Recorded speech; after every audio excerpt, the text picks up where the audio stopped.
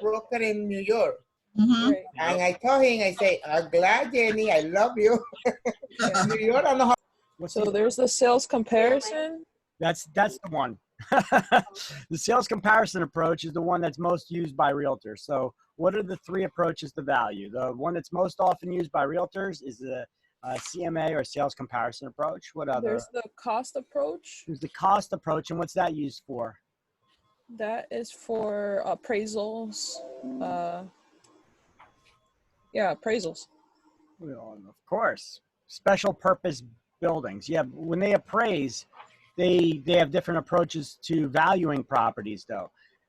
So this one is the cost approach is used for special purpose buildings that don't have comparables or generate income. And I gave you churches, schools. So I gave you a hint on the next one. The income approach. The income approach.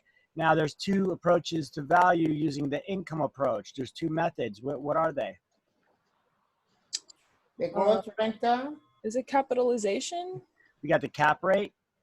And what else?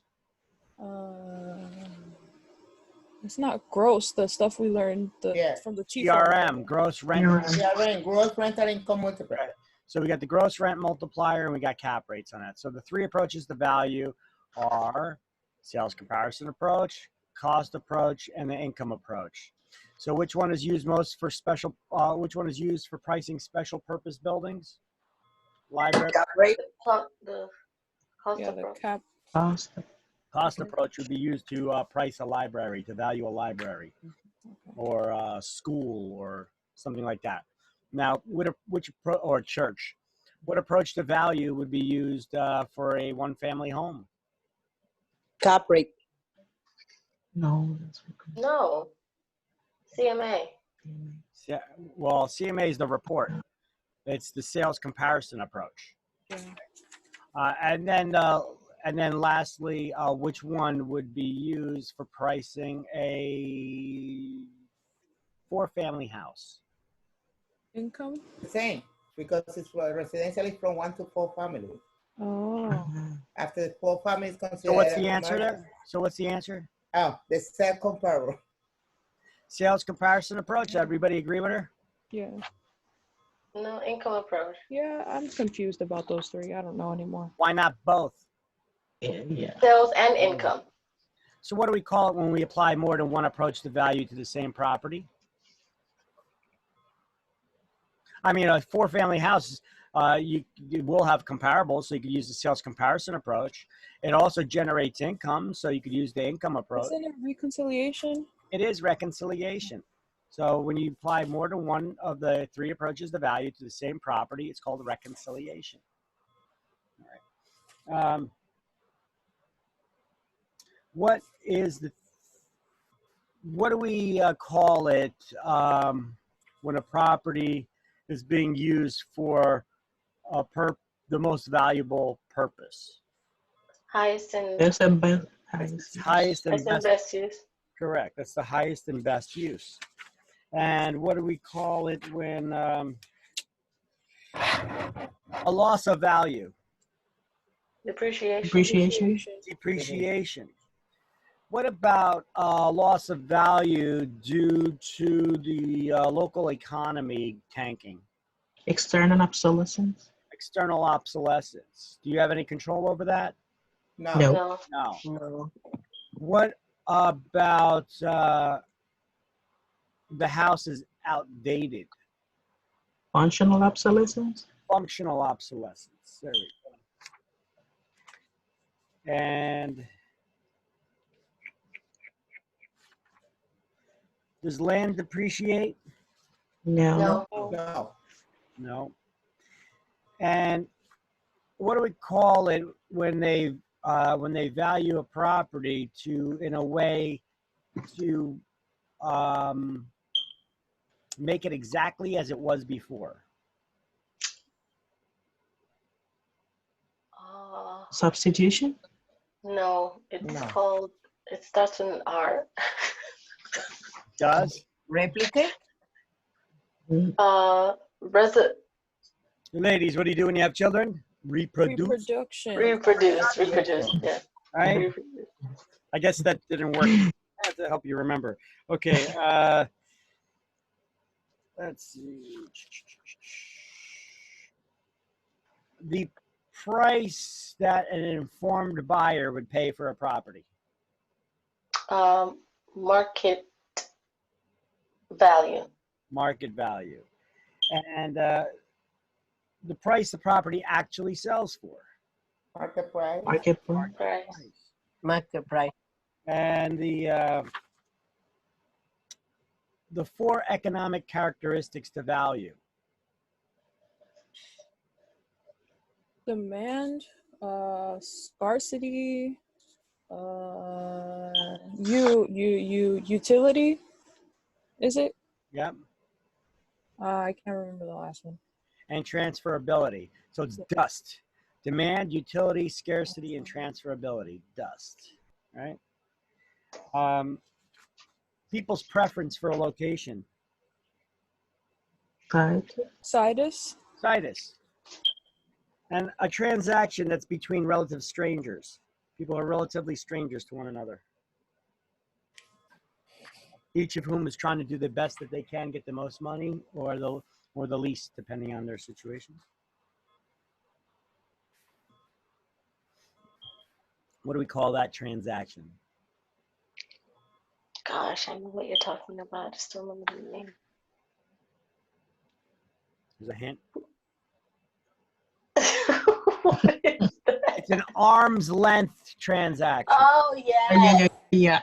Oh, my gosh. We're not that close to each other. We're at least an Arm's length transaction. It's an yeah. arm's length transaction, so therefore we're not that close. Hey Vic, when I was studying yesterday, I remembered the word situs because it has the word site in it. So if that helps anyone remember, it's location. Yep. Once you find that perfect location, that perfect site to put your house, they call that situs or situs. We're gonna sit us right here.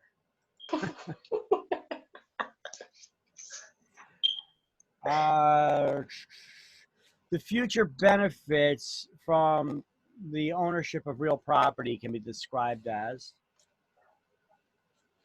Value? Yes, value.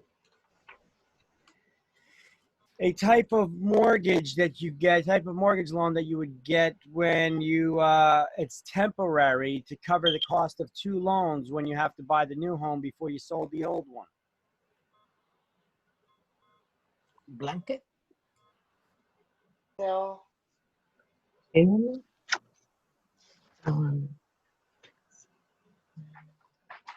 Bridge or swing loan.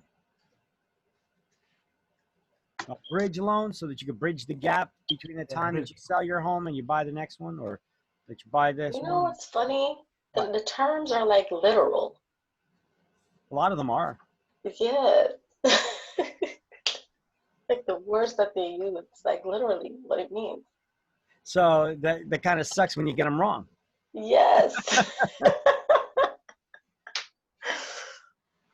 The law that states that when you talk about financing in an ad, full disclosure is required.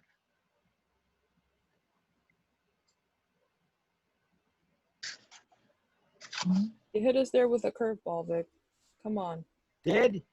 No. It's an old term. Well, it's an old term in that you learned it like on the second day. yeah. It's oh my gosh. Regulation Z. I have that in mind. Regulation Z. If you mention certain triggering terms in an ad, full disclosure is required. And what are those terms that if you mention in the ad, you have to disclose all the terms? If in an ad you mention monthly payment, down payment, interest rate, or term, then full disclosure is required. You have to have a statement. What's the statement you have to say? For who? The most qualified buyer. Negotiable. To those who qualify or to a qualified buyer, and then you got to disclose. What do you got to disclose?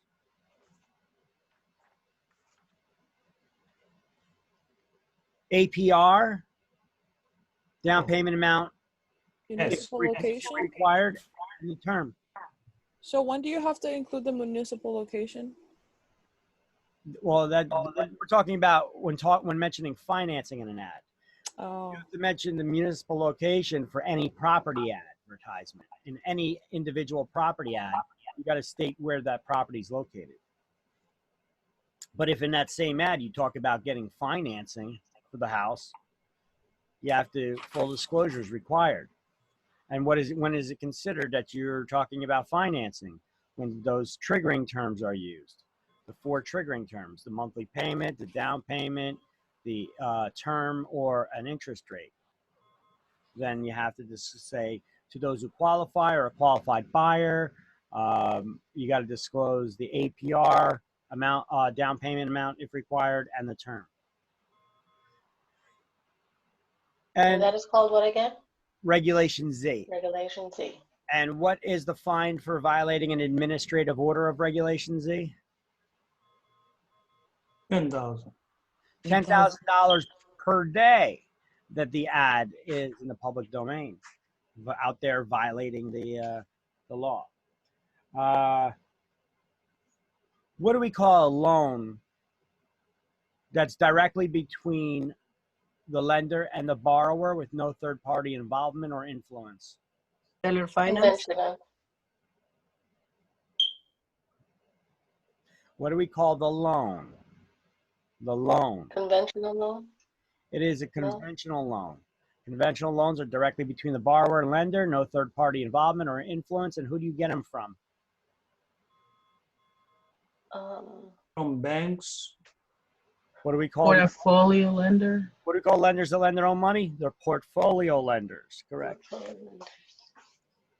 And a loan larger than that one that meets Fannie Mae's lending guidelines. Jumbo. Jumbo. It's a jumbo loan. Jumbo size. God darn it. And what are qualifying ratios used by lenders to determine?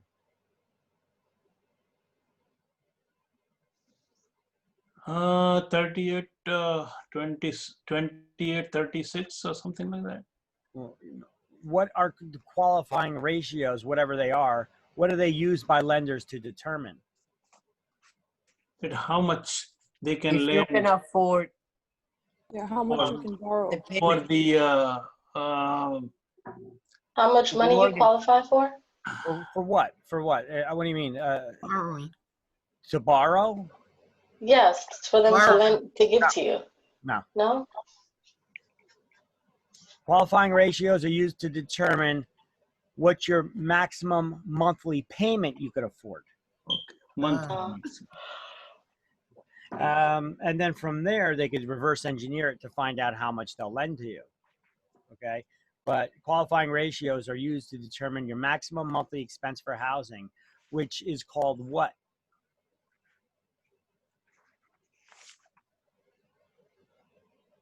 What do we call your monthly maximum expense for housing that you could afford to pay? Gross monthly. Sorry. The mortgage. The multiple income and Well, how it- long? Well, it includes the mortgage. What else? P Pity? T Pity. I. Principal, interest, taxes, and insurance. Principal, interest, Interest, taxes, and taxes, insurance. insurance. Pity. Correct. That's the answer I was looking for. Pity. And a pity loan, a loan that includes all of those important monthly expenses is also referred to as a pity loan. Is sometimes called a budget loan. It's a budget loan because you could budget your expenses because it includes all your monthly expenses for housing. A financing situation where the mortgagor becomes the lessee. Mortgage loan. Sale to lease. Sale leaseback. Sale leaseback. Sales leaseback. Leaseback. Yeah. If you saw it in front of you, you'd get it. See, I'm trying to get you guys to not scan your notes, but I'm trying to get you guys to scan your brains and try to pick out the answers out of thin air. If Yeah, you that's could, what I'm trying to do. if you could do that, or at least if you could get it at the tip of your brain there, if you saw it in a multiple choice answer options, then you should have no problem getting it on exam. But if it's totally foreign and your brain is totally blank, you guys need to study. All right. Like that animal you showed us yesterday that was screaming. Yes, exactly. That's what I was trying. That's the exact picture I was trying to paint. Okay. So what do we call it where lenders originate loans for the purchase of real estate? Where does that happen? Mortgage, no. Purchase money mortgage. Okay. No? Well, purchase money mortgage is any loan used to To purchase. buy, purchase a property. What do we call it? What do we call it? It's where any lender loans money to purchase real estate. Not what do we call the loan, or the category of loans, but what do we call that market? Primary market? Secondary. Primary mortgage market is Oh, where that's the loans are primary. originated to purchase. And then those loans are resold to investors on what is the secondary market.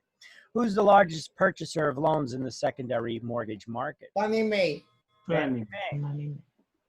So a loan that meets Fannie Mae's lending guidelines is referred to as F.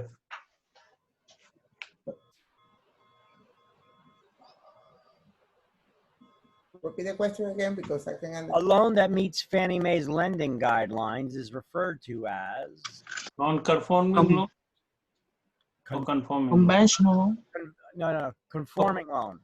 Conforming loan because it conforms to Fannie Mae's lending guidelines. Right. Okay. And non-conforming who they don't Does not. follow it. Yeah, non-conforming does not. So a loan that's larger than Fannie Mae's lending guidelines, the jumbo loan, for an example, is an example of a non-conforming loan. Yes. It's larger than the amount of money that Fannie Mae is willing to lend. Yep. And a purchase money mortgage, is that a first or second loan? Secondary. First. Oh, What is the loan used for? Purchase of To purchase property. the property. So Purchase. it's a primary mortgage. It's a Yeah. first loan. And a reverse mortgage, is that a first loan or a second loan?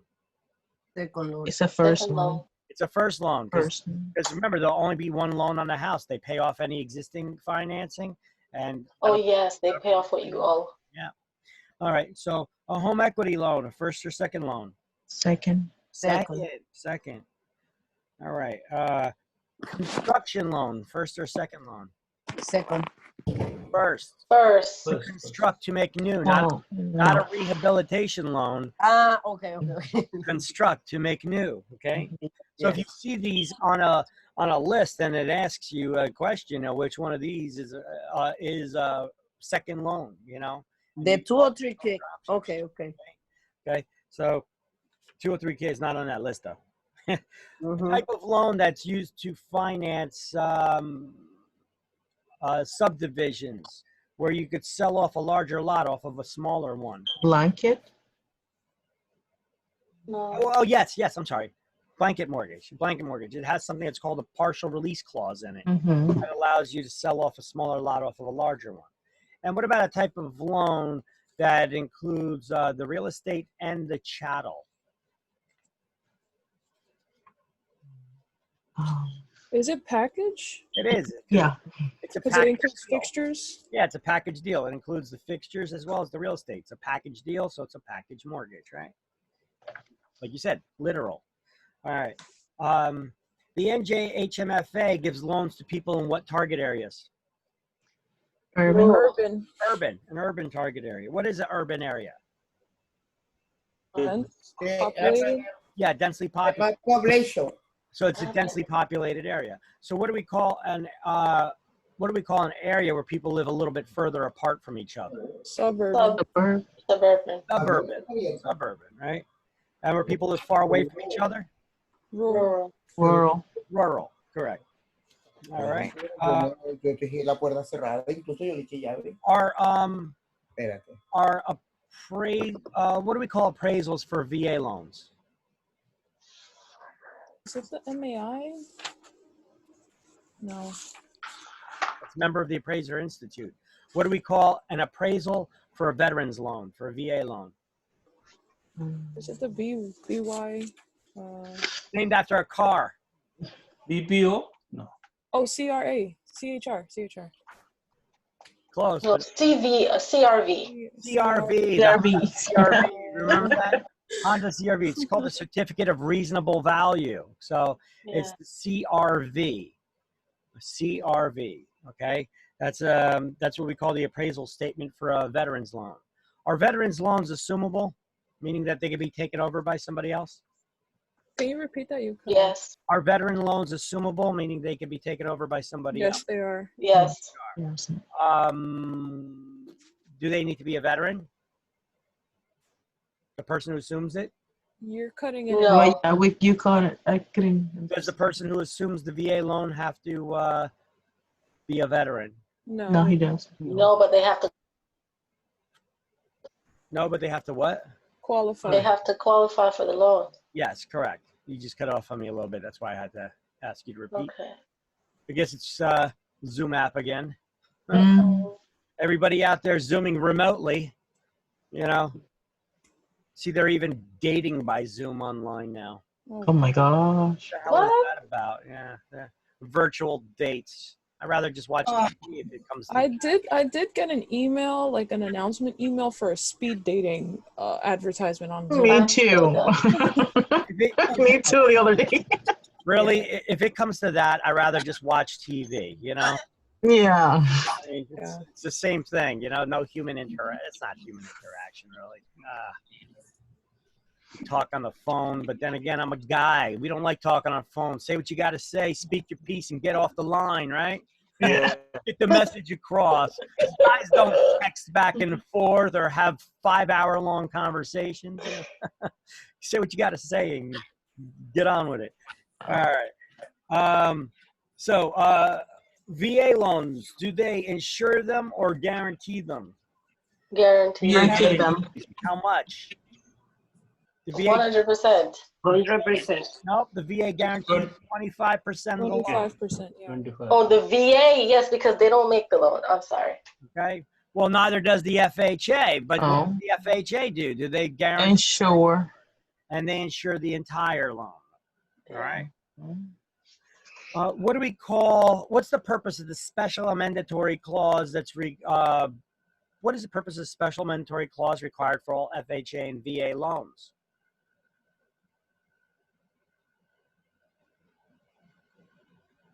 If the appraisal value is different from the Below below the purchase price, yes. the buyer can get out of the contract without penalty.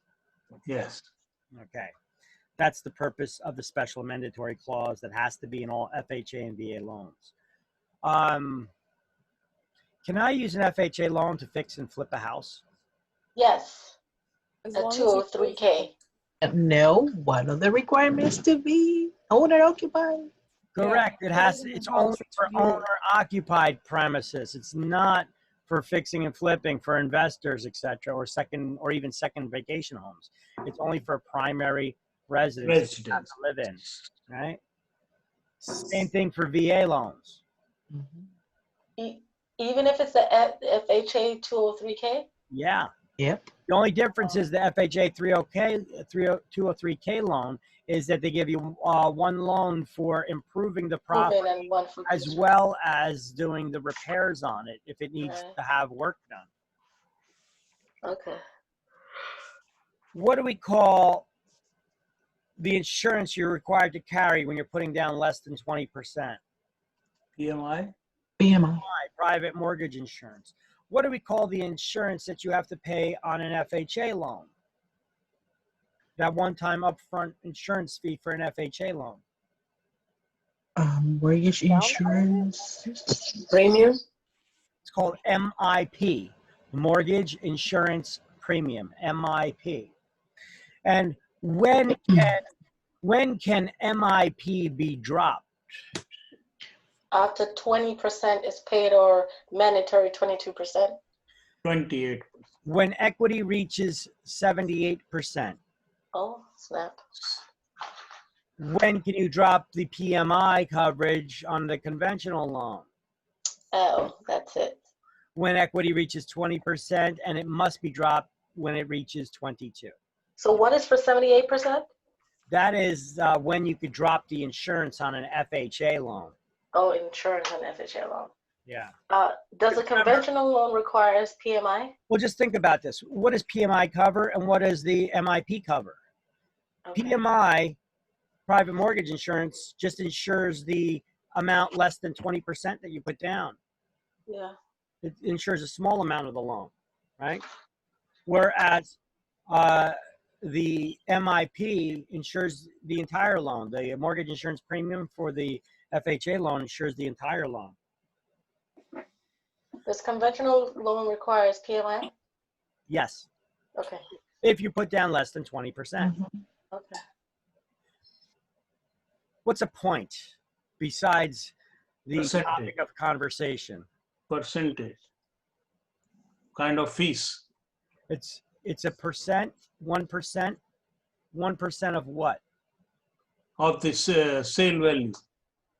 Not The sell. loan I'm value. sorry, purchase. Of the Loan, price. loan purchase. Okay, I so- mean, loan finance. So a point is 1% of the loan amount. That's how it's calculated. So what is a point figuratively now, not mathematically? Kind of expense. 1% Advance interest that the lender loan. Wait, somebody- charge you. Advance interest that the lender charge you. So it's interest. Prepaid interest? It's prepaid interest on the loan. Right, okay. Okay, so a point is prepaid interest on a loan. The math of it is that each point is equal to 1% of the loan amount, not the purchase price. Oh, yes. If you calculate it according to the purchase price, you're going to get that math problem wrong. Hint, hint. And you'd also be paying interest on your own money, the money that you put down. You gotta subtract. Let's give you a math problem right now. No. We love you. Let's give you a math problem. And at the end of that math problem would conclude our morning review, and then we get into our lesson. So let's do a math problem, which you will see on exam sooner than later. Hint, hint, hint. All right, so let's see. I'm opening up my whiteboard. As you can see, whiteboard is opening sometime eventually. Chugga, chugga, chugga, chugga, chugga. Come on, computer, speed up. I've been treating you so well. I've been leaving you in an air-conditioned room. I've been treating you so nice.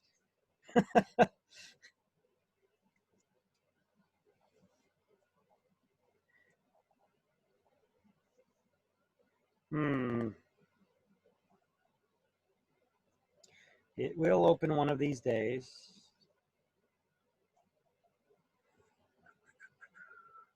Come on. What's that? What is that? Just a moment. Okay, here it comes. Here it comes. Coming up. You'll need the internet for this. Well, I am on the internet, so that's a good thing. You know I'll need the internet for this.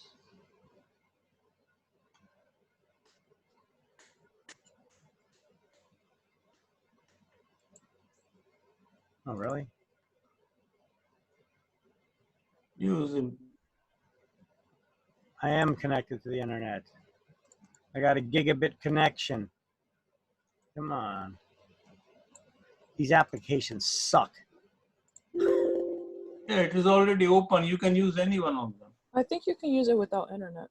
Yeah. Okay, well, here's a blank one. All right. Here, ready?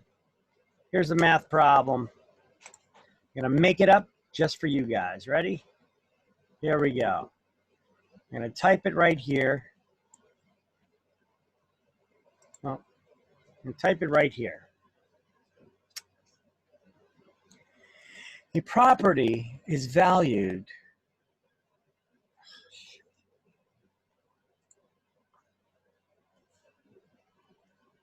or is purchased. The property is purchased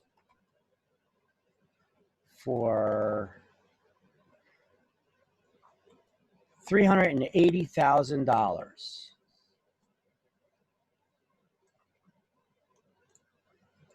Property is purchased for $380,000. The lender requires 20% down payment.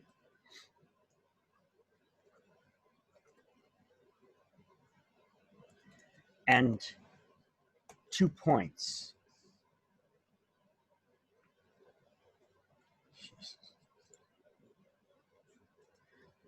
Closing costs are $2,500.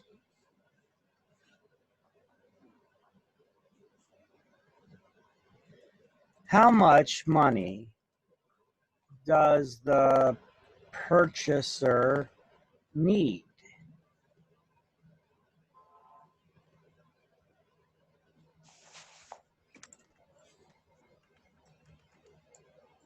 There's your question.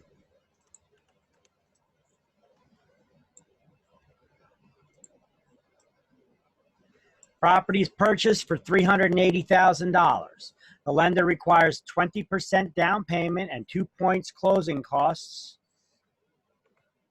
And 2 points. Closing costs. So next line. And 2 points. Closing costs are $2,500. How much money does the purchaser need to close? How about that?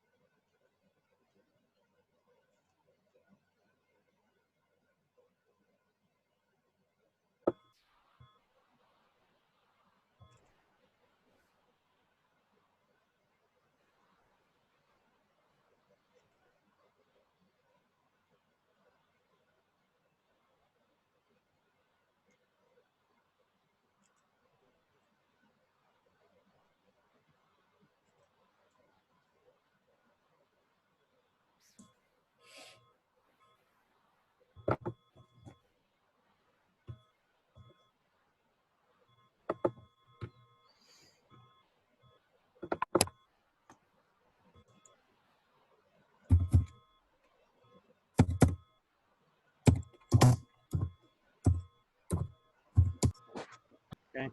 I paused the recording while we were doing the math and I never put it back on.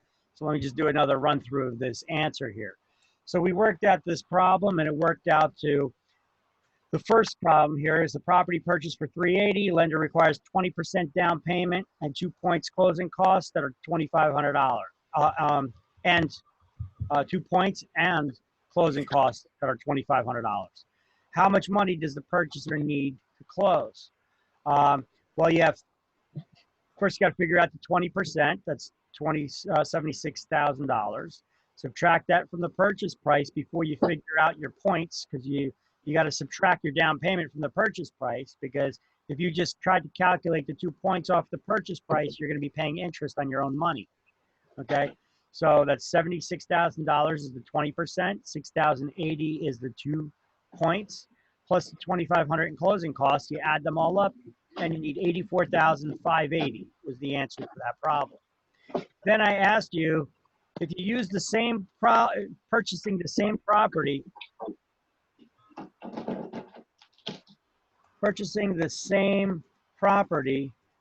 using an FHA loan with only 3.5% down payment how much money would the buyer need to close? Okay. And then we saw how much more affordable it is. Hold on, move this up here.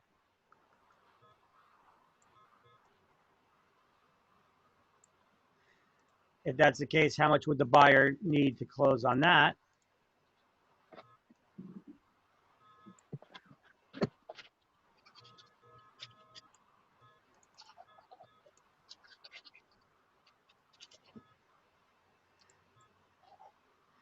All right, and you can see it's significantly less because they only require 3.5% down payment. So it's $23,134. All right.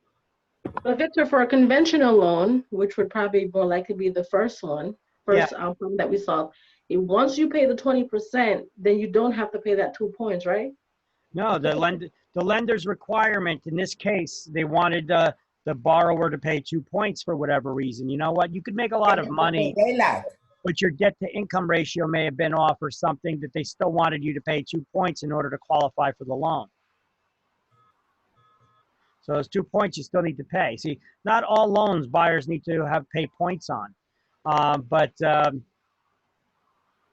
Basically, 2 points are the cost of buying the house. That is cost. well, the 2 points is As an expense. the 2 points. I mean, a point is prepaid interest on the loan, but why is the lender requiring you to pay points? Sometimes the buyer may want to pay points because they want to get a lower interest rate, but sometimes the lender requires you to pay points because it's the only way that you'd qualify for the loan. So let's say even if you make a lot of money, you also have a lot of expenses. Your debt to income ratio is 2 out of whack. Before they agree to give you the loan, they want you to pay some more of that interest up front, which we call points. Okay, it's totally dependent on the loan program and the lender and the borrower's qualifications. Okay, it's not like, well, if you put down more money, then you don't have to pay points. They want you to pay those points. I mean, you'd have to put down significantly more. If you look, they're already putting 20% down, and the lender still wants you to pay 2 points. Okay, so the points, you have to pay 2 points in prepaid interest, or you're going to put down significantly more money than this. But you'd have to go through underwriting to find out how much that amount is, because that would be dependent on what the lender says. Okay.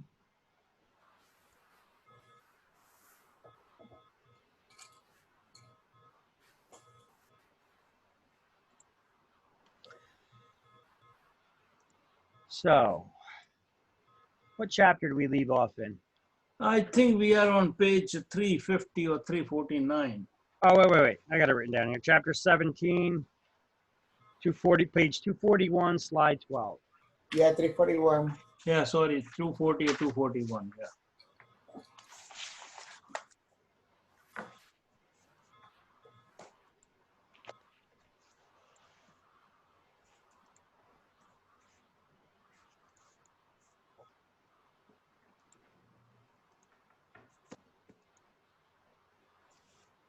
All right, so tax credits.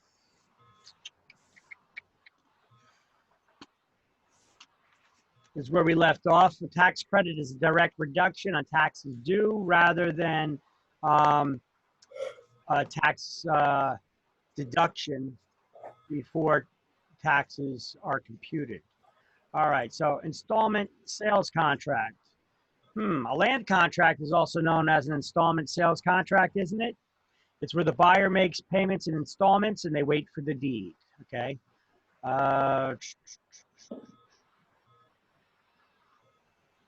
So what's a land contract? It's a type of seller financing, right?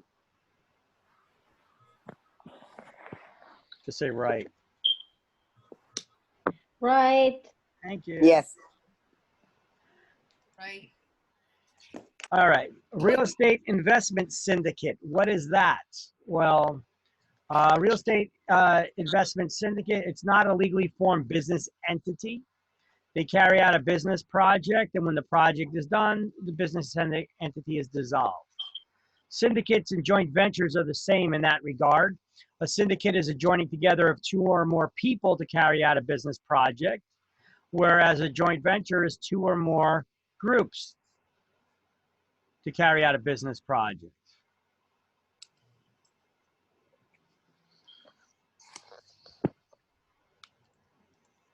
Right? But either one of them is not a legally formed business entity. It's not a formally created business entity.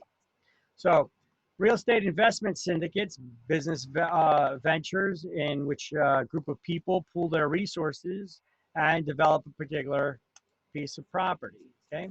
That's what a real estate investment syndicate would be as an example. Now, you as real estate agents, be careful of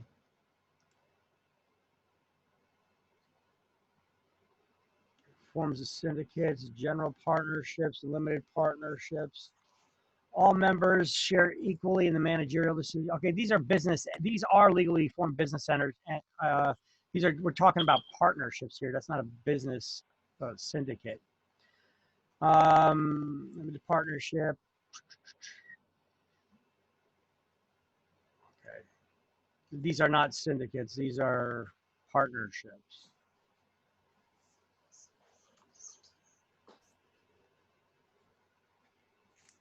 It's a little bit different. All right. Be careful if you guys are in the real estate business and you're going to come across properties all the time. They look like awesome deals. You start to get this vision. Oh, I know. I could see what developers do and what investors do. I help them buy properties all the time and get rich and make all this money all the time. And I see this property is a perfect opportunity. Only if I had the money to do it myself. And then a light bulb pops off in your head, and you get this idea that maybe I can advertise to try to get investors to invest in my project, which I will own. Well, if you do that, try to get money from investors to invest in your project, which you will own. How are you going to try to convince them to invest in your project? What are you offering them?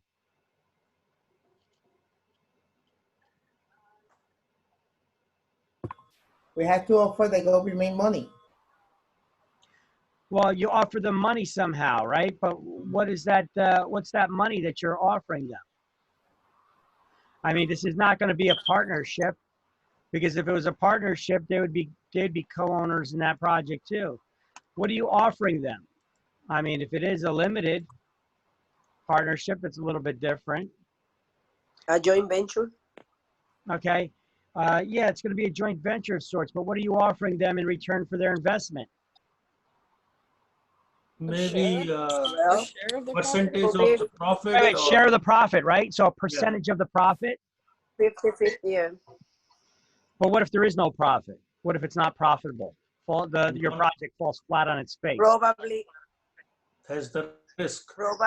they will need a second lien position. Okay, hold on one second. So here's just a warning for you guys. Here, let me do this. We're going to call it investment. We're going to keep it under investment syndicates again.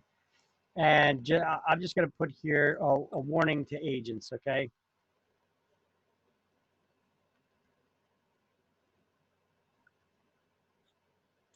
Warning. There we go.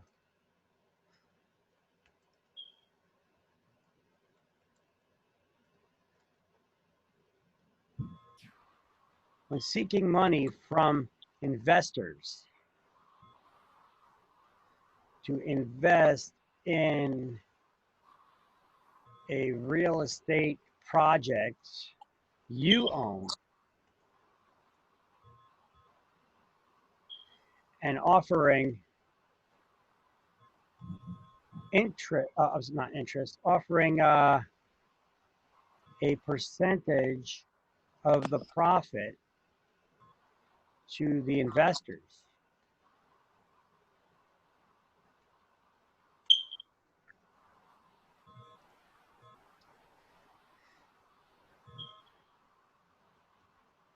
Could be classified as a security.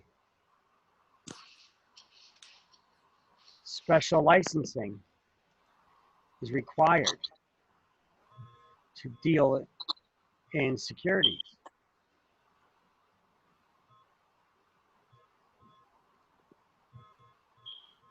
The investment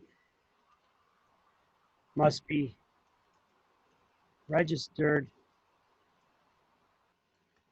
with the FTC, the Federal Trade Commission, and the state of New Jersey under what we call blue sky laws requirements. Okay?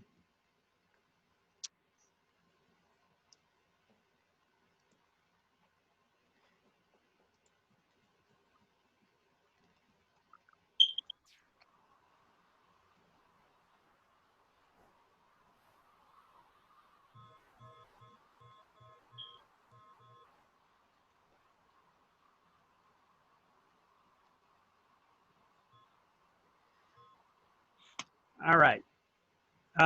If somebody experiences a loss like this, where you guys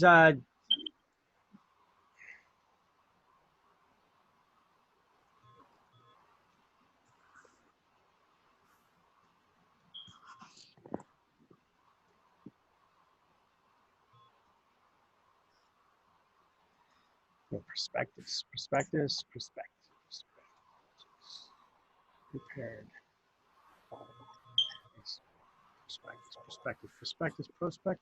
Prospectus. There you go. Prospectus, prepared. Warning them of the possible risks involved with the investment. If you don't do this properly, you could end up in jail.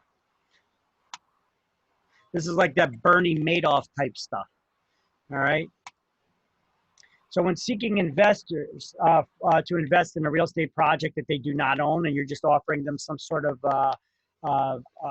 profit by investing in your real estate transaction, this could be classified as a security. And if you're dealing in securities, you have to have special licensing, and the investment, the real estate project, has to be registered as a security with the Federal Trade Commission, as well as the state of New Jersey under our blue sky laws provisions. Yeah, such offerings have to have a prospectus prepared.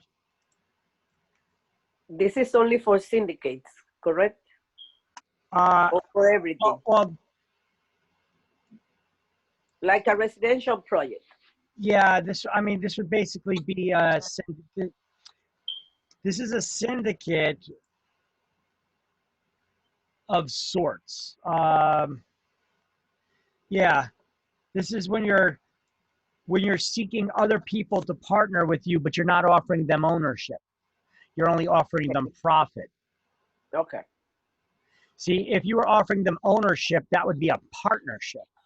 And yeah. if it was a partnership, that's a different story because they have a vested interest. They're owners. Okay. So there's a distinct difference there. Okay. Mm-hmm. Yep. So I tried to spell out all the details here. This isn't something you need to study for exams. This is something that you should know to stay out of jail. Of course. Nobody wants to go there. Absolutely not. So partnerships is, if it was partnership, it's different because partnerships, even though if you have a limited partnership that you have investors that aren't working the day-to-day projects, they're still co-owners in the business, right? Yes. Okay, REITs, real estate investment trust. REITs investors get the same tax advantages as who? Mutual fund investors.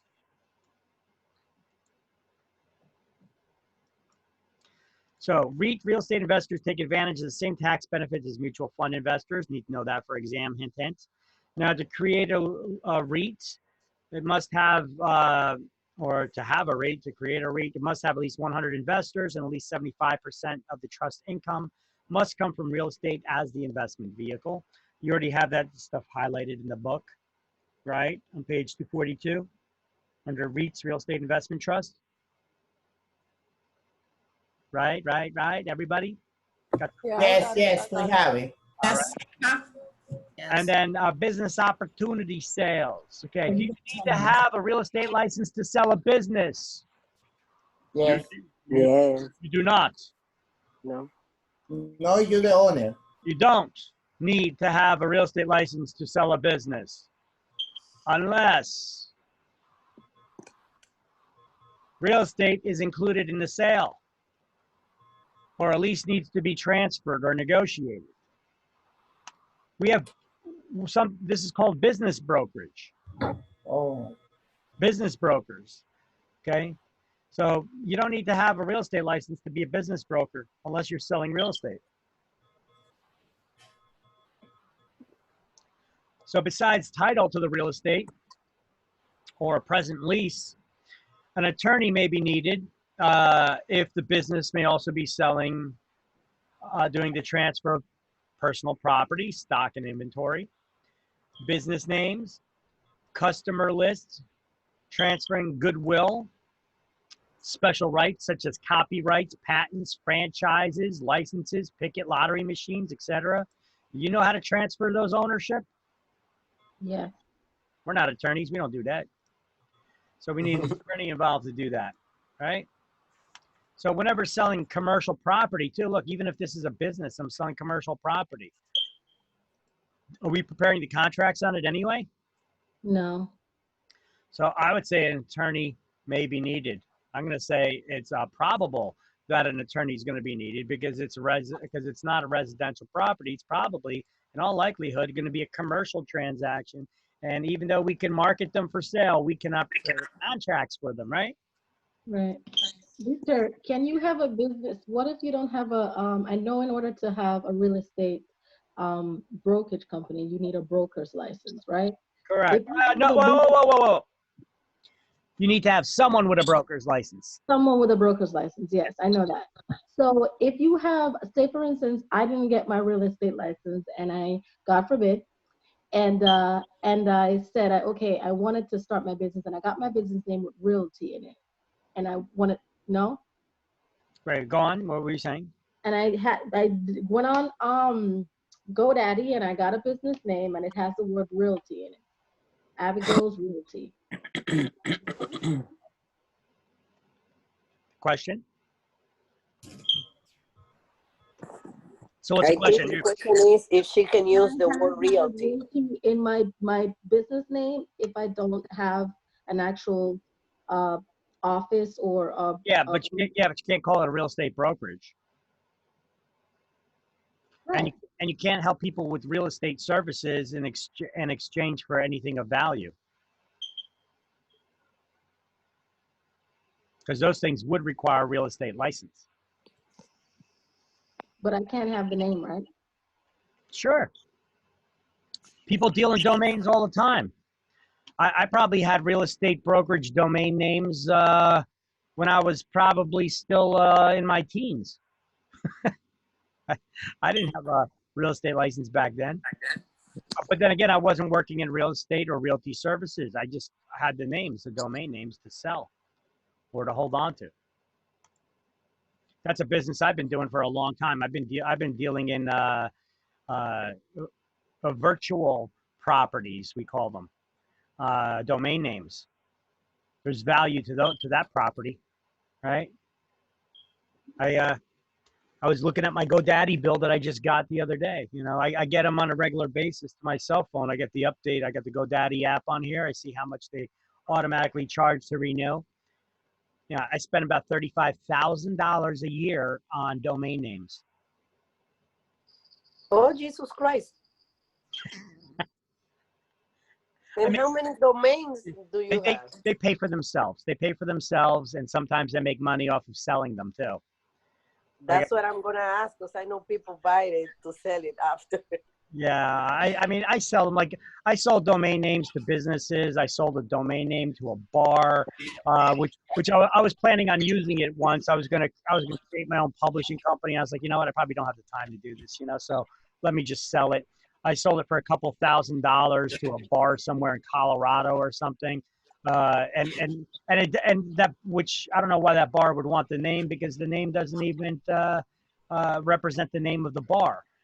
So that was kind of odd, but they paid a couple $1,000 for purplepub.com is what it was called, purplepub.com.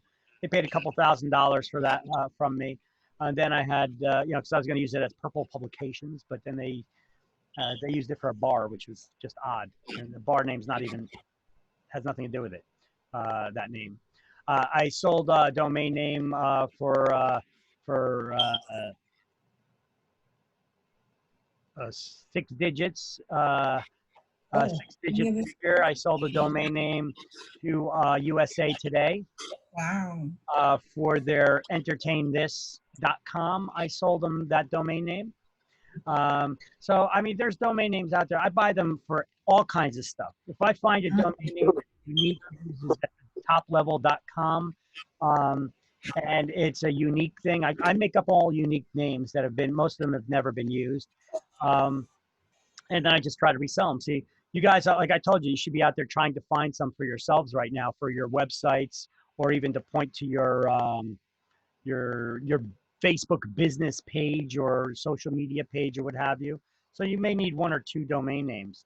Like you could take a domain name and point it directly to your Facebook page, so that people could just type in a domain name and get there, right? Or to go to your website. All right. So you do not need to have a real estate license to sell a business, right? Nope. I'm gonna put that in bold. Yeah, basically commercial. Anything commercial, you don't need license, real estate license. And I'm gonna change it to do not. You do not need to have a real estate license to sell a business, unless real estate's involved, right? That's basically it in a nutshell. You need to understand that in order to get the question right that they give you on exams. Financing the purchase of business, substantial down payment, seller provides purchase money mortgage for the balance of the selling price. We need to follow the Uniform Commercial Code when dealing with, this is a different UCC. We learned about a UCC before, which was the Uniform Construction Code.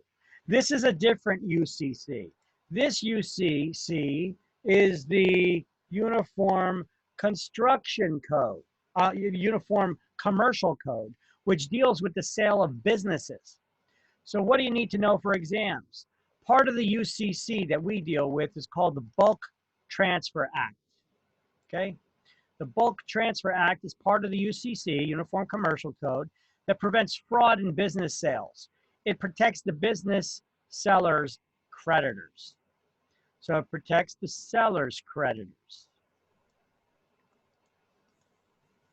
So the Bulk Transfer Act is Article 6 of the UCC, the Uniform Commercial Code, that regulates the transfer of real estate in business sales.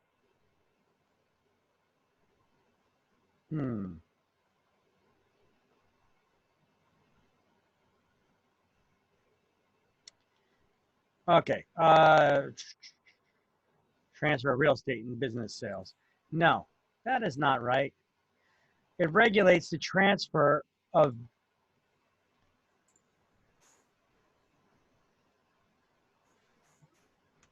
business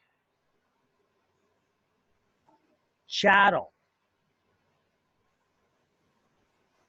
What is chattel? Tangible personal property. So it regulates the transfer of business chattel. I'm going to say of chattel when selling a business. Chattel is tangible personal property, right? So the purpose of this is to prevent fraud when a business is being sold. It requires the business seller to make a list of all outstanding debts to creditors and to supply that list to potential buyers, and to notify creditors that the business is for sale. In New Jersey, the Bulk Transfer Act protects the seller's creditors. Now, it protects the buyer too. It also protects the buyer and their creditors, but as a side effect, okay? It's like homeowners insurance.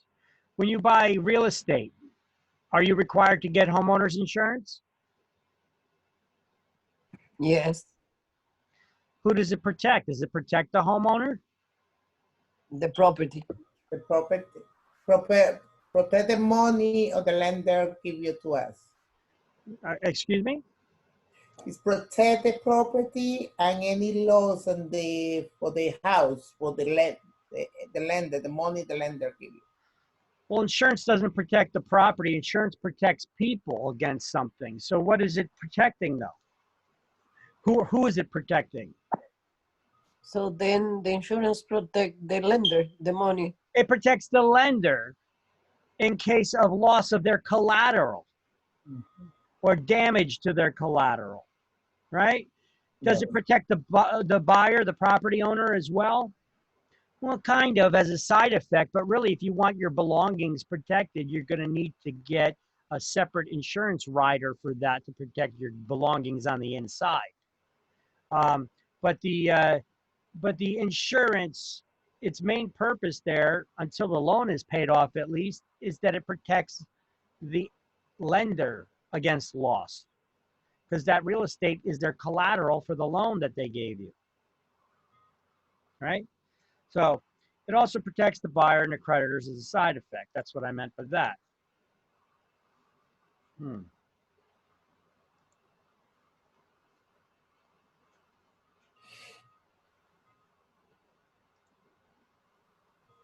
Hey, why are you indented so much? Whatever, I'm not going to play with that now.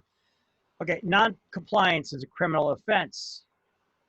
Real estate brokers may not draw up contracts for commercial properties or business transfers. Non-compliance is a criminal offense if an agent helps a seller perpetrate the fraud in a business sale. So, if you help somebody sell a business and they did not make a list of all outstanding debts to creditors, and they provided that to a buyer, and they do sell the business, it's fraud. Because what happens is the seller will sell the business, leaving those creditors unpaid, and disappears with the money. So basically, you could have inventory or machinery that has not been paid for. It's not owned outright by the seller yet. It's been given to them on credit.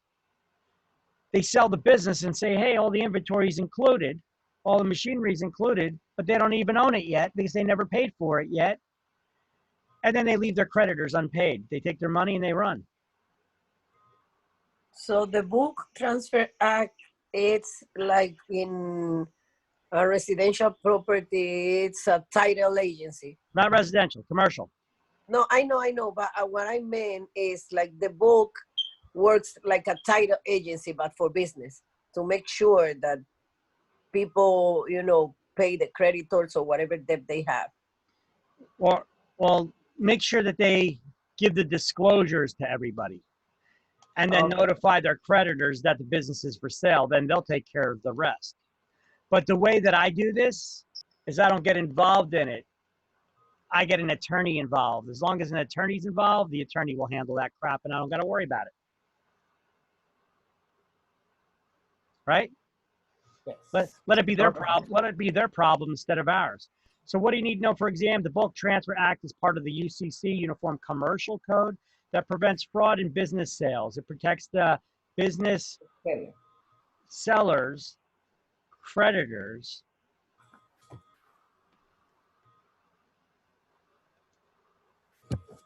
from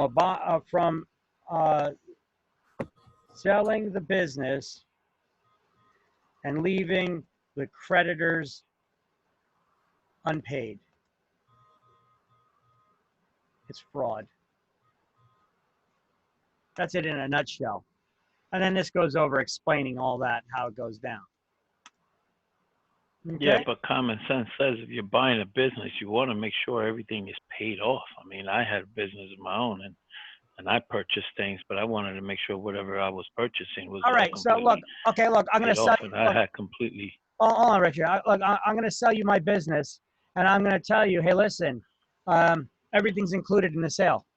All the inventory, machinery is included in the sale. I'm the business owner. I'm selling. Then my response will be to show me the paperwork and have everything down on paper. Because in order for you to put it on paper, you have to. Okay, I'll put it on paper. Everything's included. Yeah, you're going to show me the receipt that everything's been paid off.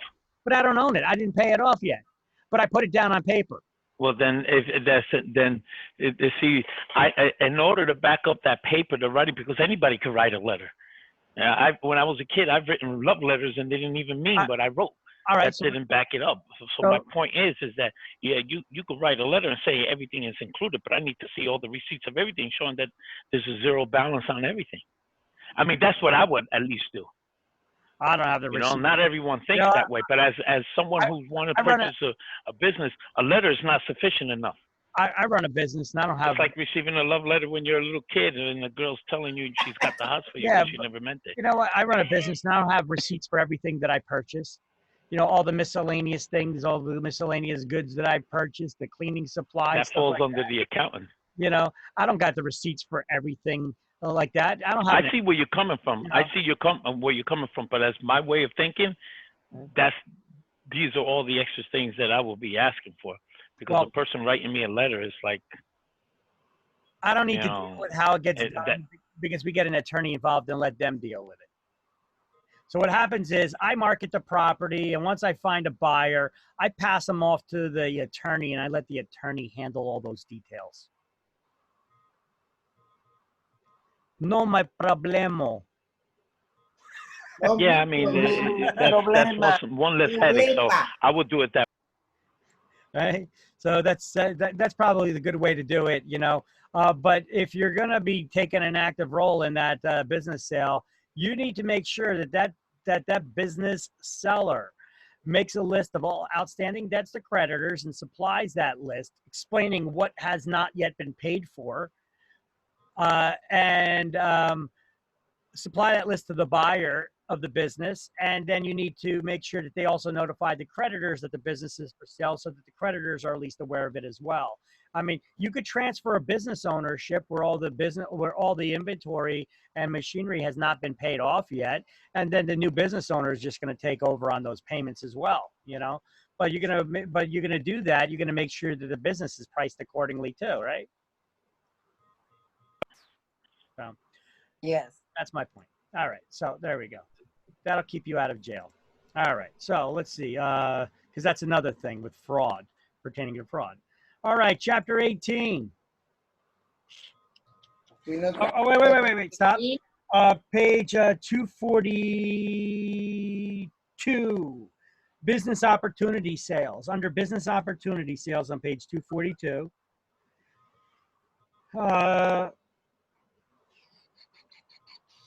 The first paragraph, last two sentences I want to highlight. That says, it starts with, for this reason, a person who sells or negotiates the sale of a business. The book says it says everything in such a backwards way. They basically are telling you that you don't need to have a real estate license unless businesses. You don't need to have a real estate license to sell a business unless real estate's involved. But they word it in a way that says a person who sells or registers the sale or negotiates the sale of a business for others for a fee is required to be licensed as a real estate broker. And then they say, but the exception is when the business is sold without any real estate interest in any form. They said the same thing, but backwards, in a wordier way. All right. So you want us to highlight what I just read, yeah. that the last two sentences in the first paragraph. A person who sells or negotiates the sale of a business for others for a fee is required to have a real estate license. The exception is when the business is sold without any real estate interest in any form. Did we highlight anything for the real estate investment syndicates? No. I just went over the slide and explained to you what that was all about. Okay. That's when you're seeking investors and No, I know. I just wanted to know if we needed to highlight it. oh, no. And then under Uniform Commercial Code, bulk transfers, in the second paragraph, second sentence, I want you to highlight the Bulk Transfer Act is designed to protect creditors from the fraud perpetrated by a business owner who sells the business, including equipment and stock, and then disappears, leaving creditors unpaid. It's fraud. So I want you to turn your book to the side, and in the margin, I wrote, protects the creditors of the seller. Just to make it clear, protects the creditors of the seller. You're just writing that in the margin. That'll help you out on the exam question. Hint, hint.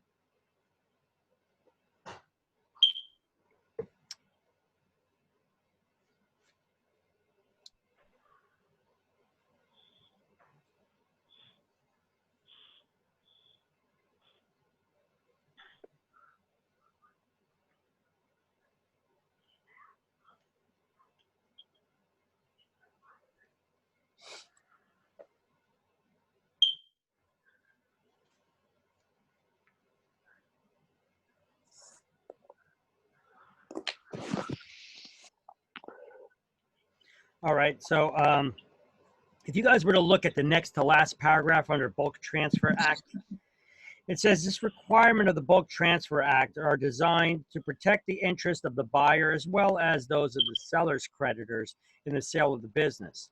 Non-compliance with the law is a criminal offense in New Jersey. Real estate is not covered under the Bulk Transfer Act, just business personal property. So chattel. Where exactly are you reading from? Before summary. The next to last paragraph under bulk transfers. Next to the last paragraph? Yep, not the last paragraph, the next to last paragraph. Oh, non-compliance with this law is a criminal offense right there? No, the requirement of the bulk transfer. Under the UCC, the Bulk Transfer Act. Oh, the requirement of the Bulk Transfer Act are designed to protect. Gotcha. Yeah, 2 paragraphs above the summary. That's chattel. Highlight all that? Nope, I was just reading it to you guys. Oh, okay. Just so that you guys are aware of what it covers. What does this law cover, the UCC? What kind of property does it cover? Just business personal property. If you want to highlight that, just highlight Bulk Transfer Act. Let me see. Real estate, highlight real estate is not covered under Bulk Transfer Act, just business personal property. That's, and then if you want, you could write chattel at the end of that line. Because that's what it is. It's tangible personal property is chattel, right? Right, Vic? Okay, great. Then it says real estate brokers and salespeople are never allowed to draw up sales contracts on any commercial transactions. Licensees involved in business or commercial sale should advise the parties to consult with their tax experts and attorneys before committing themselves. Let's do the key terms to review. My eyes are bugging out, so I'll be wearing my glasses for the first time here during this course. I look so studious, don't I? All right, so all right, so let's get started. Cost plus improvements minus depreciation. Cost plus improvements minus depreciation. Basics. The adjusted basis, one is A. Your initial cost for the real estate plus the improvements minus depreciation. It's adjusted Adjusted basis, one is A. Document transferring ownership of personal property. Bill of sale. Bill of sale, 4 is B. Extra money received by one party in an exchange. Boot. Cash flow. Boot is loot and all loot is taxable. 5 is C. That extra, when you're doing that exchange, Oh, yeah, boot that is extra loot. money, remember? All right. An increase of value. An increase in Appreciation. appreciation. 2 is D. Much appreciated, I'm sure. Initial cost of real estate.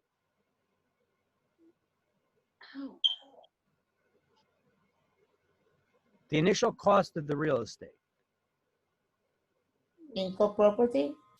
Oh no, the basis. The basis, it's the base price. 3 is E. A law regulating the sale and finance of business personal property. Bulk Transfer Act. Bulk Transfer Act. Bulk Transfer Act 6 is F. A money left from rental income after business expenses are paid. Cash. Cash flow. Cash 8 flow. is, yes, 8 is G. Oh, Oh, it Profit on the sale of an asset.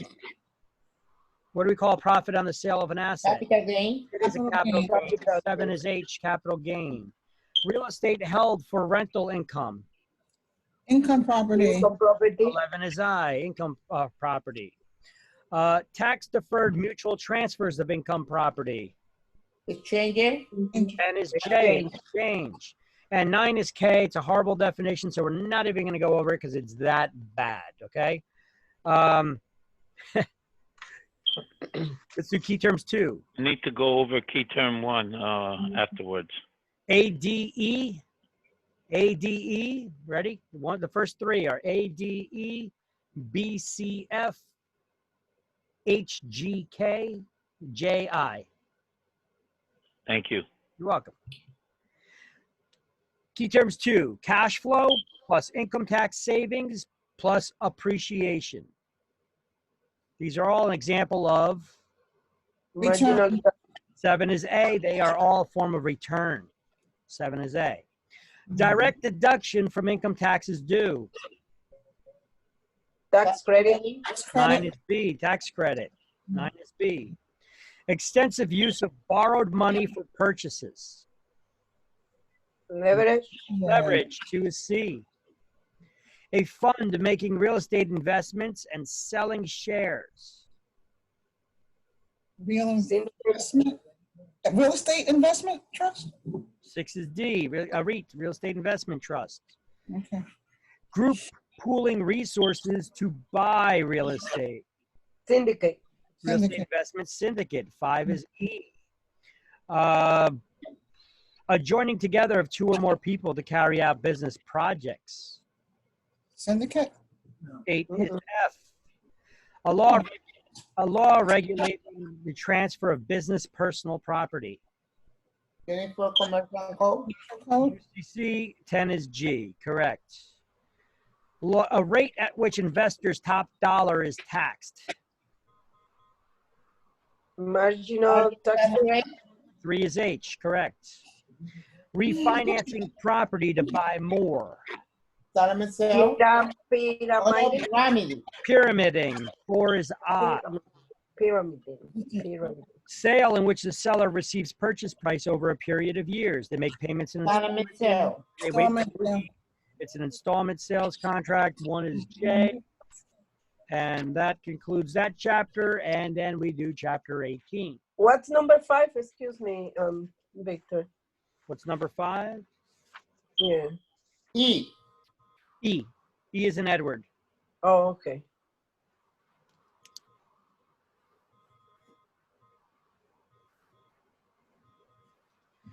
All right. Chapter 18, subdivision developments.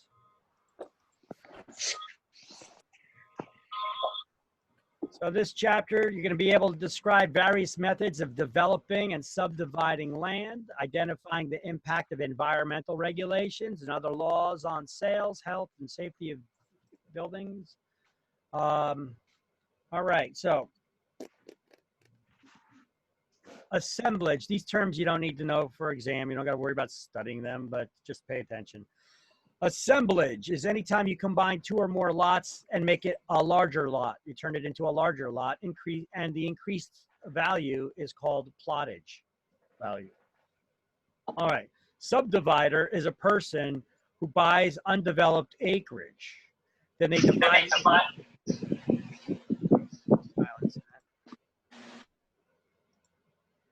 And then they divide it into smaller lots for sale to individuals or a developer for the developer's own use that they could build on, right?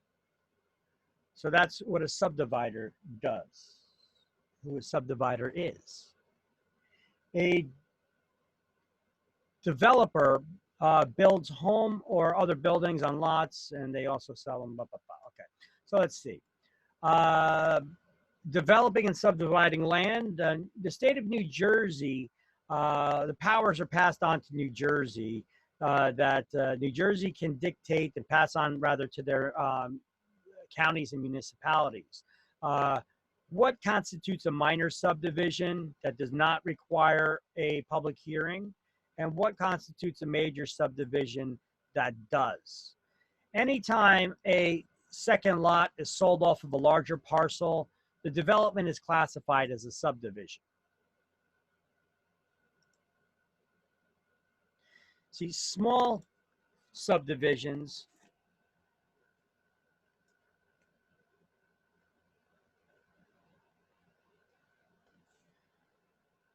one or two lots,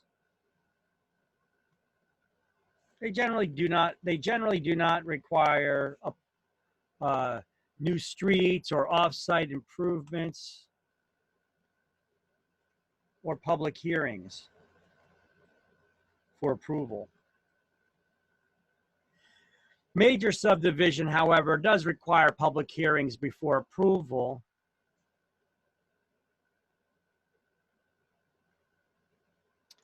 They have a lot more issues to address, right? Like maybe adding in roads, how it's going to affect the local traffic, the school system, the sewage demand for the water and sewage and drainage supplies, right? So there's a lot more issues that need to be addressed. Like I said, roads, traffic, burden on local school districts,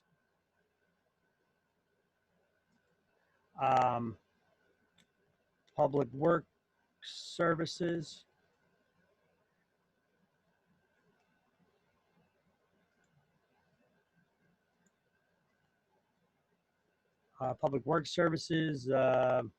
like police, fire, garbage,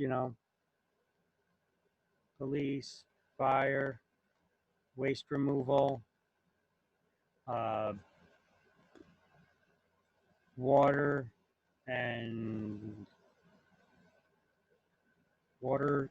sewer, drainage, right? So these things have to be addressed in their public hearings. So land planning comes before the actual process of subdividing. So preceding the actual subdividing process, which must comply with the municipality's master plan. Land planning boards and planning commissioners get involved. Dedication, you guys recall what that is?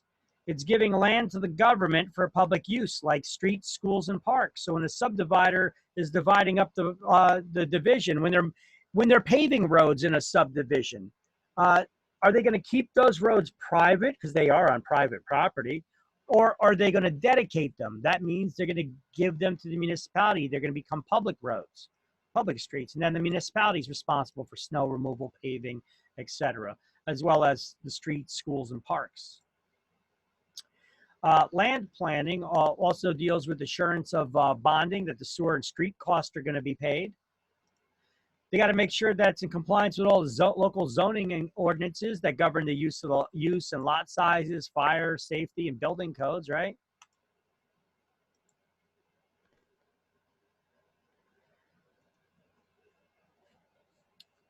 A perk test or percolation test, this should be in your notes, you will get this on state exam almost always, is a test of how well soil absorbs liquids for drainage and runoff. It's a test of how well the soil absorbs the liquids. Look, if you have land, your soil has a high clay content. When it rains, what usually happens?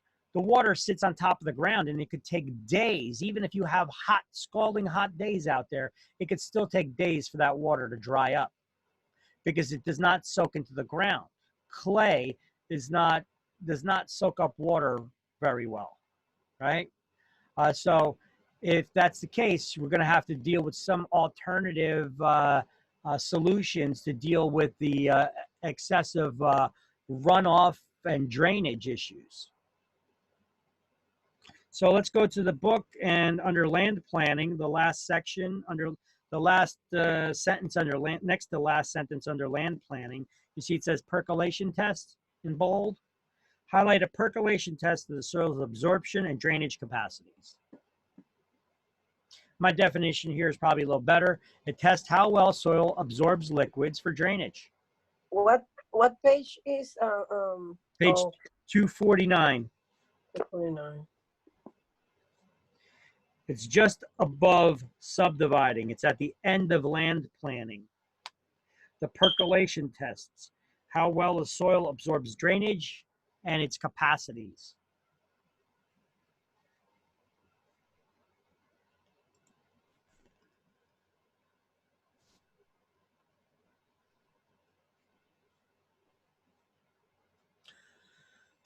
Okay.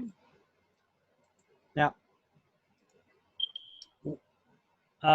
land planning also covers, well, the subdivision plans.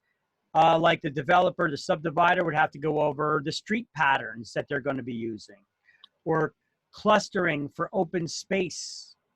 Clustering is they build the units a lot closer together so they can have more open space. That usually means smaller lot sizes, though. I want you guys to go to the right side, page 249. At the end of subdividing section, it says subdividing. The last sentence, it says title to the individual parcels of land is transferred as lots are sold off. What kind of mortgage is used for subdivisions for more than one lot? Has a partial release clause that allows smaller lots to be sold off of a larger one. Where do you see that? I don't see that. I'm asking you a question. It's what do we call the type of mortgage that's used to sell used to finance subdivisions more than one parcel or lot, and it has a partial release clause in it that allows you to sell a smaller lot off of a larger one. Blanket mortgage? It's a blanket mortgage, correct. So under subdividing, the last sentence, you see it says title to the individual lots or parcels of a subdivided land is transferred as the lots are sold off. At the end of that line, I want you to write blanket mortgage because that's what they're describing there. I don't see what you are reading. You see where it says subdivision plans in bold? Yes. Immediately above it. Oh, above. Immediately above it. Just write blanket mortgage. Because that, Okay. that last sentence there is describing basically the situation, but what kind of loan is used for that would be a blanket mortgage. So in the subdivision plans, they go over a lot of stuff. You know, how the water supplies are going to be handled, any utility easements. They go over all the street patterns, all the zoning laws, etc. Now, go down under subdivision plans to the next to last paragraph. You see it says impact fees in bold. Yes. Yes. I want you to highlight impact fees are intended to help a community cope with the increased demand for schools and other services.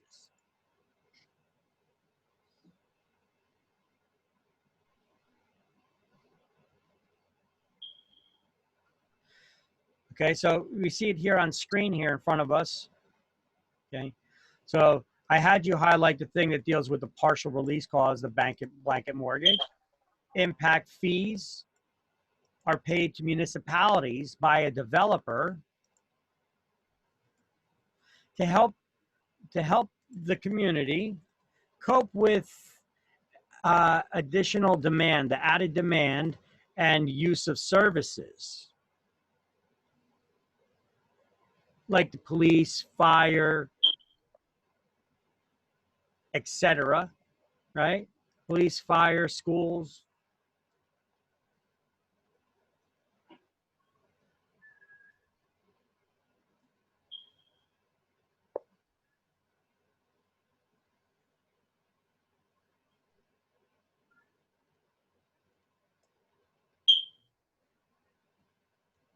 I'm gonna keep that garbage pickup.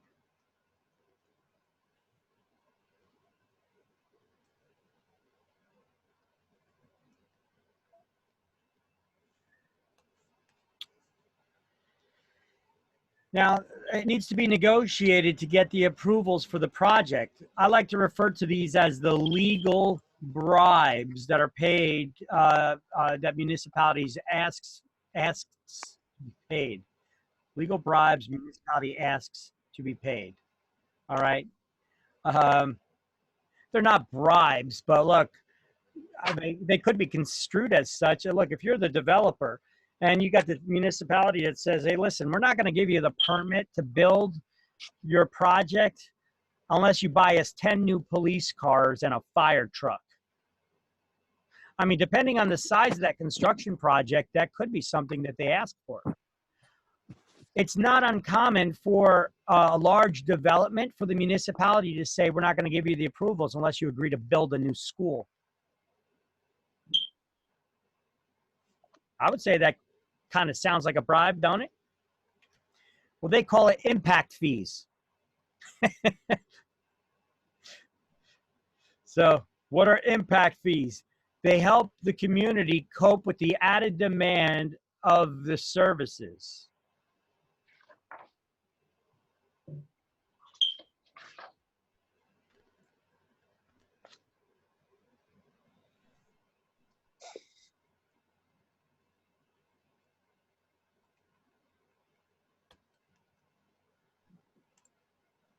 That's a good definition for it, keeping it short. Now, plat. Turn the page.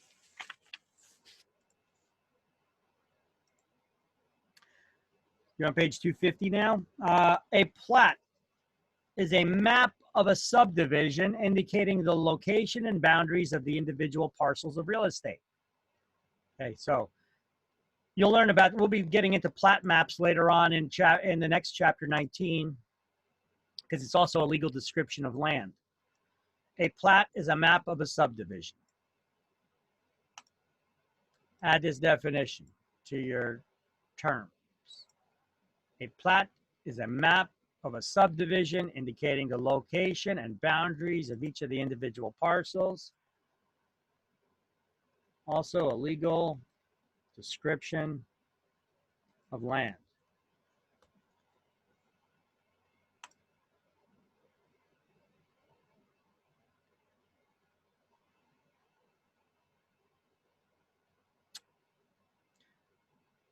Covenants and restrictions. What's a covenant?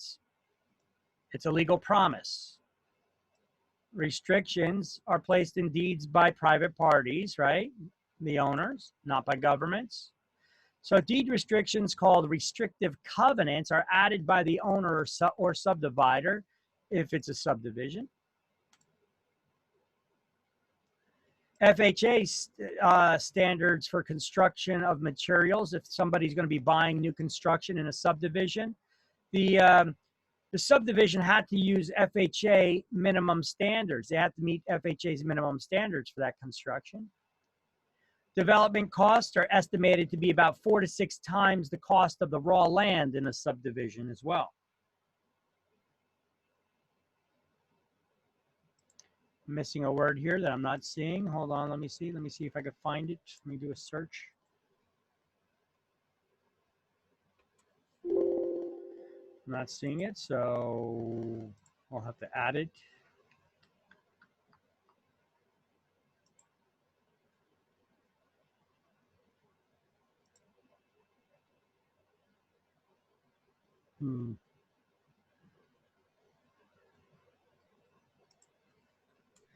The term memorandum.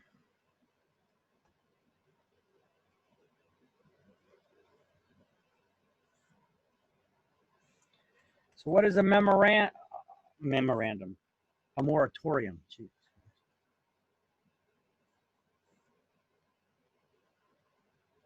I don't know where I got that from. Memorandum. Moratorium is a halt to development in the area.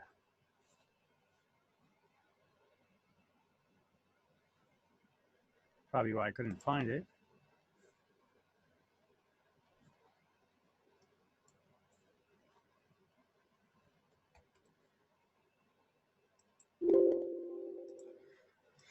So what's a moratorium? It's a halt to further development in the area. So if a developer gets all their plans approved for the subdivision, but they don't record them in the public record, and the municipality calls for whatever reason for a moratorium, a temporary halt to any development in the area, then the developer cannot start or continue their construction project if they did not record their approvals for the project, even if they got those approvals already. They have to halt any construction that they've been doing. However, if they did record their interest in the public record, even if there is a moratorium called, the developer can build their projects. So a moratorium is a halt to development in the area. It's important for a developer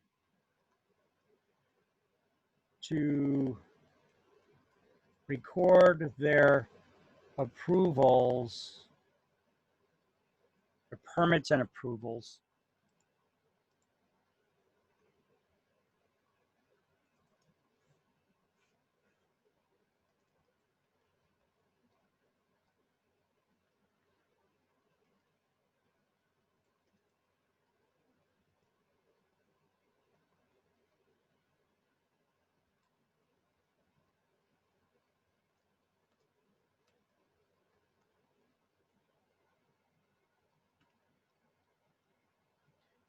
Otherwise, they can't. And that would suck.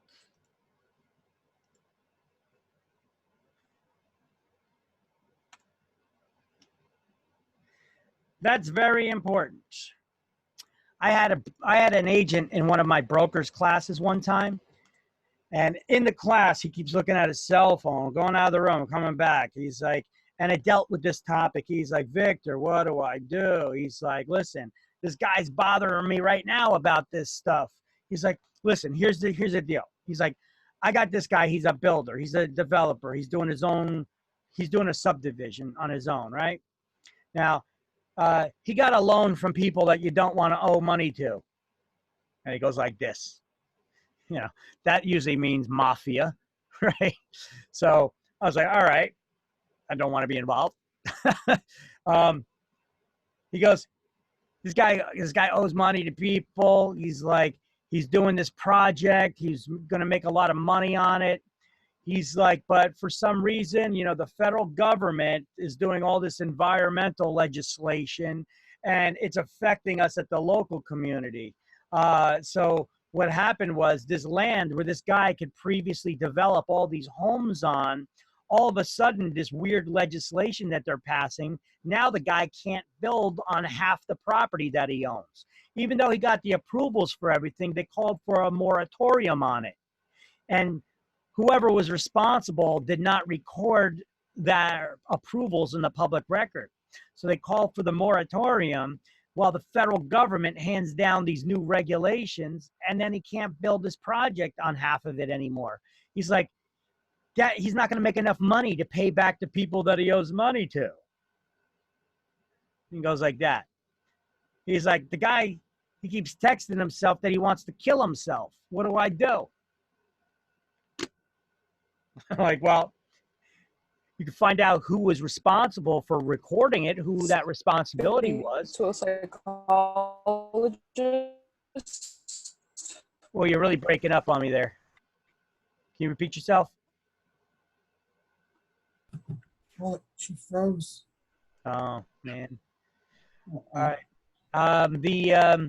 So the more, I mean, it probably was the attorney's responsibility that if they had an attorney involved in there for recording all their approvals, or it could have been the subdividers, or it could have been the owner themselves. You know, if it was an attorney, well, they should have insurance that would cover them for such things. But if they didn't, you know, I don't know what to tell you, man. I'm like, but I'm not getting involved with some suicidal guy and the mob losing money. I don't want to be involved in that kind of a transaction, you know. First of all, you shouldn't even know. You shouldn't be either. You shouldn't know what kind of, if this person's getting their cash from nefarious means, then you shouldn't be dealing with them either. All right.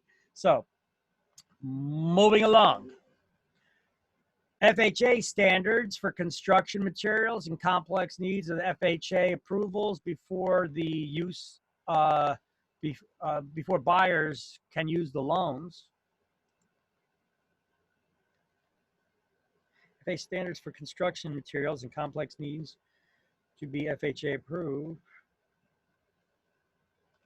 before buyers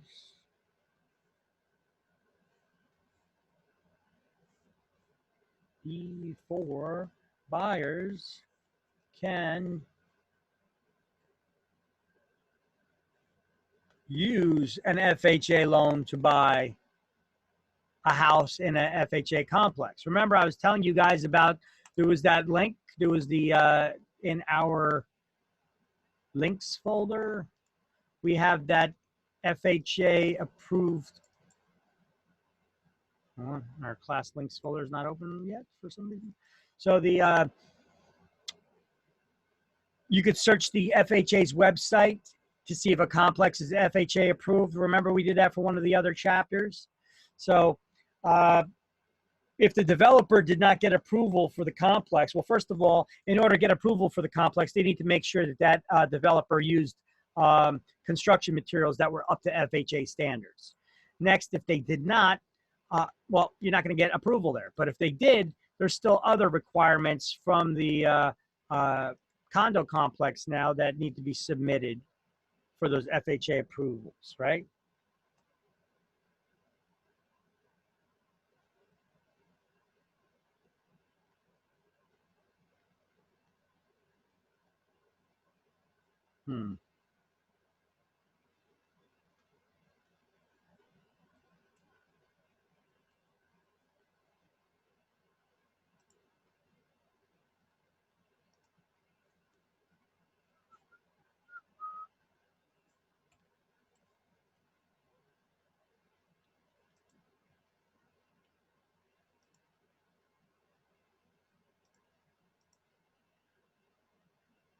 Search.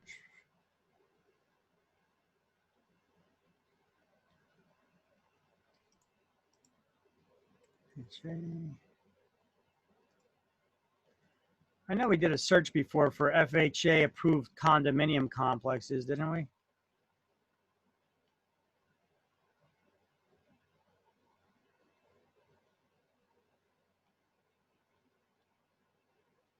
Why am I not finding a link in here for those?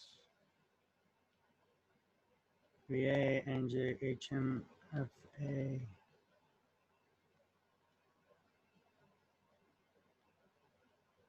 Recti.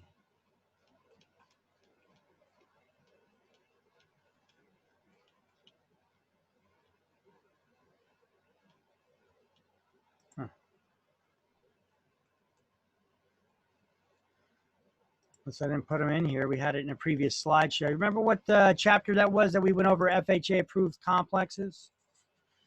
What was it, chapter 15, 14, 15? I think it's 15.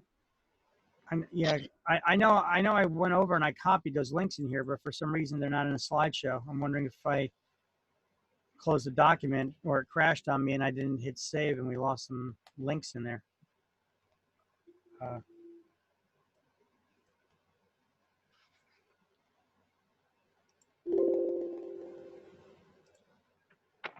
Okay, nope, it wasn't 15. Let's try 14. Yeah.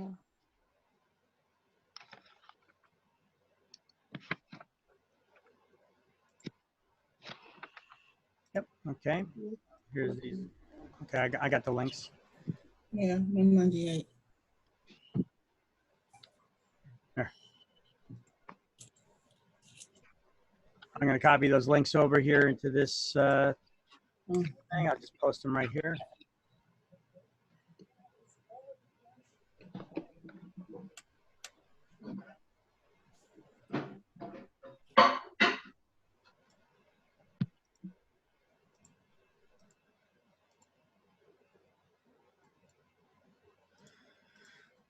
All right, so we add them in there. Okay, so there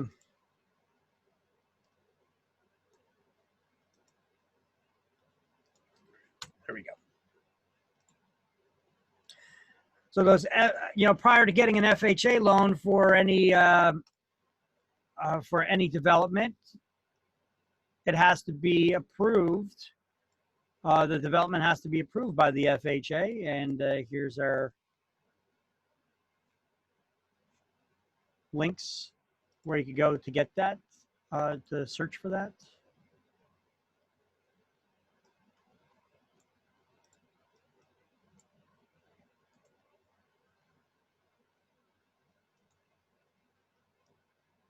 I'll make these a little bit smaller.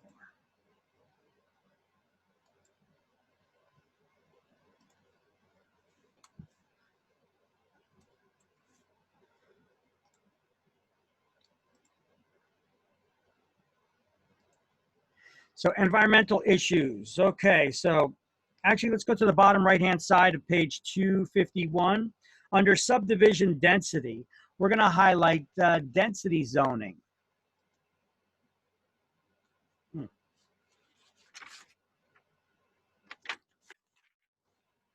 It should be in here too, but it's not. Let's see, density.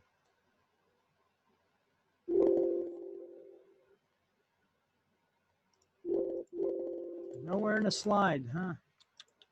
So nowhere in the slideshow for density zoning. Okay, so we're going to add another one here.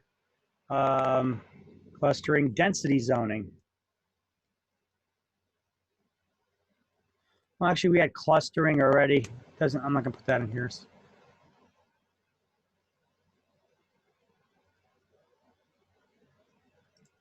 Okay, clustering is on the same slide. Clustering for open space. That's putting homes closer together.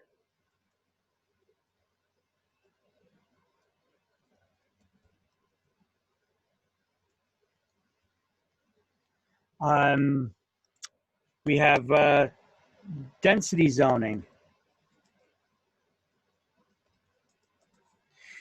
We're going to highlight density zoning ordinances restrict the average maximum number of houses that can be built per acre. Another way of saying that is zoning for the maximum homes that can be built per acre. So density zoning, zoning for the maximum number of homes that can be built per acre. The most homes that can be built per acre. So it can be worded two ways. Zoning that restricts the maximum number of homes that can be built per acre,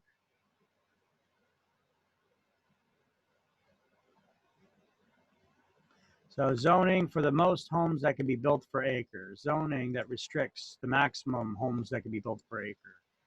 Okay, zoning, I'll put it that way. That restricts maximum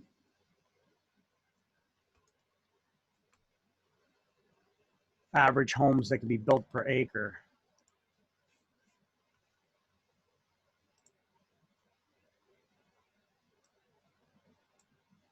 This is all part of subdivision planning stage. These are all part of that big subdivision. So the subdivider has a lot to do.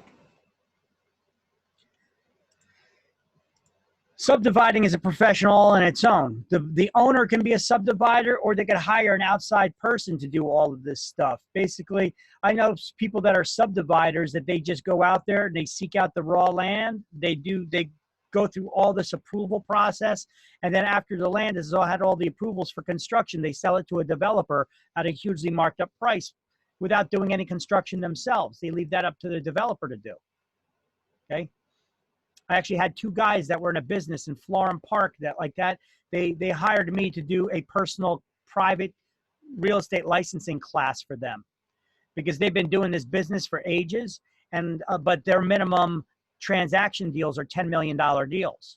So they've given a lot of land opportunities that they've come across that were smaller than $10 million that they just gave as referrals for those land sales to real estate agents, who then ended up listing them for sale.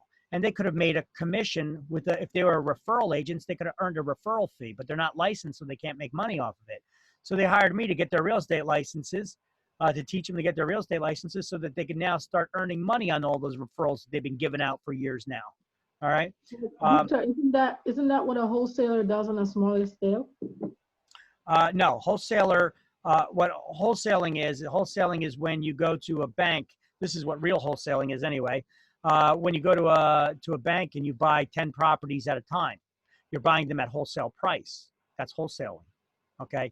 Now there's another thing out there where a bunch of investors, I refer to them as wannabe investors, start referring to themselves as wholesalers.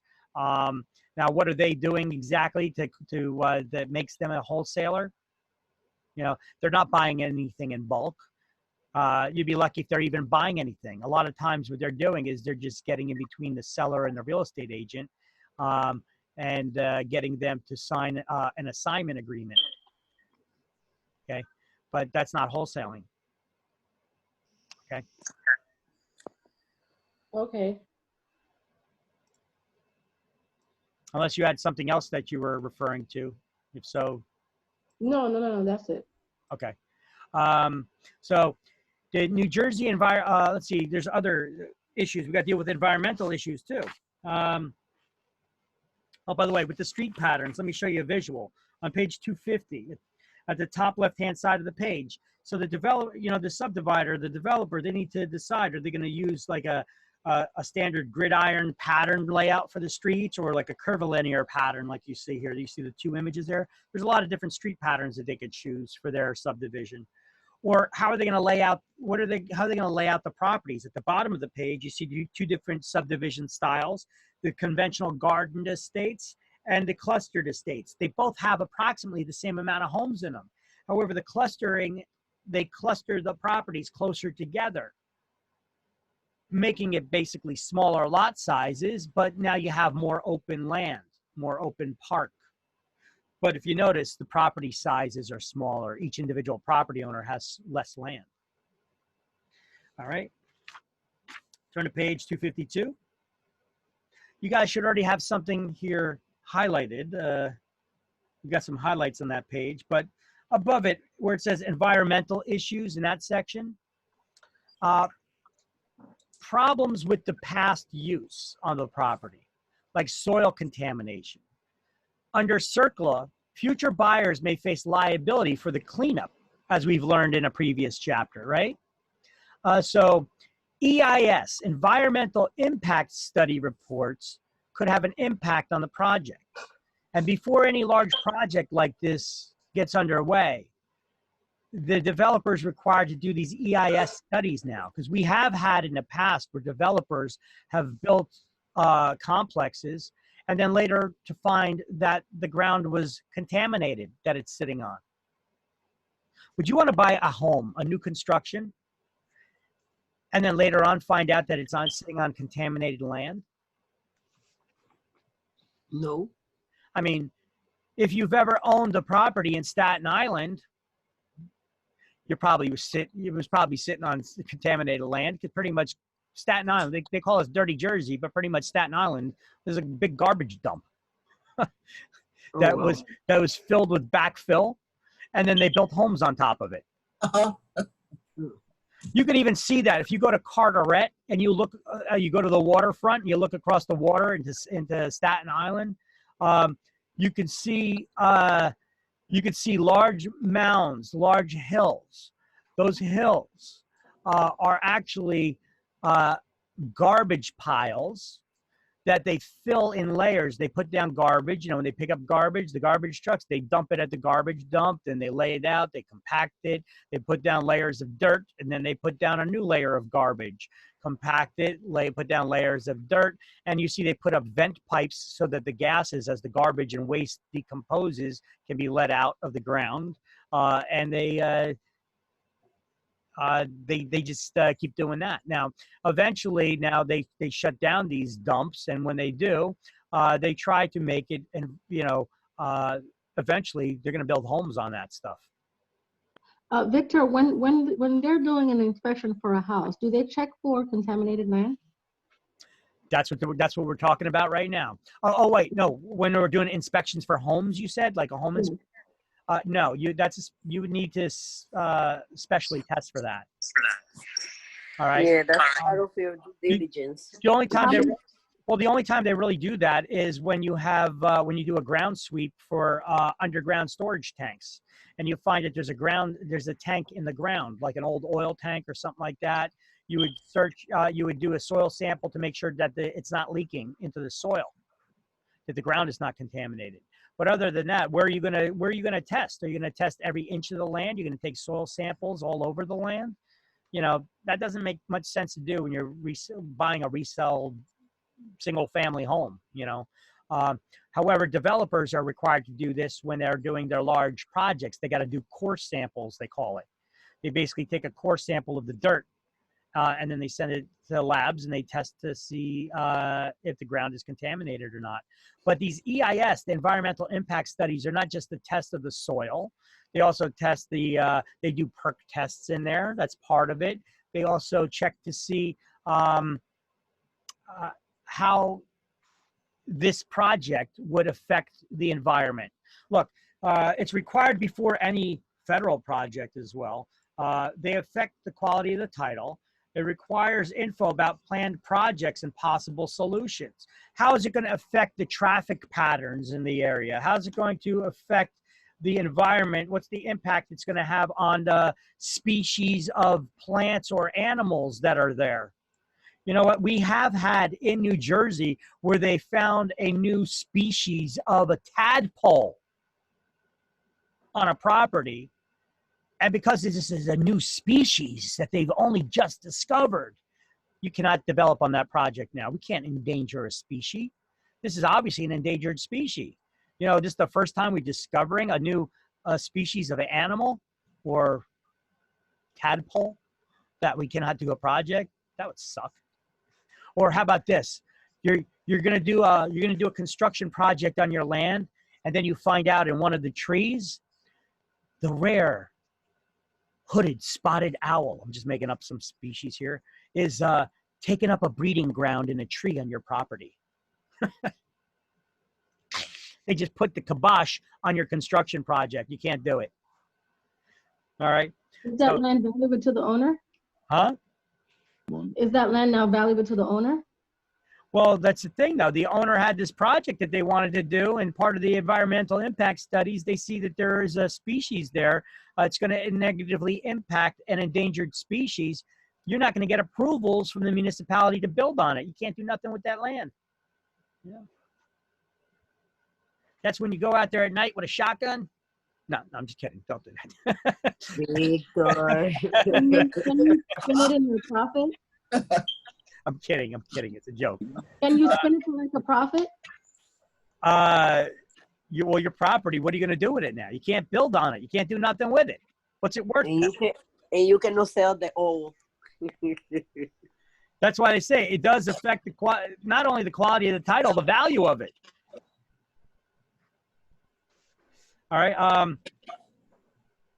So part of the environmental impact would deal with species on the land, traffic, drainage. Oh, historical significance or crime scenes. If they find human remains on your property, that puts a stop to the construction project. They get the coroner to come out there and the police, right? They first of all examine those human remains to see, are they new or have they been there a while? If it's new, well, you got a crime scene. Still, you can't build on it until they examine that whole crime scene, take the pictures, analyze it, do everything they need to do at the crime scene. If those bones are old, well, now you need to get the Historic Society to come in and start doing their digging up and such to see how it's going to affect. Right? I mean, Historic Society could even be, even if they don't find human remains, if they find anything of historical significance, historical significance, like when they were going to rebuild the trade centers. Remember, I told you guys about this, right? We pulled it up about what they found under the trade centers when they were building them, getting them ready for building the Freedom Tower. Yeah, the pirate ships. They find that, they found that old ship underneath there. So then they stopped. They've had to put a halt to the construction. Historic Society came out, they had to document everything, take pictures, take samples, recover what they could. So it does, but that was a big project. So they kind of like pushed it quicker than they normally would, That was a project that dealt with the whole United States. They pushed it through a lot quicker. Hell, a lot of you never even heard of it before until I told you about it, right? They kind of swept it under the rug and swept that away really quick. Normally, that would have put a halt to that project for a long time while the Historic Society has a full chance to examine everything. But this project had a lot of other eyes on it, so it went through. By the way, in their smaller development project, that's all covered in the EIS, the Environmental Impact Studies. So New Jersey environmental regulations play a role.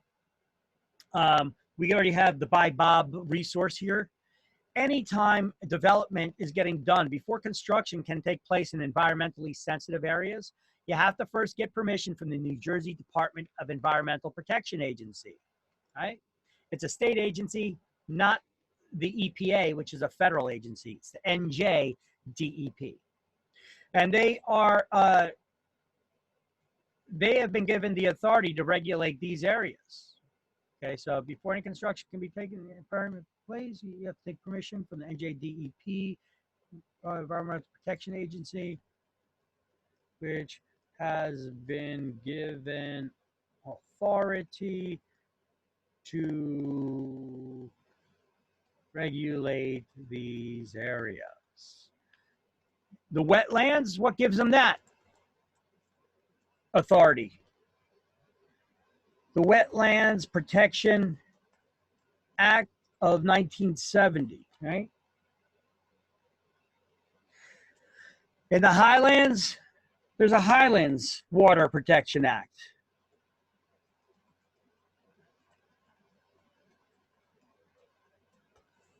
In the Pinelands, there's a Pinelands Protection Act.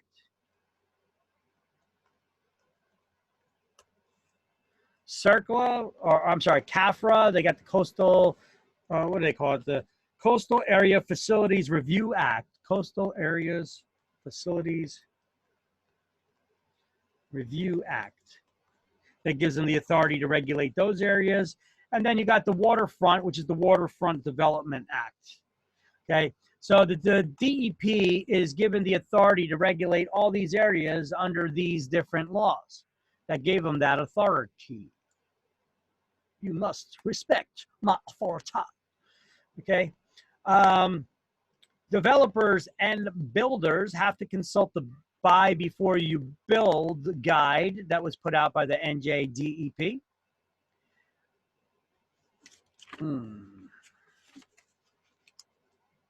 chapter is this? Chapter 18.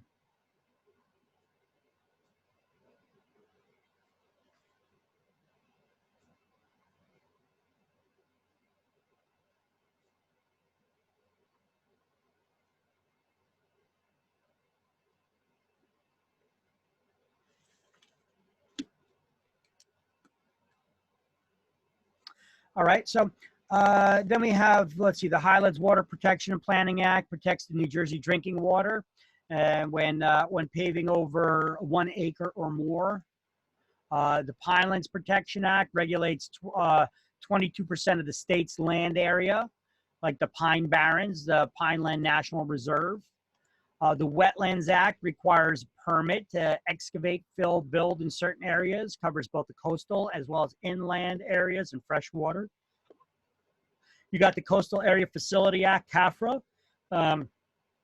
This is dealing with clustering for open space and planned unit developments called PUDs. You got the Waterfront Development Act, regulates outside the CAFRA area. DEP must approve plans for waterfront development on any navigable waters or streams. After Sandy, FEMA redrew a lot of the flood maps throughout the state after Hurricane Sandy. Now, building regulations, that's the UCC. This is a different UCC than we went over in the last chapter, which was the Uniform Commercial Code that regulated the sale of a business. This UCC is the Uniform Construction Code that regulates construction, alterations, renovation, occupancy, and use of all buildings.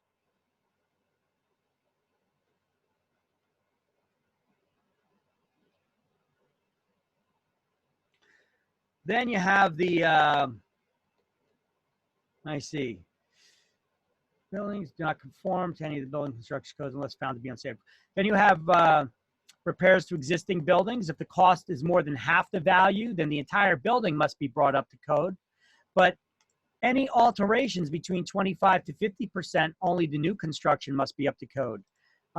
These two lines right here, dealing with repairs, when do existing structures have to conform to the building code? Well, older structures don't. They're grandfathered in for the use because they were there before the new laws, the new code was put in place. But under certain circumstances, the existing structures need to be brought up to code. Okay, this is not on exams, but it could be helpful for you in real life. Building regulations also cover, if we look under building regulations on page 253, highlight the Uniform Construction Code, UCC.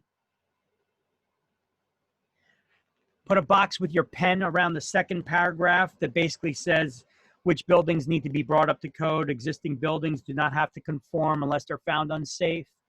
And when construction is done, if the construction is equal to 50% or more of the value, the whole building needs to be brought up to code. If it's beneath that, then only the new construction needs to be up to code.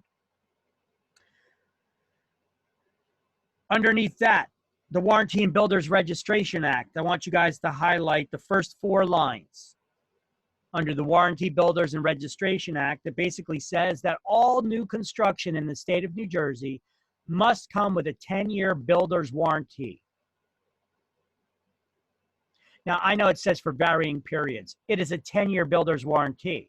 The coverage varies within that 10 years. Everything's not covered for 10 years. For example, after year 3, the major appliances are no longer, like the HVAC systems, the heating, ventilation, and air conditioning systems are no longer covered, you know.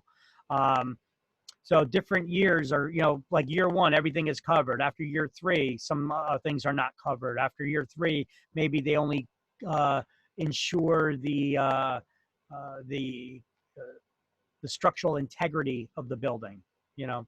But it's a 10-year home warranty that's paid for in advance to the and these insurance policies are registered with and maintained and paid to the DCA, the Department of Community Affairs in Trenton. So all New Jersey builders of new homes must register a warranty against new home defects for up to 10 years. It's a 10-year new home warranty.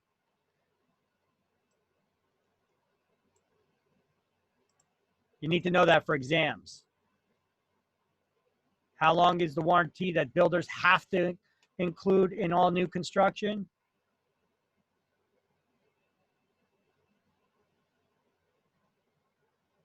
Ten years. 10 year. Oh, beginning to think you guys crashed on me. All right. A construction permit must be issued before any constructions, alteration, or demolition or change of use of the building can be undertaken.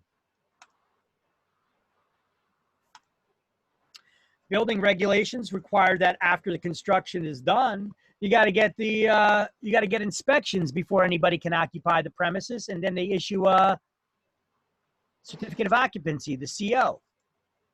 We already know about this though, right?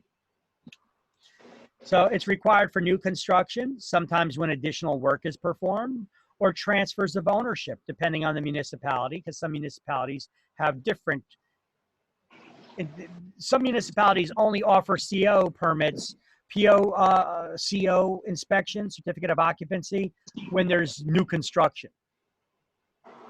And some municipalities have a different permit for when you do work on the house. It's called a certificate of compliance to ensure that that new construction is in compliance. And some, when you do transfers of ownership, they have a separate permit called a CCO.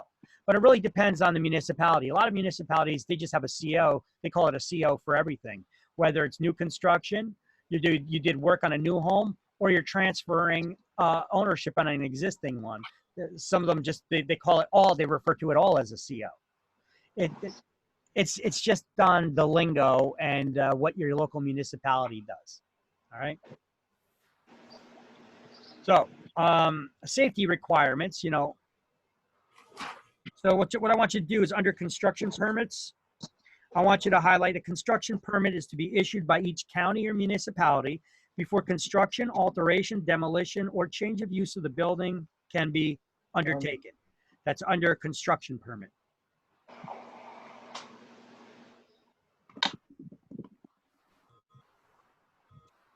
Then go down and just highlight the title, certificate of occupancy.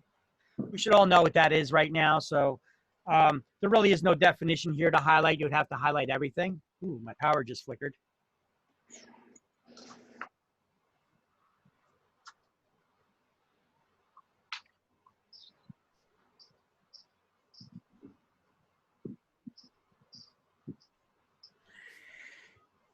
And then under where it says existing buildings, highlight certificate of continued occupancy and turn the page. Under safety requirements, let's see, I'm just going to read to you off the slide what's in there instead of reading the whole paragraph. It says that anytime that you transfer the ownership or anytime you have new construction or what have you, smoke detectors are required on each level of the building and within 10 feet of any sleeping quarters. But just so you know, if you buy a smoke detector, where do you got to put it? It's got to be within 10 feet of any place where there's a bedroom. So you put it in a hallway, like if there's a couple bedrooms right there, you got the hallway by all the joining rooms. You don't got to put it in each bedroom. You can put it in a hallway there. Now, a carbon monoxide, state law requires at least one working carbon monoxide detector in every dwelling. Many municipalities require one on each level, which that's kind of smart, especially since the carbon monoxide is probably going to be coming from the basement, but not necessarily. But carbon monoxide is a byproduct of unspent, unfully burnt carbon fuels. So it could be a warning that there's a fire in the house, or that your furnace vent pipe came off the chimney and is blowing now the exhaust into the house, or your gas-powered dryer is not, the vent came off of it and it's just blowing the gas into the house, you know, the exhaust gases. And you know how that you got that usually a flexible vent pipe to your gas dryer, right? If that comes off, where's it blowing? It should be ventilated directly outside, that hot air, which is also blowing off the gas, which has some CO in there. You don't want that vented in the house. That could be dangerous. Now, state law also requires fire extinguishers that must be mounted in the kitchen within 10 feet or within 10 feet of the kitchen. And they have to be mounted with the hardware that they came with. And these fire extinguishers have to be rated to put out ABC type fires.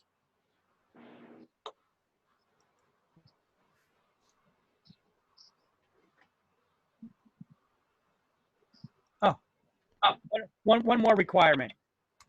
They have to be under 10 pounds.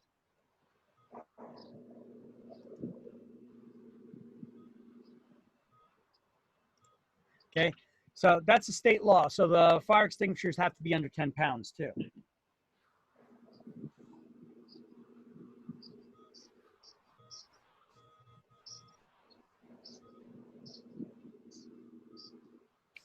That's required for a change of occupancy of any 1 or 2 family dwelling. That requires that. You know, 3 family, 4 family, they usually require it too. But the state law on it is for dealing with 1 and 2. Well, like I said, your local building department or inspection department may have a little bit slightly different regulations that are a little more restrictive. Got to obey the local laws.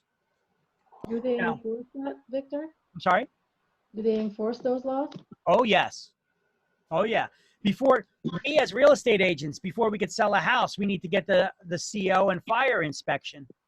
The fire inspector comes in. This is what they're looking for. They're checking that there's a carbon monoxide detector and a smoke or fire detector or a combination unit.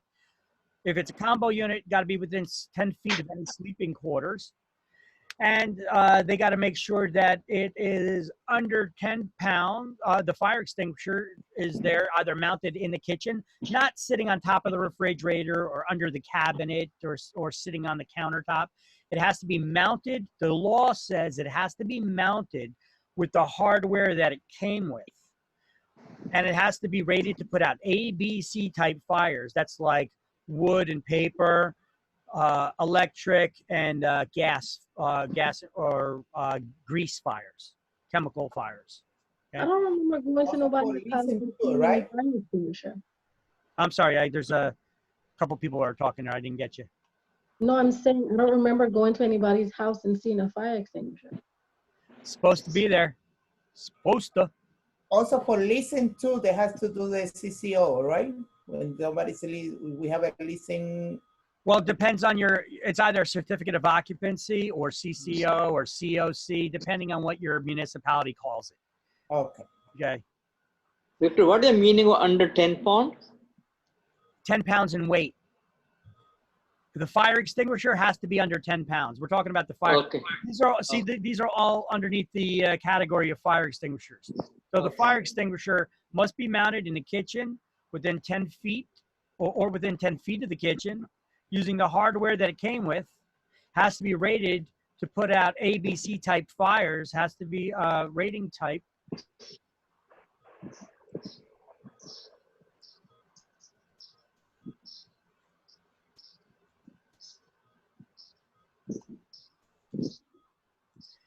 And it has to be under 10 pounds. Got it. Thank you.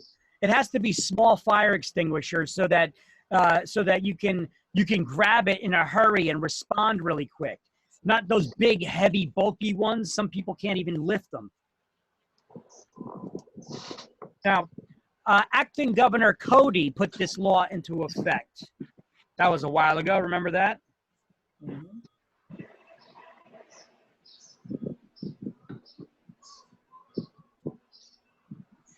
That was when McGreevey bailed out. I think Cody temporarily held the position as governor, and he put this law in effect when a lot of children in kindergarten asked him, "Why don't they have fire extinguishers in the kitchen?" Now, why would kindergartners be asking the governor why there's not fire extinguishers in the kitchen? Well, because at the time, I remember this was actually before I got my real estate license, shortly before I got my real estate license, where they implemented this law. must have been 2002, 2003, 2001, 2002, 2003, somewhere around there. What was happening was there was a rash of incidents where you got the parent that was cooking in the kitchen and their child was reaching up. Now we know we teach people with the public messages, make sure that the handles on the pots and pans are turned in so that a child can't reach up and pull down on it, then it falls on them, right? They could get scalded by hot water. Or if there's grease, if the pan flips over, the grease spills on the child. If that child catches on fire, what's the parent's immediate reaction? You're in the kitchen, grab some water, throw it on them, right? No. Worst thing you could do for a grease fire. You actually enrage that fire. That fire gets larger. It immediately blows up. If you throw water on grease, it spreads the fire and the problem gets worse. And there was a rash of these incidents that were going on where children were reaching up. There was like 3 or 4 of them at one time that happened in the news, all within like a week of each other, where parents were cooking in the kitchen, child reached up, grease spilled on them, they caught on fire, and the parent threw water on it, and it made it even worse. And that child was in horrific medical condition if they survived. So they made this. The governor, acting Governor Cody, passed this law that required that there be a fire extinguisher mounted in the kitchen with the hardware that it came with.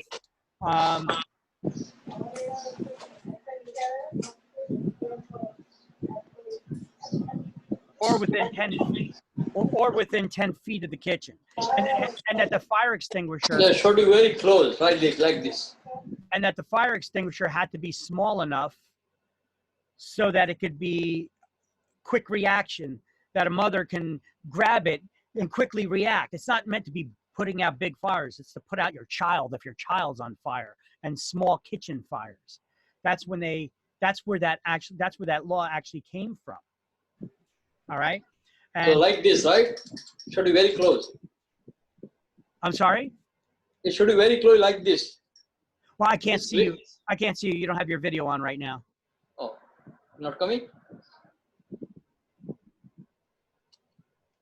You gonna show it? Yeah. Okay. Yep. Yeah, like that. That's a small. Nice. Yep. That's under 10 pounds. Correct. Yeah, very Correct. close. Yep. Under 10 feet. Yep. Under 10 pounds, mounted in the kitchen or within 10 feet of it. Yeah. So we got to make sure that they have that. We do that walkthrough for our clients. Let them know, hey, listen, you're going to need to get a fire inspection. If you've got your carbon monoxide smoke detector, fire detector, if it's beeping, replace those batteries. Like somebody over here in this class got it beeping in their house. I hear it. You know, they got to have that.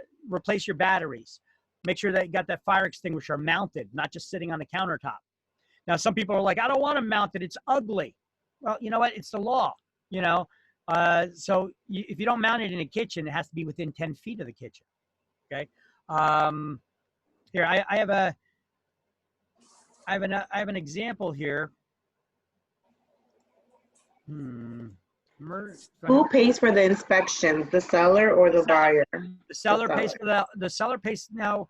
The seller pays for the inspection, but the seller can say part of the stipulation is that the buyer is responsible for fire and smoke detector. Okay. You know, fire inspection and CO inspection. If they do, well, then they specified that. Now, we usually only do that if it's like a short sale or something where the owner's not walking away with any profit. They're not doing any repairs or improvements that are required in order for it to pass inspection. If that's the case, then we'll then we do that. Look here. This is I got this from Approved Fire, where I go to get my fire extinguishers recharged for my office. And here's a little thing, shows you about that New Jersey law. Under a bill signed by Acting Governor Richard Cody, all homes in New Jersey must be equipped with fire extinguishers before they can be sold, leased, or have ownership transferred. Failure to comply can result in a $100 fine. That's drafted by the Senator Joseph whatever. Okay, received from a member of, okay, it wasn't kindergarten, it was a 5th grade class he visited back then. Governor Cody signed the bill, and at the middle school where the student That's the student's name, who's now, well, back then was in 7th grade. Today they work as one of the student approved. Okay, so it was at the request of a child, okay? Thousand house fires start in the kitchen, okay? Candles and cigarettes. Blazes easily knocked out by fire extinguishers before it could cause any major damage if you had a fire extinguisher handy, okay?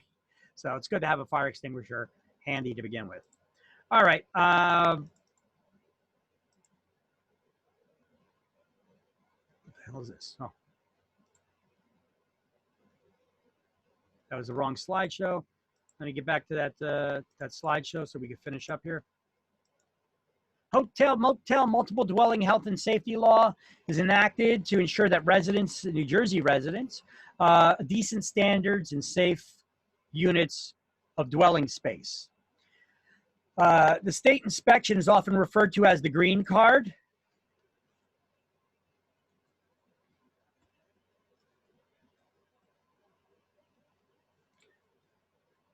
It's often called a green card inspection because when you pass, they give you a pass completion, a pass certificate, and its color was green, so they refer to it as a green card. Now, the law requires a state inspection at least once every 5 years. That applies to buildings with 3 or more units, not counting the unit that the owner lives in.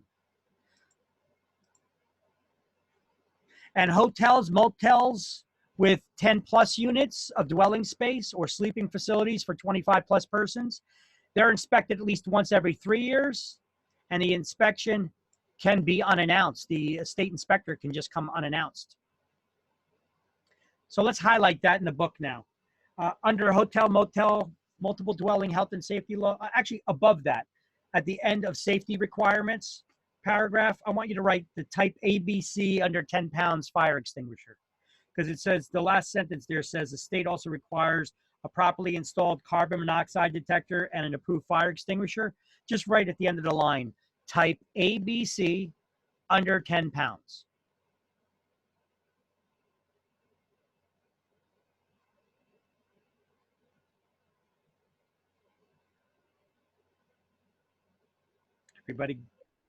Everybody got that? Yes, thank you. Yes. Under 10 pounds? Okay. Yeah. I'm just being more specific about it because you need to know this for real life. Yeah, they're not going to ask you a question on exam, what type? Okay, it's just going to say within 10 feet of the sleeping quarters, right? Or within 10 feet of the kitchen. But for real life, you need to know what kind of fire extinguisher, an approved fire extinguisher rated for ABC, fires under 10 pounds. All right, so hotel, motel, multiple dwelling health and safety law. We don't prepare the contracts for sale for multiple hotels or motels because those are commercial properties, but we do for multiple unit dwellings. So which dwellings require that inspection? If we go to the second paragraph, 5th line down, highlight multiple dwellings are inspected at least once every 5 years and hotels at least once every 3 years.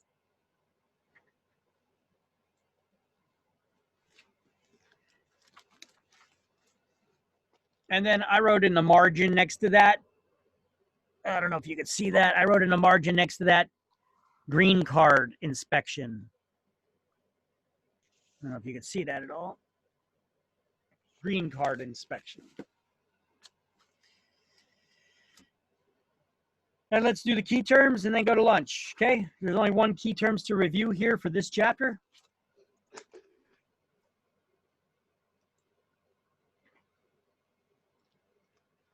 So, putting living units close together to leave more open space. What do we call that? Clustering. One is A, clustering.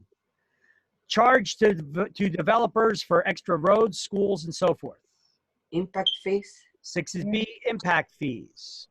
Community with dense zoning and developers plan for entire land use. Planned unit development. 11 is C. Local municipalities authorization for building plans. Density zoning. No, local communities authorization for building plans. Planning board. Planning board. Construction permit? A construction permit. Okay. Or That is the local municipality's authorization for your building plans. So 2 is D. Engineering reports often required before building permits are issued. Uniform Construction Development Act. I mean, Engineering reports required before building permits are even issued. Would it be Uniform Construction Code? Environmental impact statement? The EIS, Environmental Impact Statement, 5 is E. A group setting standards for local subdivisions.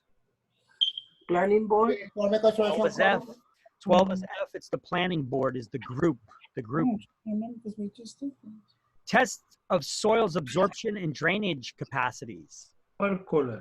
A perk test. 9 is G. Perk test. Percolation test. 9 is G. A law requiring registration of certain developments within New Jersey. New Jersey State Landfills Act. Planned Real Estate Development Act. 10 is H. 10 is H. A map of a town, section, or subdivision. Plat. 13 is I, a plat map. New Jersey standard for building. Uniform Construction Code. 15 is J, the Uniform Construction Code.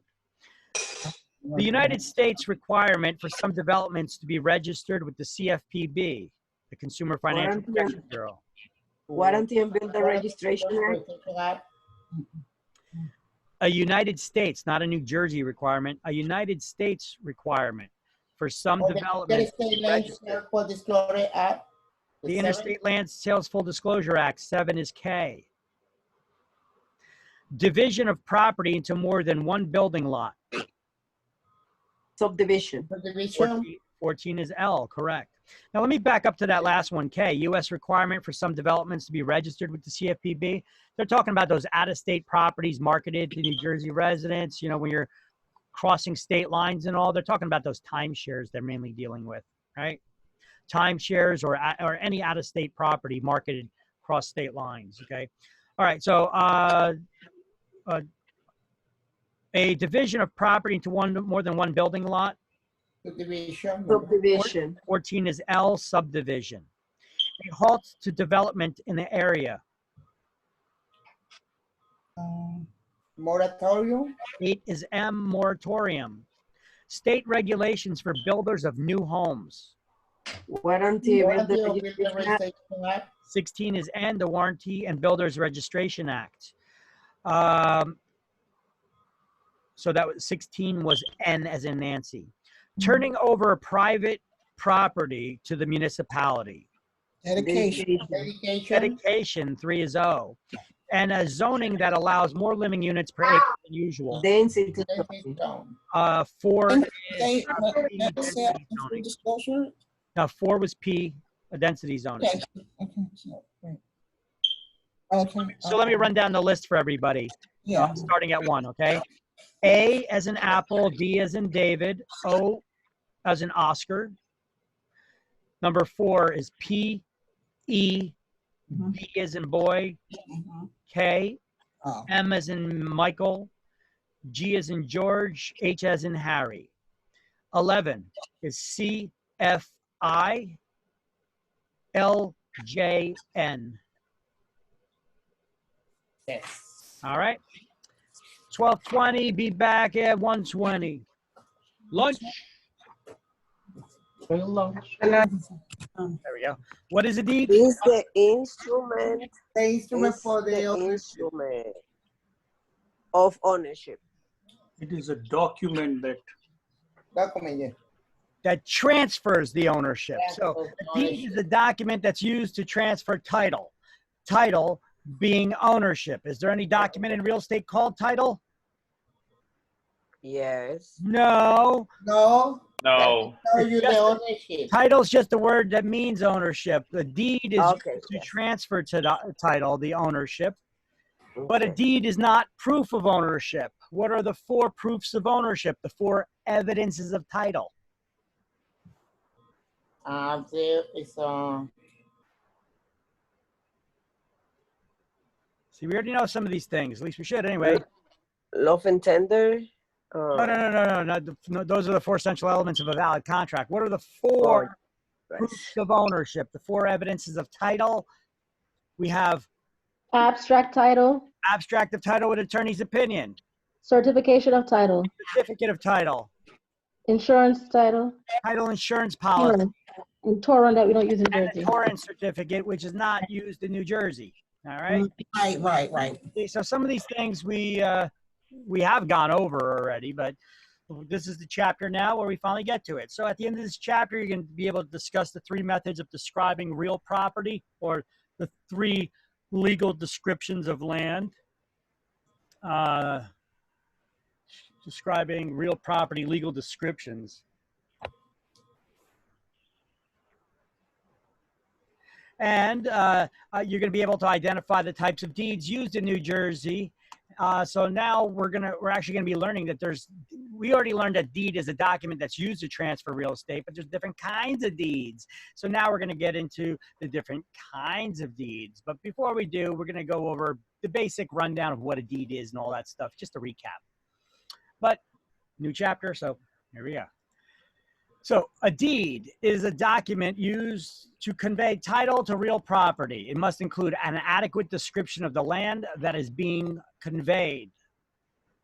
Land can be described in 3 methods, or by 3 methods: meets and bounds, rectangular survey system, or a recorded plat of a subdivision. In the last chapter, 18, we learned about what is a plat.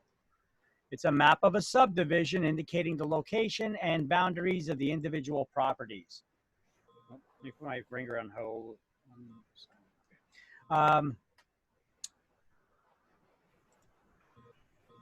Okay, so here, so let's back it up. What to highlight in the book? The first line on chapter 19, a deed is an instrument that conveys title to real property.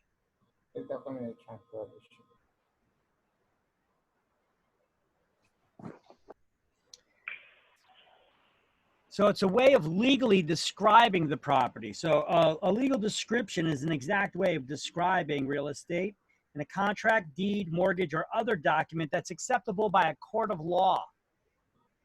So that's what a legal description is.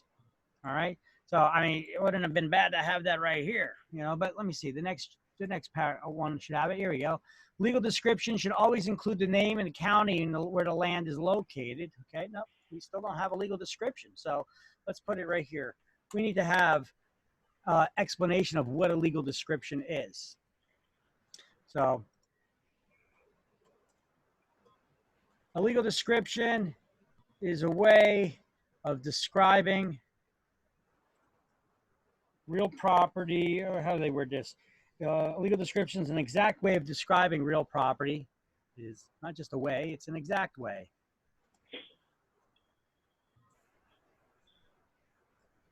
Real property in a contract.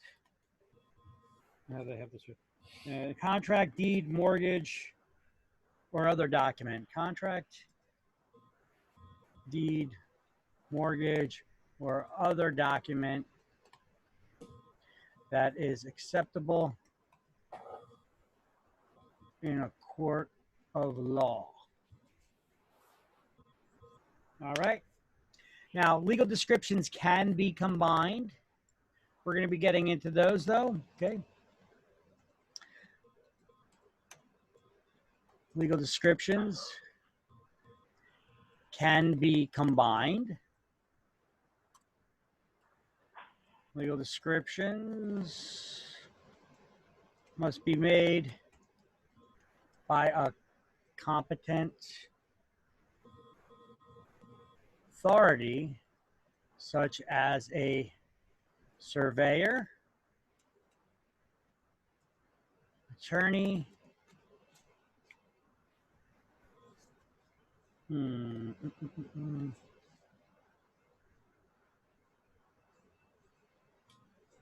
All right. So let's see, go down to the next paragraph, and we're going to highlight land can be described by three methods: by meets and bounds, by government survey, or reference to a plat map filed in the county clerk's office in the county where the land is located.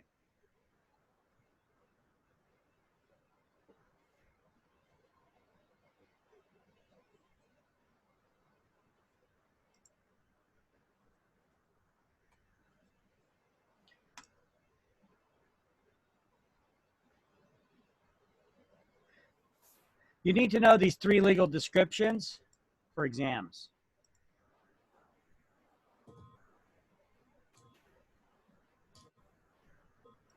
So these are the three legal descriptions.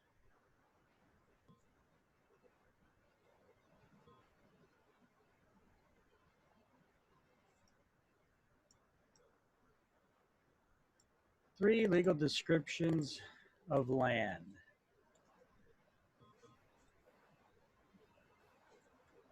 Just word it that way. Meets and bounds, rectangular survey, and the plat map recorded in the county clerk's office where the land is located. The legal descriptions.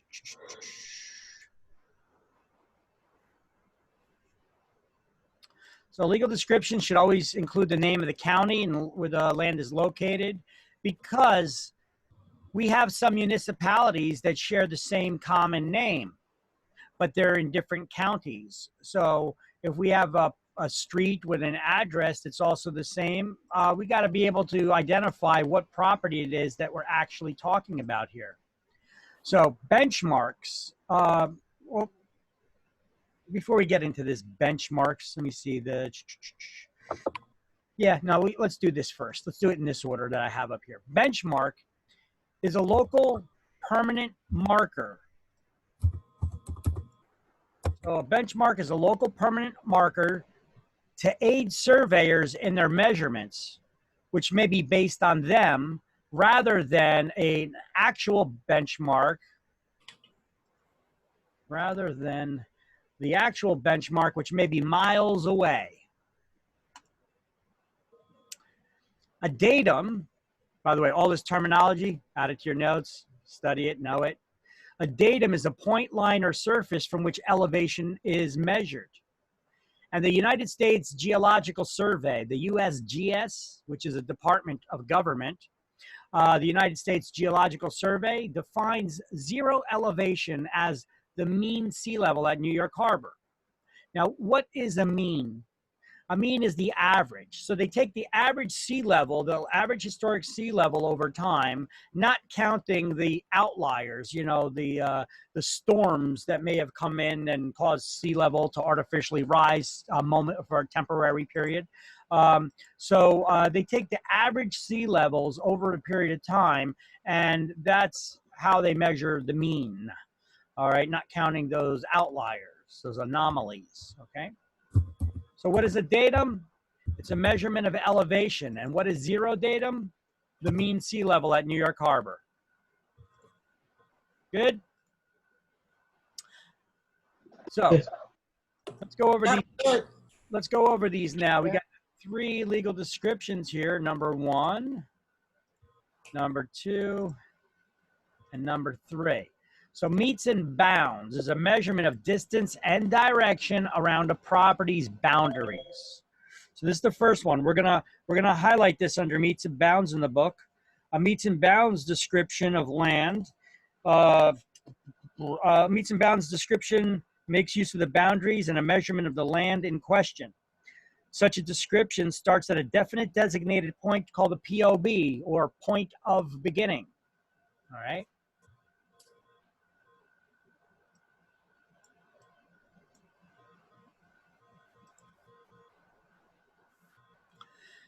It's only used in the 13 original colonies, the 13 original states.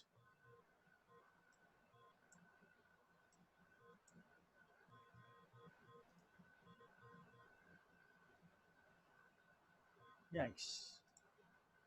Trying to jam a lot of information on this one slide.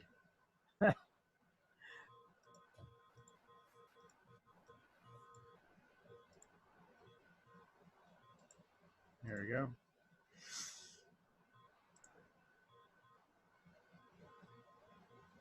So make sure you guys have seen it in a bigger screen here. So legal description of land. Benchmark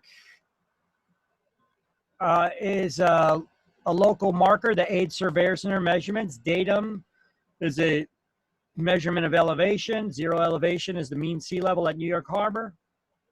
Meets and bounds is the first legal description of land. Meets and bounds, meets, meters. It's a measurement and of the bounds, the boundaries. So meets and bounds is a measurement of distance and direction around the property's boundaries, right? So that measurement starts at a point at one of the corners of the property. That's referred to as the POB, or point of beginning. Now, this legal description of land is only used in the 13 original states, New Jersey being one of them. Monuments are markers at the corners of the property to mark the boundaries.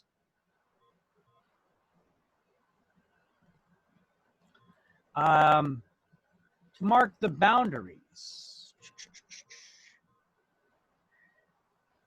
And stakes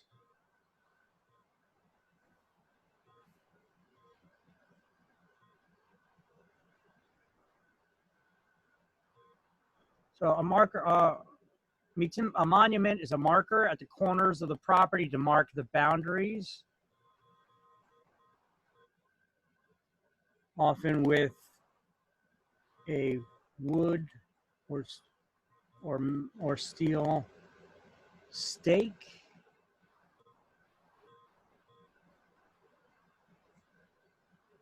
Or ribbon in the ground, or a ribbon pinned to a tree. You can't bang a stake into the ground if there's a, you can't bang a stake into the ground, can you? If there's a tree there. So you would just pin a ribbon to the tree if a tree is at one of the corners of the property. Now, who's doing this? Only a competent surveyor can do this. So the real estate agent who's showing properties and a buyer's asking, well, where's the property line? And then you're over there trying to judge and figure out, unless you're lining up a couple of stakes that you see in the ground, it's impossible for you to tell them where the property's boundaries are. Even if you're holding a survey in your hand, if those stakes aren't in the ground, it's impossible for you to tell them without a doubt where the property line is. And if they relied on that information, because you're the real estate professional, so you should know better than them, and that information that you supplied to them is incorrect, you could be held liable for that. What do we call incorrect information? That's false or misleading information that's done by somebody who should have known better.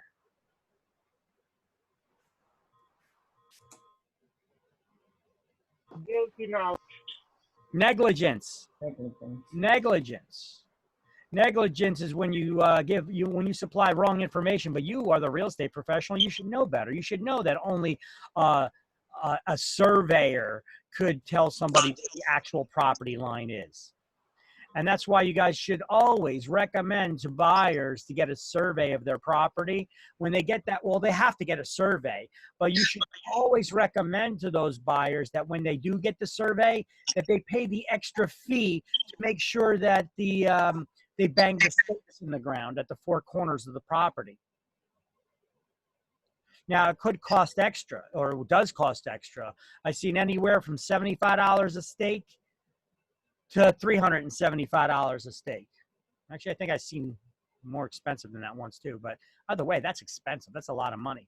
So they should shop around. Because I just ordered one big. And how it cost me $550. And that's the cheapest one because the highest was trying to charge me $650. Does that include without the? That's without the stakes. Nope, I have to pay it separately. And how much are the stakes? I didn't even let them tell me. No. Yeah, you should have done it. You should have done it because that way you could visualize now. This way you could wrap a string around one to the next and you could visually see now where your I property. mean, with them, by the time they do the survey, I'm gonna prop the thing myself. Yeah, Pay more money for that. Ask them how much, but ask them how much for each stake to put in the ground, and try to negotiate with them. Try to haggle with them on this. Say, come on, man, you know, give me a break here. I'm whatever. Anyways, negotiate with them. But before they come out to do the survey, find out how much. Okay, because when you're already out there. Yeah, I know. Yeah. I called 3 different companies, and I took one that was recommended by my lawyer. Yeah. That's the cheapest one. Well, the lawyer usually sends them out. The lawyer usually sends them out because they got a relationship with them. Whether I don't think they're getting kickbacks, but but the lawyer usually sends them out. But I don't know if the lawyer's shopping around for the best deals. So you should, you know. Yeah, that's why I tried to do my homework. Yeah. So well, it's a smart move. But one of the questions that you should do, you should always get the stakes. Because this way you could see if the neighbor built their fence over the property line or the shed over the property line. You could see where your actual boundaries are. Now, if you want to put a shed up yourself or if you want to put up a fence, the municipality requires it to be so far off of the property line. But if you don't know where the property line is, got issues, right? So yeah, there is an existing shed, and it has to be placed 3 feet from the border. And if you don't get that, if you don't get them to bang the stakes in the ground now, you're gonna have to pay them later to come back out and do it. They're gonna charge you for a survey again. Well, that's a gift I given to the new owner of the investment property I just sold. Oh, so I do it later. They can do it, but I'm giving them for free. I'm gonna pay for that. So if they want to place that, okay. So let's see the next thing. So what do we call those stakes that we put in the ground at each of the corners? We call them monuments. Now, often it's just a piece of steel rebar that they bang into the ground, but it could be a wooden stake. We see them at construction sites often, wooden stake with a ribbon on it, so you don't bang your shin into it. All right. Nobody should ever remove these monuments, these stakes from the ground, okay? Especially to move them.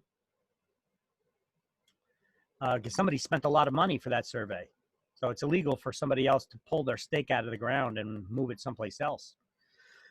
A rectangular, so let's give a little drawing example of this. Oh, what happened here?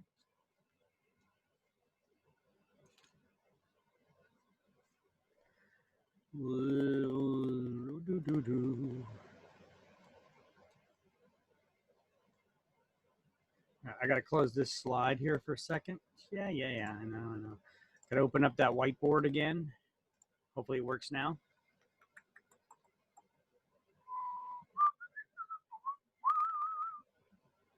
And while that whiteboard opens, so we got the meets and bounds. Now there's a rectangular survey system as well, also known as the government survey. So it goes by another name, the rectangular or government survey. So the rectangular survey, also known as the government survey, is not used in New Jersey or any of the 13 original states. It's used in Western states. This legal description of land was created by Congress in 1785. It's created by Congress in 1785. It's a measurement that locates land using principal meridians and baselines. You guys ever see on the globe, you know, those lines, those imaginary lines on a globe in school? Remember way back when? Are we that old?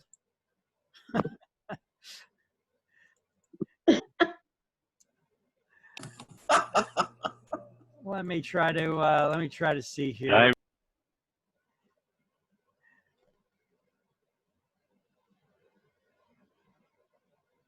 I got pictures of this crap somewhere.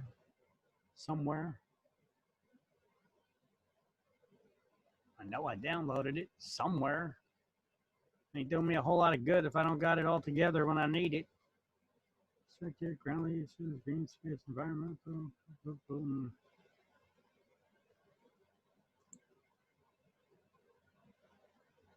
Mhm.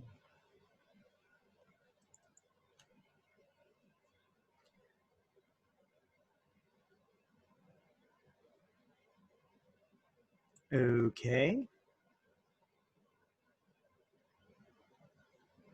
Well, I'm going to have to look that up right now and just show you. So we'll open up a browser window.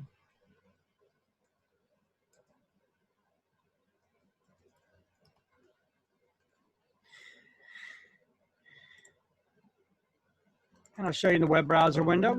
We could just pull this up, images of principal meridians and baselines. Okay, so when you see the globe or you see any map, those imaginary lines on the globe. Here, let's try to.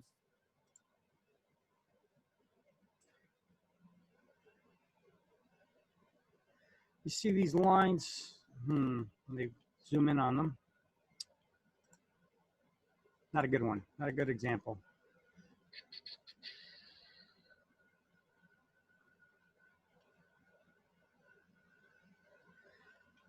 So we have principal meridians and baselines throughout the United States. I guess this picture kind of got it too.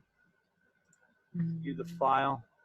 And you can see the principal meridian or baseline over here. Principal meridians run north and south.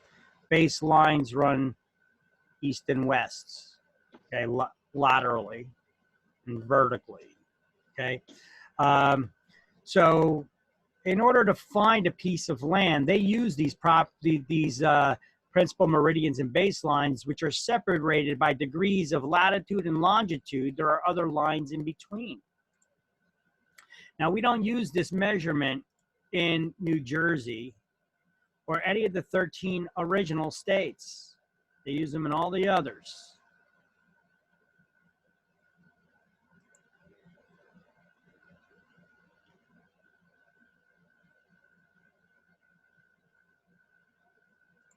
Now, they give examples of principal meridians and baselines when they're zooming in to try to find a property in an area. We're going to get into that in a moment.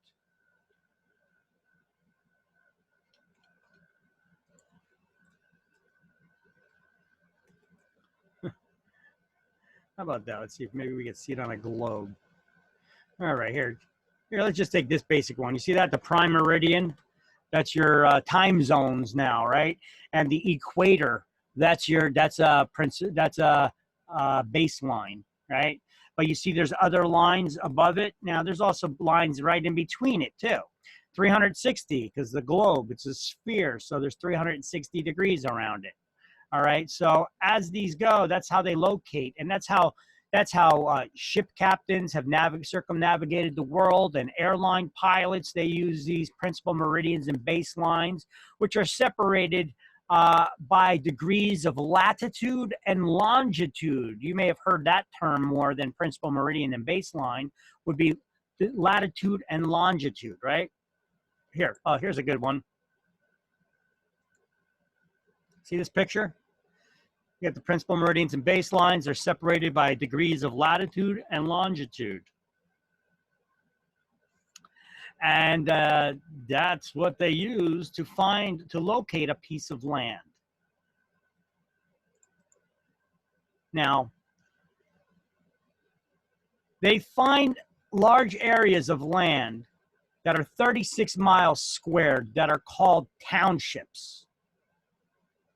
So a township, we're not talking about Woodbridge Township, Edison Township, Piscataway Township. That's a different kind of township. That's a township that's a form of government. That's different from this. We're taught when surveyors use the word township, it's a unit of measure. And it's a unit of measure which is 36 square miles. How many square miles in a township? 36. 36 square miles. Now, each one of those townships, so each one of those squares within this region are called sections. So each section is 1 square mile. Let me show you a picture. Hopefully here we go. This is open already, but it's still not finding.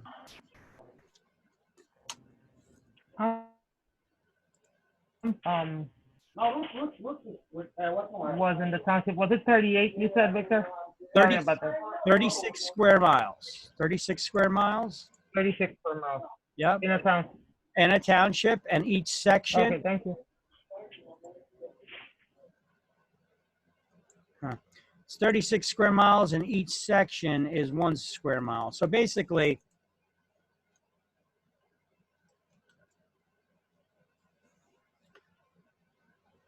damn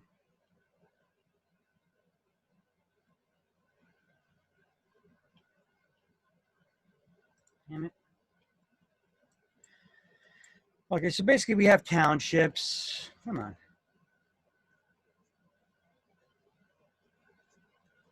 Townships.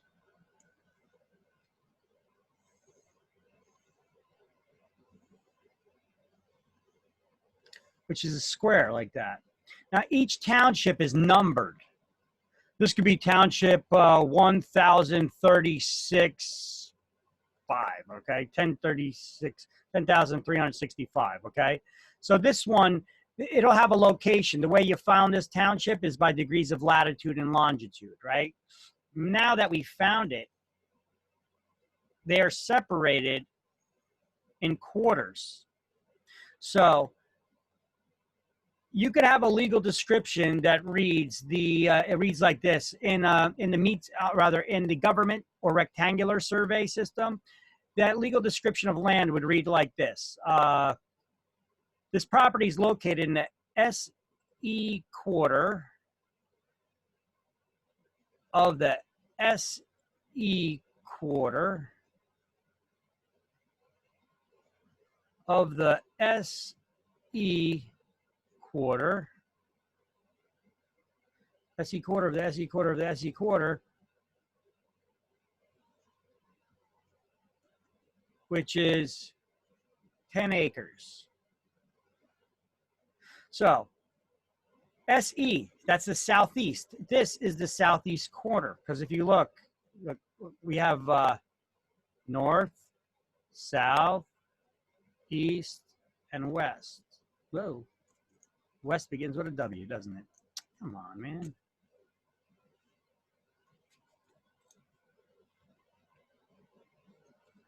And west.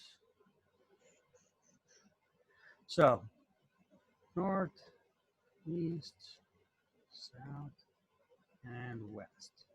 So the SE quarter, here's the south below the center line, and east is this direction. Of the SE quarter,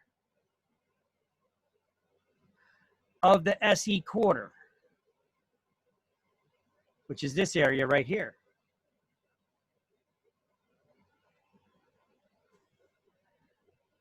That's this area right here.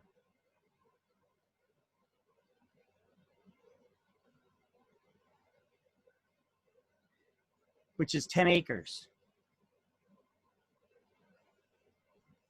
But the legal description would read like this.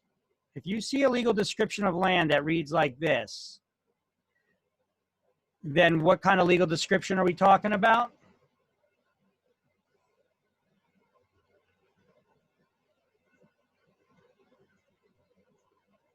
This is the rectangular or government survey.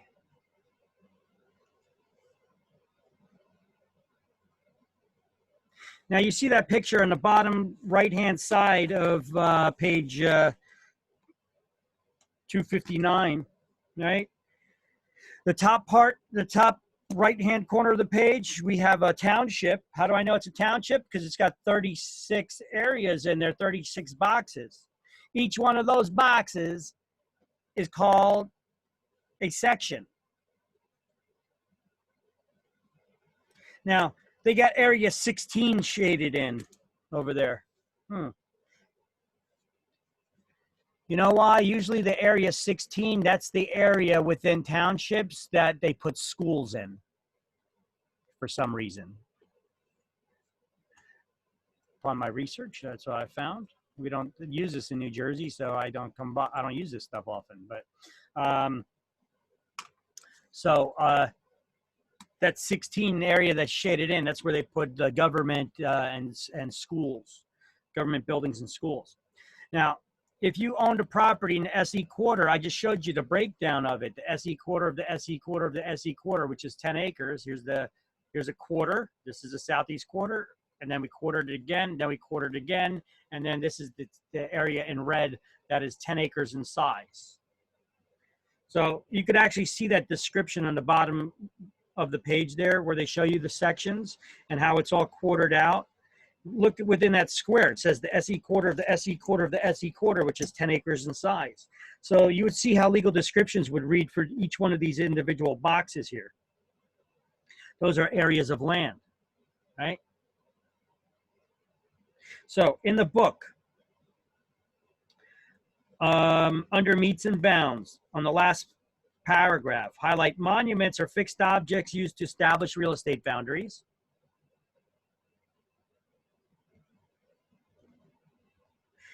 And then under what page? 259, under meets and bounds, chapter 19. Under meets and bounds.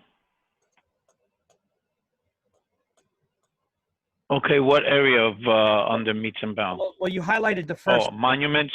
Hold on a second. Monuments are fixed objects. You should have highlighted before when I told you though.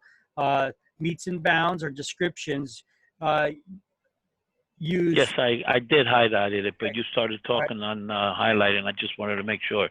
And then we go to the last paragraph in that section, and we highlight monuments or fixed objects used to establish real estate boundaries.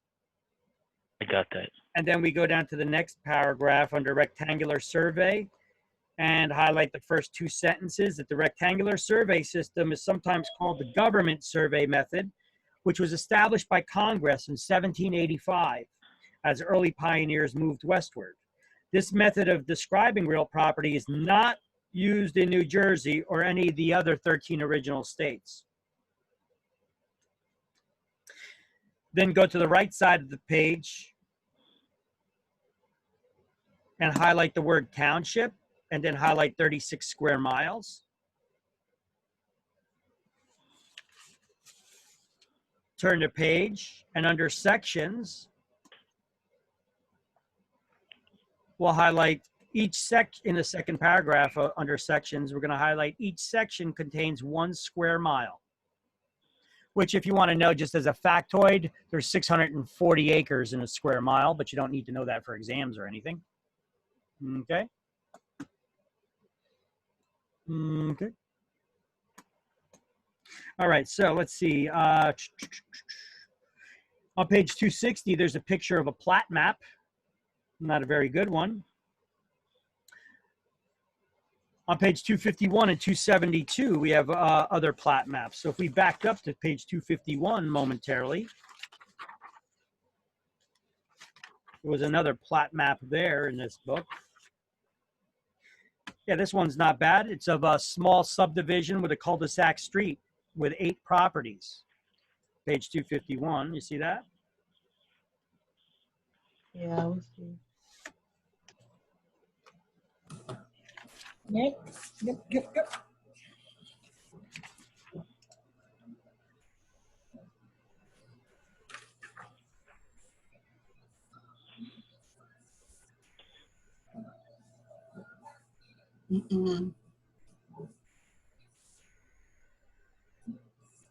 And then we have the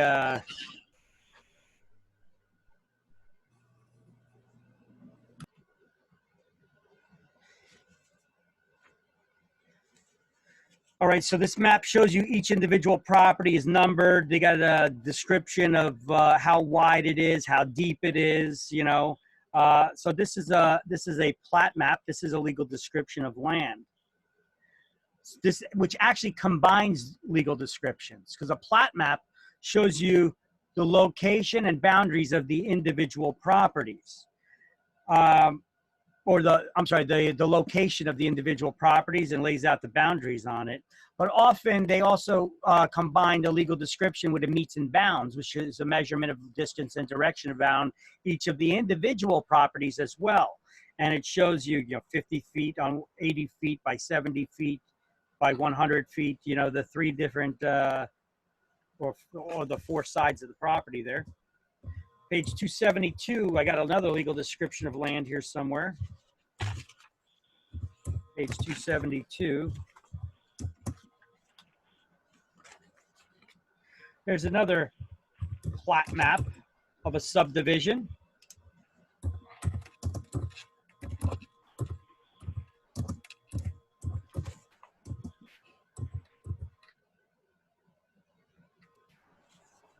All right. Just want to show you what the maps of the subdivisions there. And then, so what is a plat? It's a map of a subdivision. So let's see.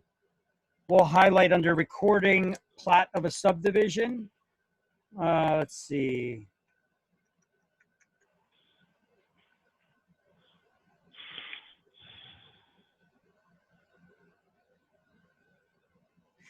On the second line in the second paragraph under recording plat of a subdivision, just highlight plat is a map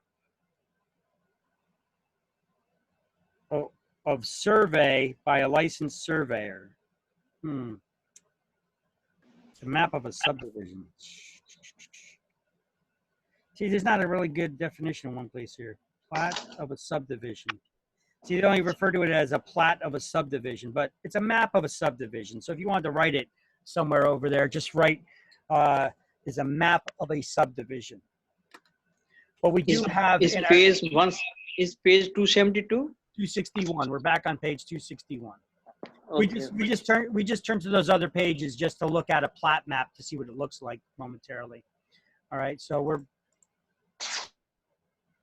we know that a plat is a map of a subdivision indicating the location and boundaries of the individual property. The map is recorded in the county where the land is located. It has to be recorded. Now, each lot location is designated by a lot and block number within the map. And it often combines with the meets and bounds description, which then measures the boundaries of that lot.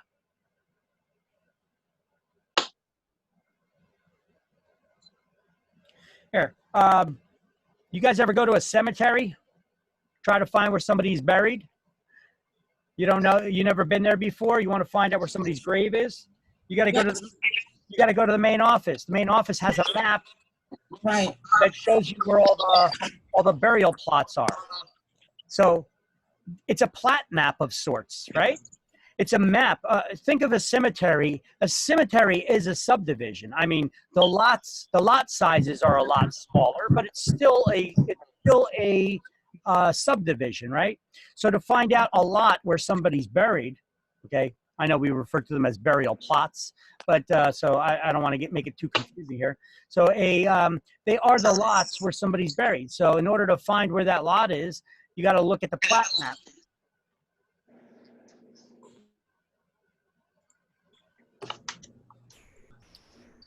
All right.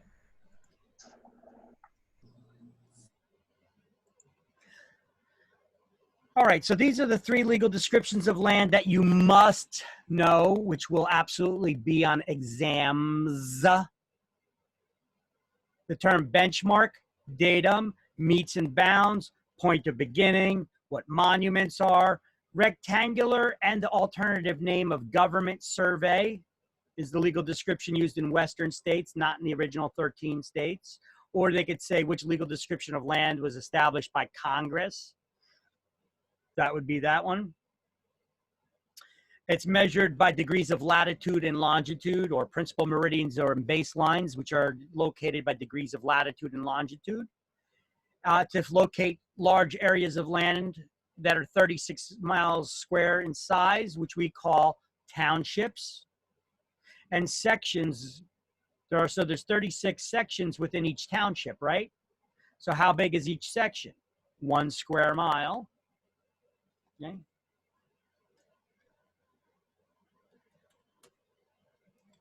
Which, not that you need to know it, but I'm going to write it in here, 1 square mile / 640 acres.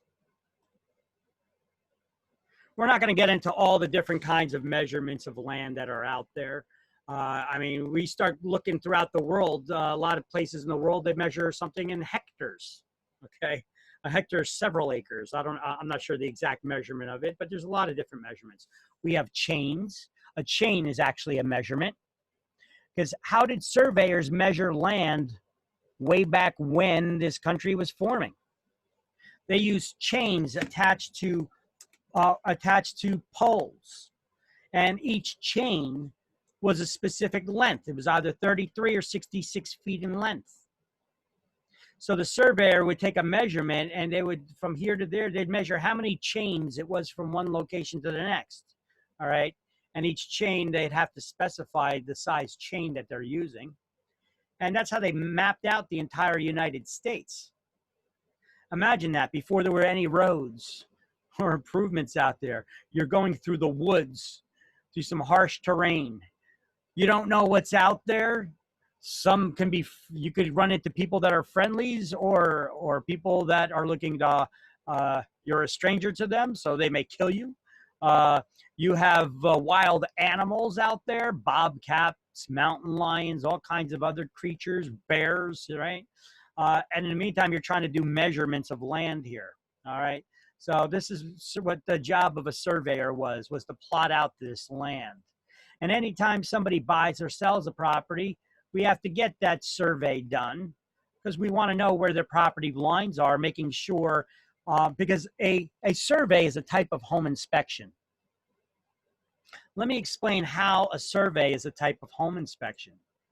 If I show you on this whiteboard, I'm going to move this over to the side.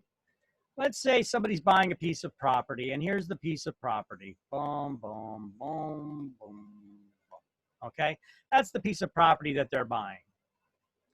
Now you got a neighboring property over here as well. And that neighbor built a shed in their backyard. You would not know that this area right here of it is intruding in your territory. What do we call anything that crosses over the property line? Encroachment. That is an encroachment.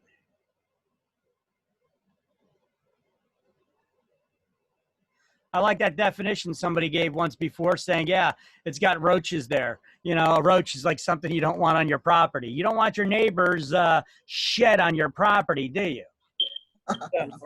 I like that description. I'm stealing it and I'm using it, all right? That was Giselle, I guess. All right, so, but the only way to know that there is an encroachment there is if you had the survey, and then you paid that surveyor the extra money to bang those stakes into the ground at each of the four corners of the property.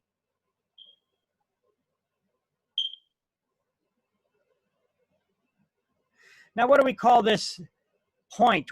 It doesn't matter which corner that they start at, but what do you call the point where a surveyor begins their measurement? Sections?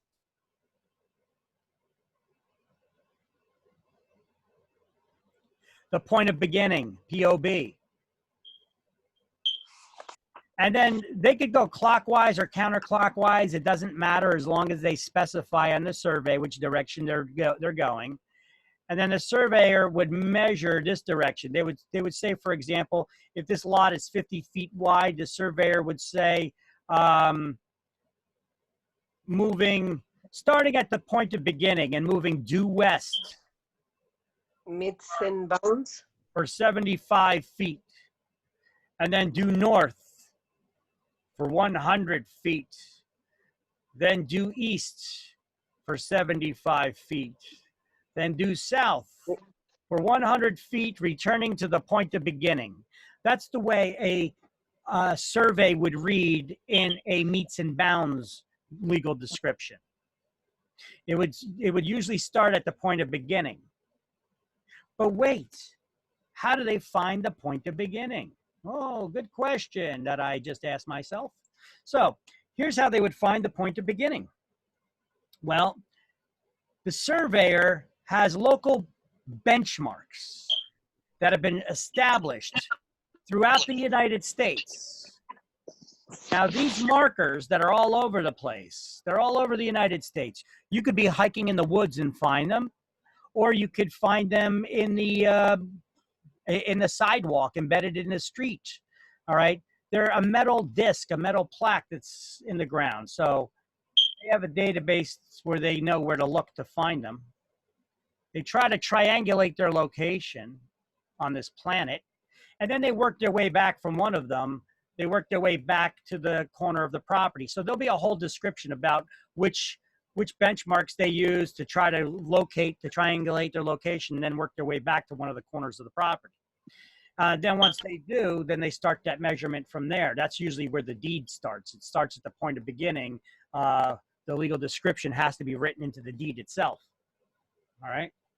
Even though we get a survey done, the survey is more detailed, but that legal description will be written onto that deed itself. So those legal descriptions. So what do we call these local points that aid surveyors in their measurements? Meets and bounds. No, benchmarks. The local markers that aid surveyors in their measurements are called benchmarks. Okay, so each one of these things over here is called a benchmark.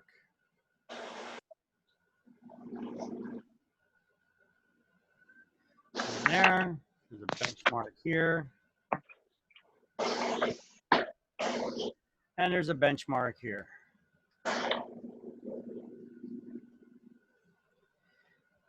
What do we call the stakes that the surveyor bangs in the ground at each of the four corners of the property? Stake.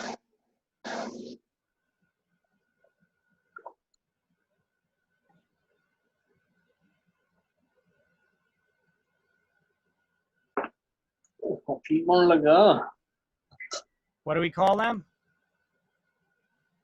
Stakes. Monuments. Monuments. This is confusing for me.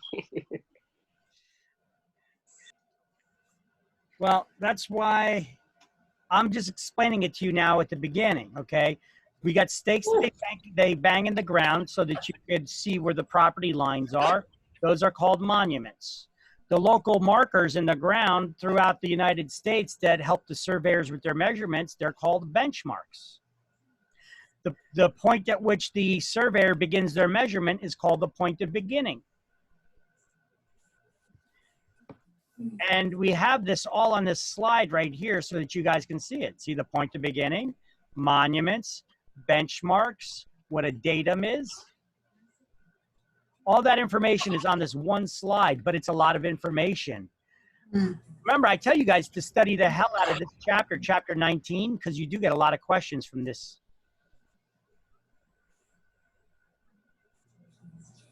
Okay. What are the three legal descriptions of land?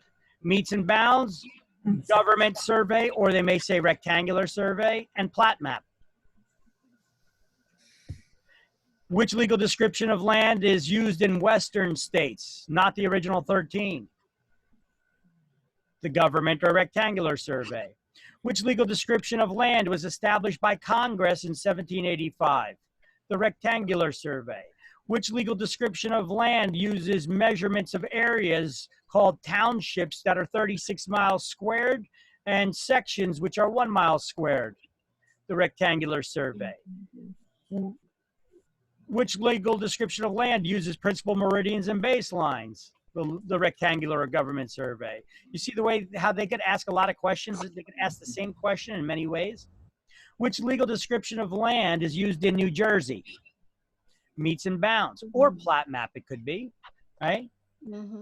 What's a legal description of land of a subdivision indicating the location of the property and its boundaries?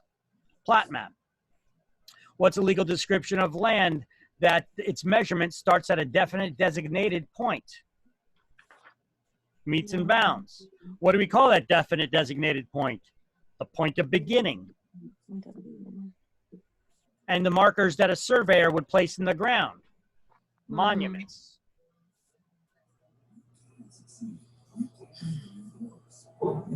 I just drew a picture to now explain everything that we went over. So we just went over all this stuff, and then I just drew the picture to explain to you what those items are. A little messy on the picture side, but as I'm drawing it, it was clear until the diagram got a little messy.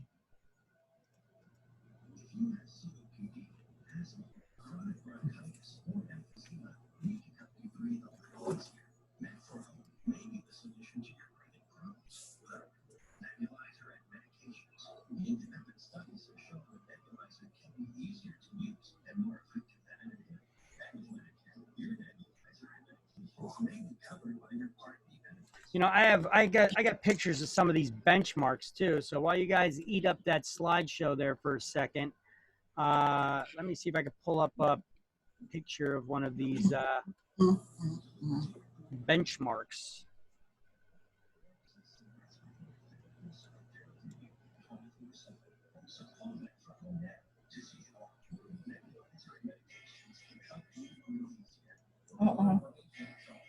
What's the matter? I can't get it.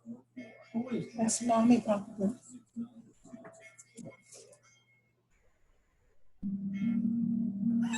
It's your fault.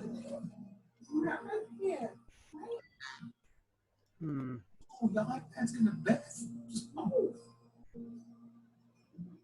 Let me be looking for it. This baby wrong.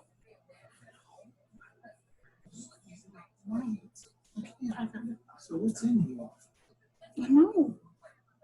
All right. So let me work on pulling up that picture again. In the meantime, I'll put on the other slide for you. I'll put it at this version.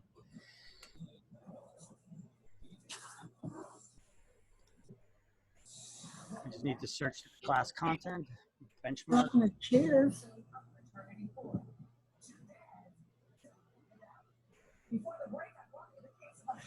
It's crazy. What's that? Oops. Sorry. Sorry about that. I didn't mean that. Okay.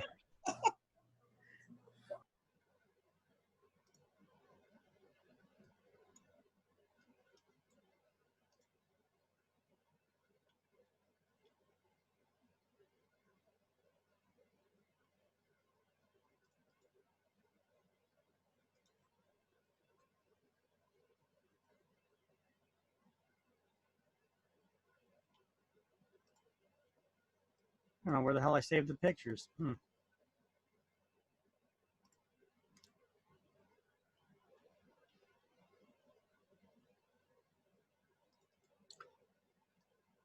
Oh, I think I do.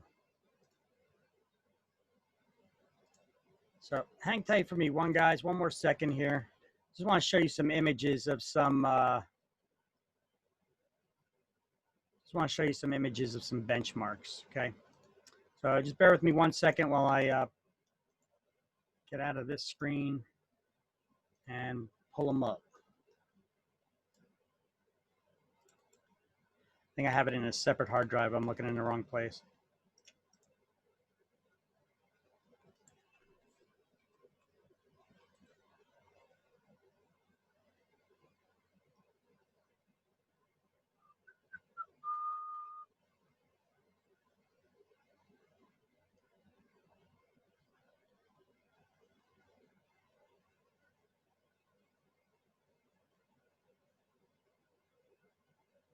Searching, searching, searching.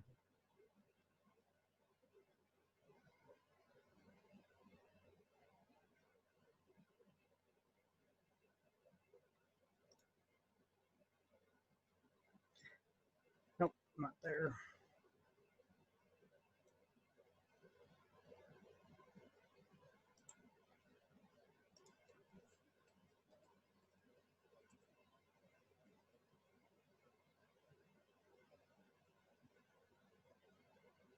And it's probably not on that drive either.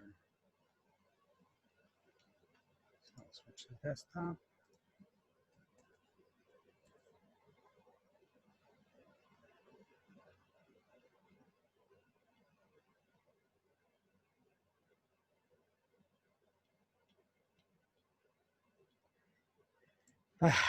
I'll organize my stuff one of these days.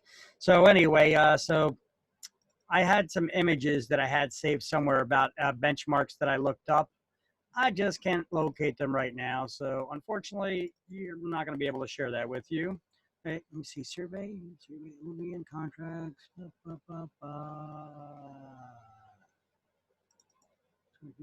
No. So what I'll do is I'll just pull up the web browser, and we could just do a search on the web browser here and look up surveyor benchmarks and just look at some images just so that you guys can get an idea of what they look like. See, these are all surveyor benchmarks. You may have seen them in the ground. In a piece of concrete. It's actually attached to a long steel rod usually, or sometimes if it's not embedded in concrete, so that people can't screw around with it. See, they're usually stamped by the survey company, who the survey company is that put it in the ground. You can see they vary slightly. They usually have a measurement of elevation on them. It tells you as of that exact point how high above sea level you are at. Look at this. Sometimes you got one like this one right here, just in a concrete block. This one is actually in a wall. Look at this. You could have surveyor markers out in the middle of the desert, or a temporary marker on a rock. Sometimes a benchmark may look like this, or like this. Like this.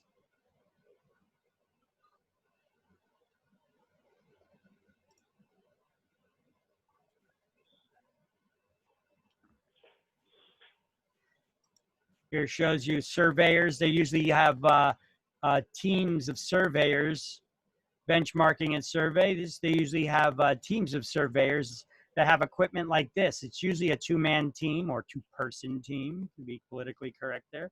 And they do a measurement.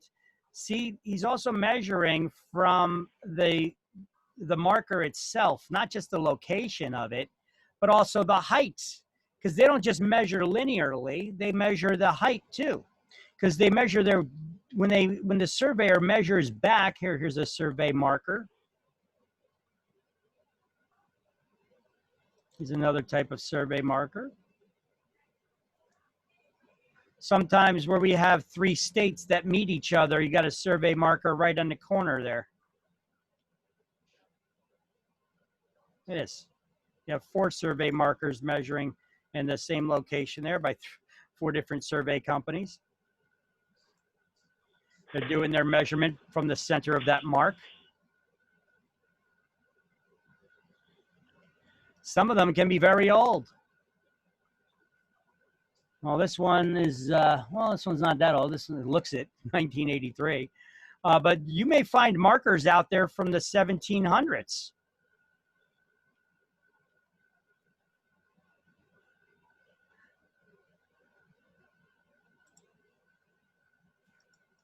All right. So let's get back to it. Let's go to the next slide. So the meets and bounds.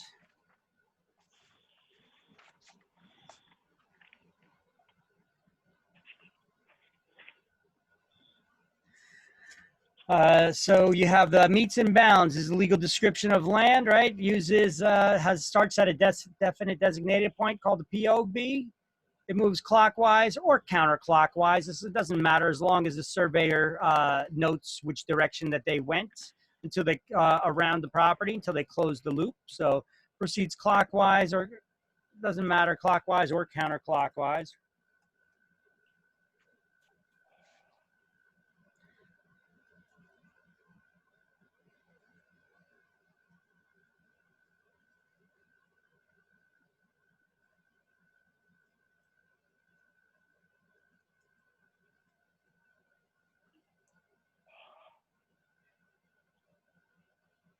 and then it ends until it closes the loop. It starts and ends at that definite designated point called the POB. And then they could bang the monuments into the ground to establish the real estate boundaries. These are the surveyor stakes, right?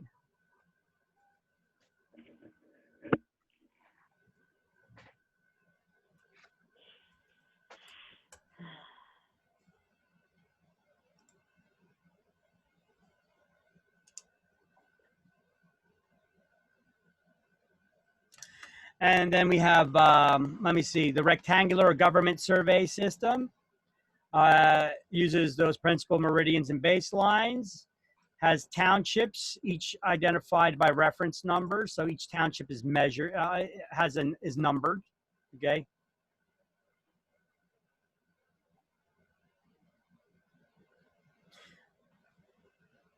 And each township is 36 miles square. Each section within the township is numbered 1 through 36. Section 16 is reversed to schools. Sections are 1 mile, 1 square mile.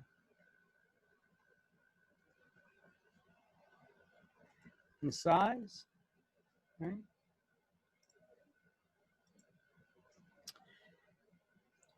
Plat of a subdivision is a map of the subdivision indicating the location and boundaries of the individual properties in the subdivision. And surveyors are licensed surveyors. They're licensed. They should be very good at cartography. That means map making, and very good at math. Because look, what happens when you have a survey that is, we measured on this survey, we measured a square property. Properties could also be not perfectly square. Sometimes properties can be they could have different shapes. You could find what we call a flag lot, kind of shaped like a flag, right? Or at least those used car dealership flags, right? But this is a flag lot when it has a shape like a triangle. Who says a lot has to have 4 angles?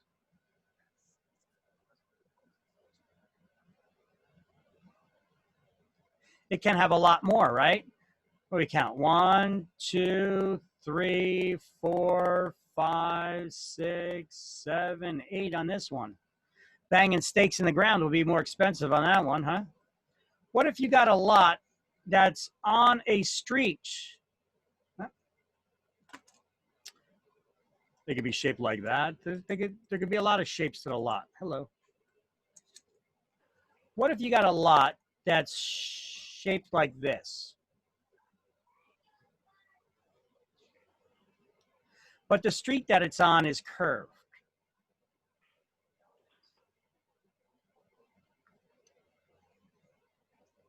So they have to measure the arc of the curve.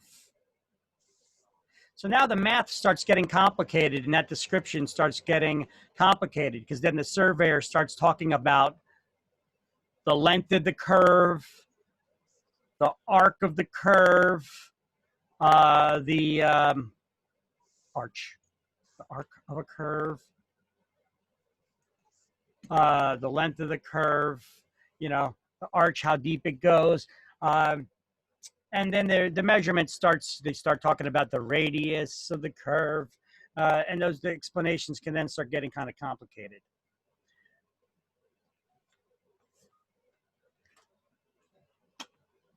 Good thing we just look at the pictures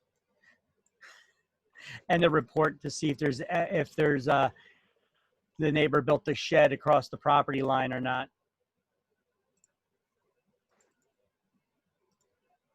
But they also measure elevation. For example, what if we have a property that the surveyor finds And the surveyor puts on that survey, okay, well, here's the location of the property. Well, now you're looking at it and you're thinking about it being a flat map. What if we were to turn that map sideways? And if we were to turn that sideways and start measuring in 3 dimensions now, what if it's a condo that's 3 stories? You would have 3 properties at the exact same location. So now the surveyor also has to measure elevation. Or if it's a 1-family house, is it in a flood zone or not? They need to measure elevation to see if any corners of the property, okay, are within a flood zone. So let's take away the 3D looking thing of it. So if there is any part of this property that is touching a flood zone, then you're required to have flood insurance. So for instance, if there was water, but it went this way, it's not necessarily in a flood zone. If it touches over a corner of the property, even though the house may be here, it's considered a flood zone and it needs to get flood insurance for the house. So it's always a possibility that water can swell and come over to it. All right. So if you wanted to, if your house though, if that house was raised, this house was raised, it was at a higher elevation, because we're not looking at it remember, we're not looking at it in 3D right now. If this house was actually raised and it was higher, let's say it's 20 feet higher than the back of the lot over here, and then it's not in a flood zone. But we would need to get an elevation study then from the surveyor. See, so the surveyor's job can get quite complex. Then we have deeds. So written, okay, so those are all the legal descriptions of land. Let's go and we highlight under datum on the right side of page 261. We're going to highlight datum is a point, line, or surface from which elevation is measured or indicated is called a datum. And datum is defined by the United States Geological Survey as the mean sea level at New York Harbor.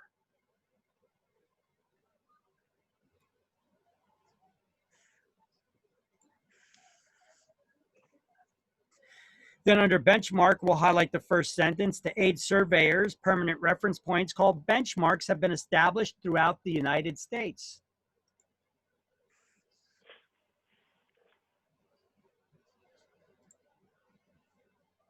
I was just going to look something up and I forgot what the hell I was going to look up for you guys. What were we talking about?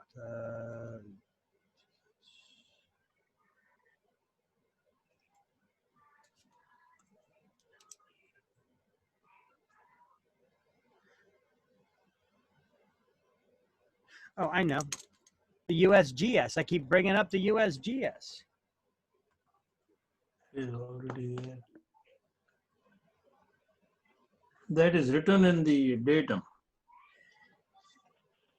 It is.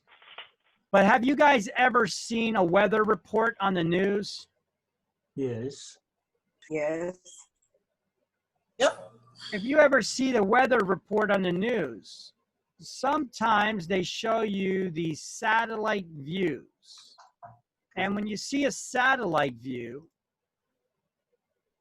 of these maps, often they have this USGS written on it somewhere. The United States Geological Survey is a department within the government that monitors planet Earth. From everything from the sea levels and temperatures to seismic earthquake activity and volcanic activity to they monitor the planet from outer space. The USGS, that's the United States Government Survey. And let's try to see USGS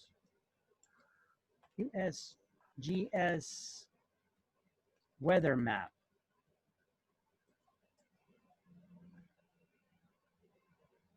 I'm going to try to see one of these weather reports here. you know, Weather Channel, all those things.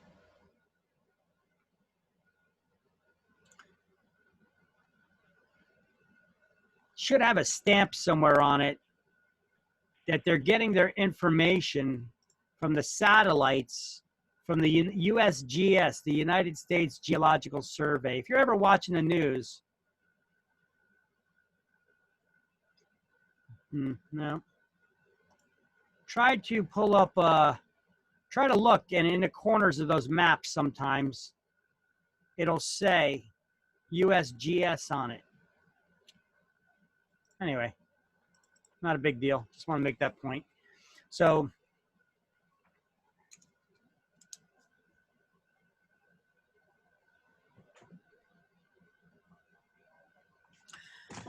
let's talk over now. So we went over measuring elevation in condos. You know, they do the datum. The mean sea level at New York Harbor is used as zero elevation. That is sea level that is established throughout the United States. The entire United States is based on sea level in New York Harbor. So when you're measuring a property somewhere inland, is the surveyor also going to New York, measuring from sea level in New York all the way to New Jersey before they measure their property to find out if you're in a flood zone or not? No. Well, they did at some point. But so they don't have to keep doing that.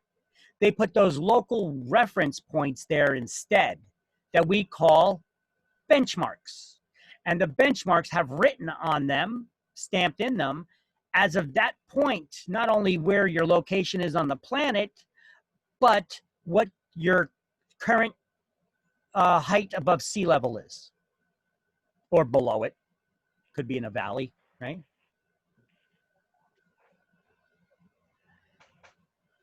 Look, I have a quad, a four-wheeler, the ATVs, and I'm rebuilding carburetors on them right now. I'm doing some modifications.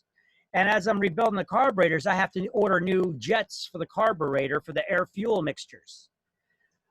And it's recommended that I use certain jets of different sizes dependent on how many feet above sea level I am.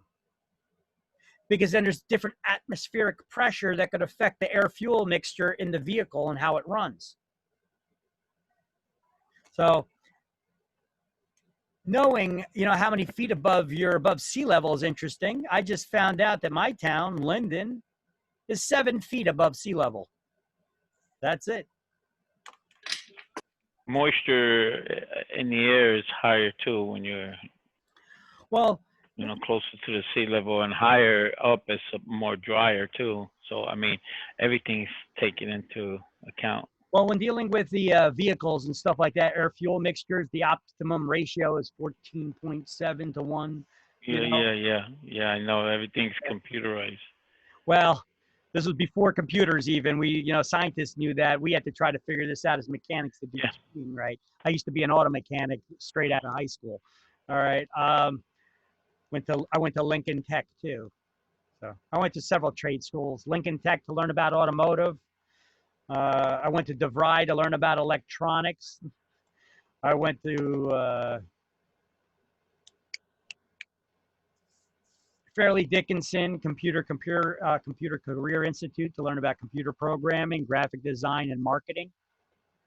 All right, so I don't have any degrees in anything. I just went to a lot of trade schools to learn practical stuff, because that's a guy like me. I can't go to college, sit there in a liberal arts class bullshitting about things that I cannot use practically in my everyday life. That's just me. You know, I like to learn something. I can't focus on things if they don't interest me. Are you guys interested in this class? Are you guys focusing on this class? Yeah, absolutely. Of course we are. All right. Well, I just want to see, because I know how I am when I'm sitting in class. If I'm not interested, I'm just like, oh shit, when is the day over? Can we get out? All right. So anyway, you're sitting here listening. Awesome. Trying to take it all in. Good. Yeah. So we're going to now go over, after we highlighted, because we're done with legal descriptions now. But now this chapter goes over deeds. Now we learned that a deed is a document used to transfer an ownership of real estate. But a deed is not a proof of ownership. So the person who signs the deed, this is the owner who sells or gives the land, is called the grantor. When you transfer your ownership, you're granting it from one person to the next. The grantee is the new owner who acquires the title, the buyer. The grantee is the buyer who acquires the title, or the new owner who it was given to. So the grantor must sign the deed in order for it to be valid. In order for a deed to be valid, it must be signed by the seller. I'm sorry, not the buyer, the seller. Not sure if I said that or not, but so in order for a deed to be valid, a buyer's name has to be named in the deed, but the deed needs to be signed by the seller. So signature of the grantee, the buyer, is not required to make a deed valid. It also does not need to be dated. Now, why is that? Doesn't need to be dated? Nope. Or signed by the buyer. But deeds must be signed and dated and acknowledged in order to be signed, dated, and signatures acknowledged in order to be not valid, but in order to be recorded. Oh. Okay, why don't deeds need to be dated or signed?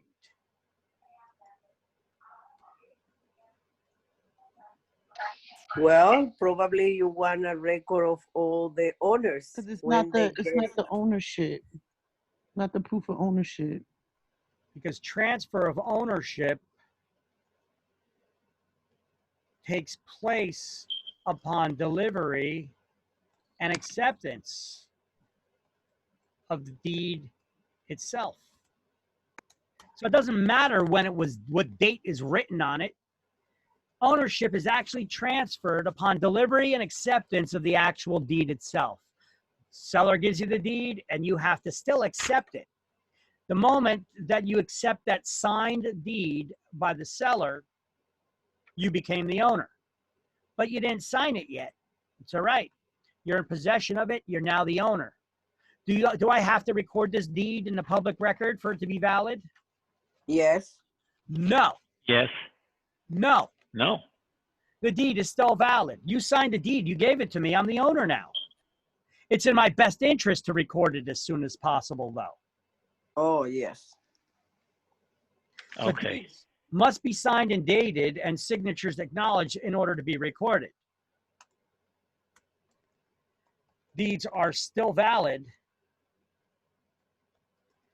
even if not recorded in the public record.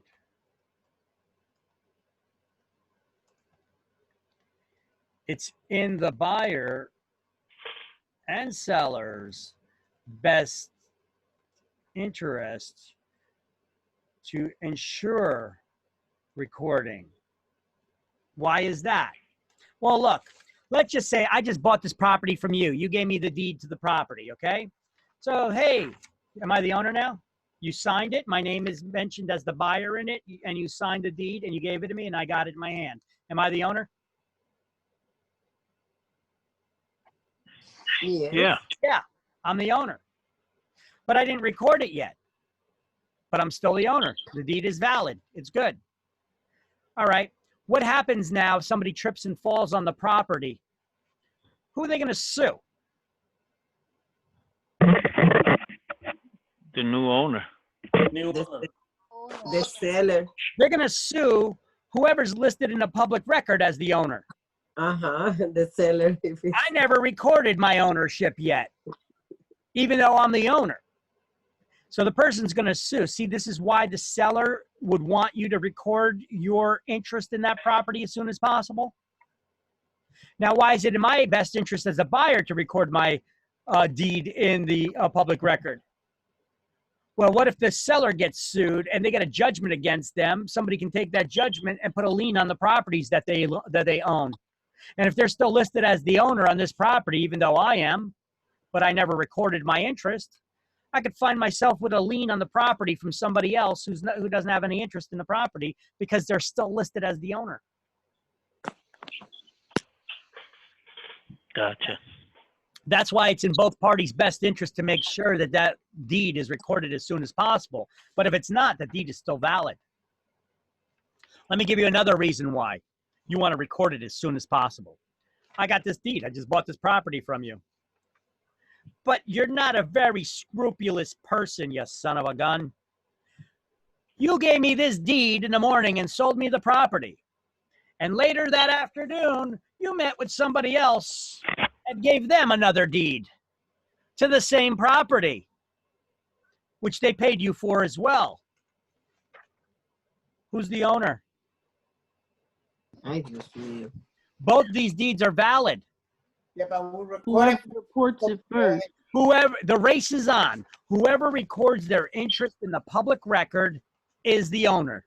The other one has to find the seller. Get their money back because you've been robbed. That was fraud perpetrated by the seller. This is why They don't document the time. this is why a deed is not proof of ownership. No, they don't have to. Gotcha.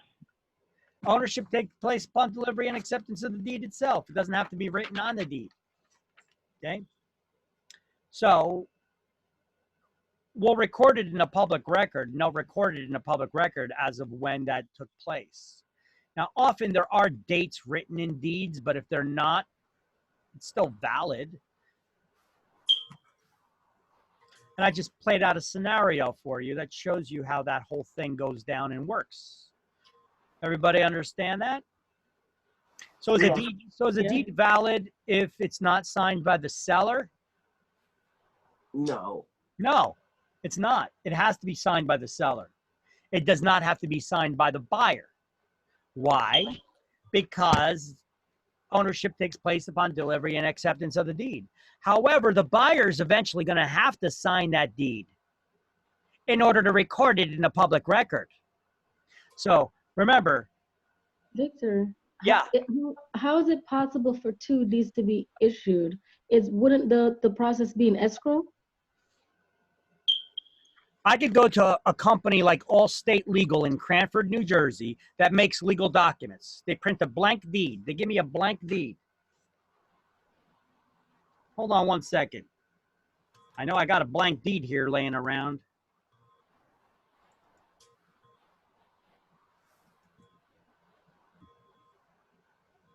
We have samples in the book.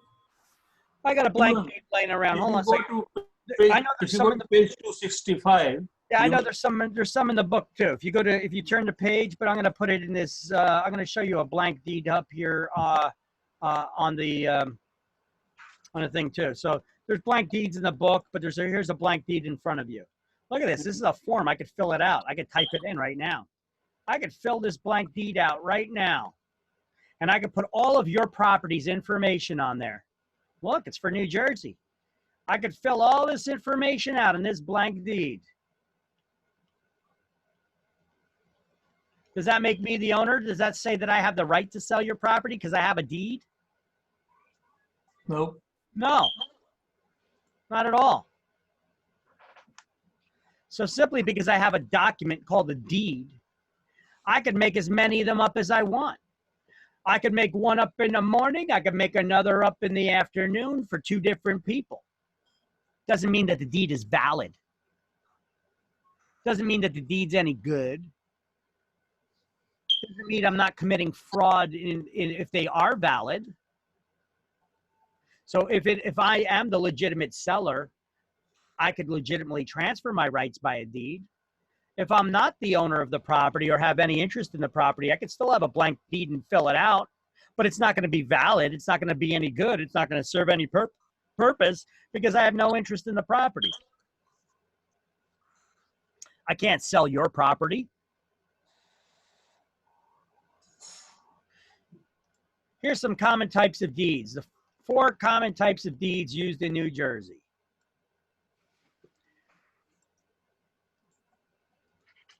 We have a full covenant and warranty deed, also known as a general warranty deed.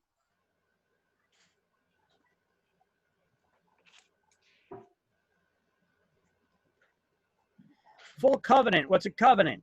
Legal promise. So it's a full warranty deed.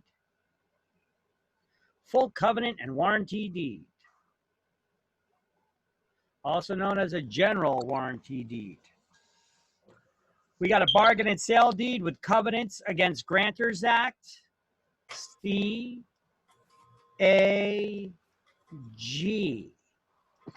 This could be listed as bargain and sale CAG. They don't have to spell this all out. We have a bargain and sale deed.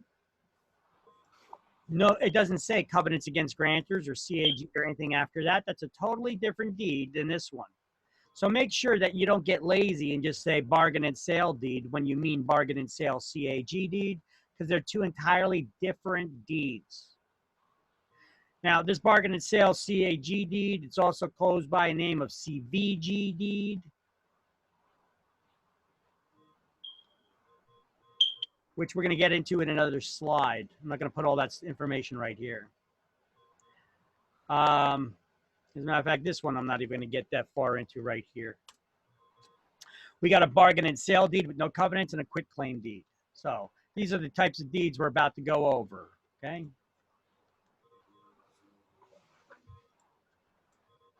Four types of deeds in New Jersey. We're about to go over. Incoming slides.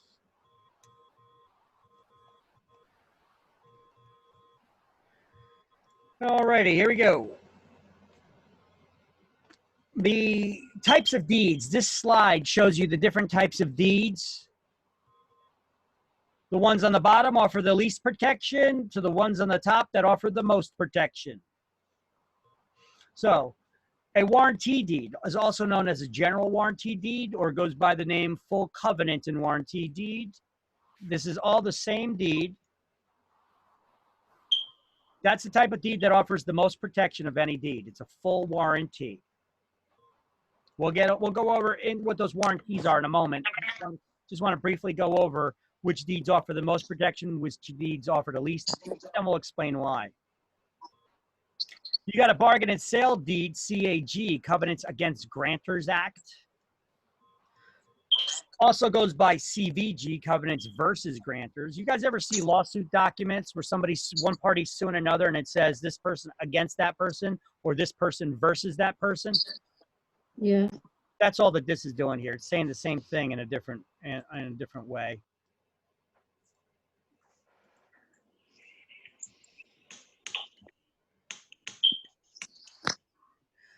Then we have the special warrant. It's also known as a special warranty or a limited warranty deed. So the number 2 goes by a couple names. Bargain and sale Covenants Against Grantors Act.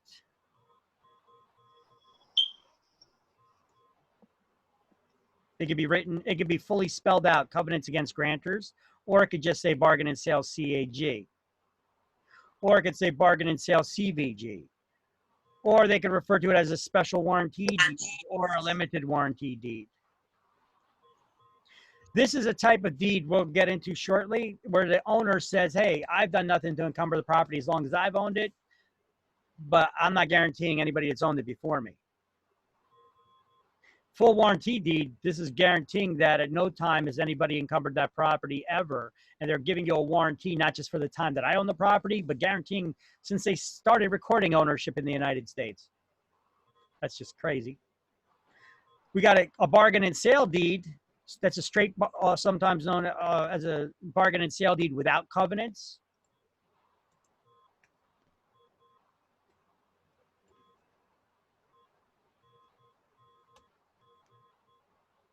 Or a straight bargain and sale deed.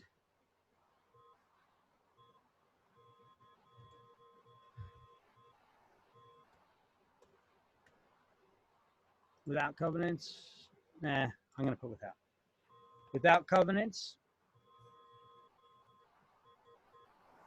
Also known as a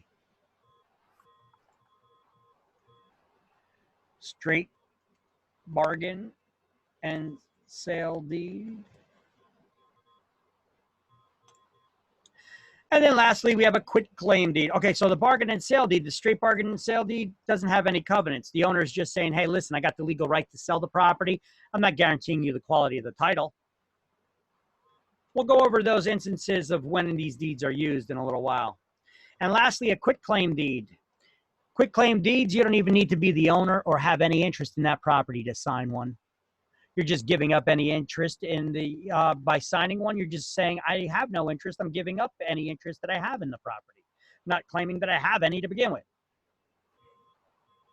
So let's start off with the first one. We'll go over these so that we can explain. You guys can get a better understanding of it. So, do you guys see that blown up on the screen now? Did it just blow up on screen for you guys or no? Or Yep. Mm-hmm. Oh, it did? Okay. Because I'm not sure. Because I know it looks on my computer, if I were to alternate to two screens, I have it listed twice. Once as a big blown up full screen and another time as in the little slideshow. All right. So the warranty deed provides the greatest protection of any deed that's out there. All right. What do they mean by that? Well, here are all the warranties that are put in a warranty deed. Before we get into it, let's highlight some stuff in the book, though. On page 261, under deeds, highlight the first two sentences that say a deed is an instrument or document where an owner intentionally conveys their interest in that property to somebody else. A deed is used to transfer one's ownership in real estate, their rights, or their interest in real property. Look, can you own a property with somebody else and only sell your interest, but you're not selling the whole property? You're only selling your interest in the property? Yes. Yeah. So how would you transfer that? Well, by some sort of a deed of conveyance. Okay. Can you have air rights or subsurface rights in a property or mineral rights? How do you transfer those rights? By some sort of deed of conveyance. So deeds are not just used to transfer ownership. They're used to transfer one's ownership, their rights, or their interest in the real property. Okay. So that's all we're highlighting there. And then that second sentence said, all deeds must be in writing in accordance with the requirements of the statute of frauds, which we learned about in chapter 11 and there. And then I think we learned about it in chapter 3 a little bit too, that the statute of frauds basically says that it requires something be in writing. Anytime we hear about statute of frauds, it deals with something having to be in writing. Contracts, deeds, leases, right? So the grantor is who? The owner. The owner that's selling the property. They're granting their ownership to someone else. So the grantee is the buyer that's receiving the property. All right. Turn the page. There's a sample deed here. Turn the page from Allstate Legal. Turn the page again. Page 264. We got the warranty deed up here now. We're going to highlight in a book. The warranty deed is also known as a general warranty deed or full covenant and warranty deed, and provides the greatest protection of any deed. And then I want you to highlight just the title next to each one of those bullet points. Not that we need to study them, but these are all these points that I have on the screen in front of you right now. The covenant of season, covenant, just the title. You don't got to highlight the whole thing because you don't have to study it, okay? But for us to understand all the differences between all the deeds, we're going to go over this. Covenant of season, what is that? Well, the grantor, the seller, warrants that they are the owner of the property and they have the right to transfer the ownership, to convey the title to it. Another warranty in a warranty deed is the covenant, the legal promise against encumbrances. The seller is basically promising that the property is free of any liens or any other kinds of encumbrances. A lien is a financial encumbrance on property, but there's other kinds. What other kinds of encumbrances are there on properties? We have, mechanical. Here you can see here, right here, an encumbrance is a claim by another or a liability against the real estate, such as taxes, judgments, which are all liens. We have restrictive covenants, easements, licenses. These could all diminish the value of the property that the grantor was not made with the grantor. had not been, that the grantee was not made aware of. Grantee is the buyer, right? So we have the, you guys still see the slideshow in front of you, right? I'll make sure you do. Yeah. Okay, so we have the covenant of quiet enjoyment, the guarantee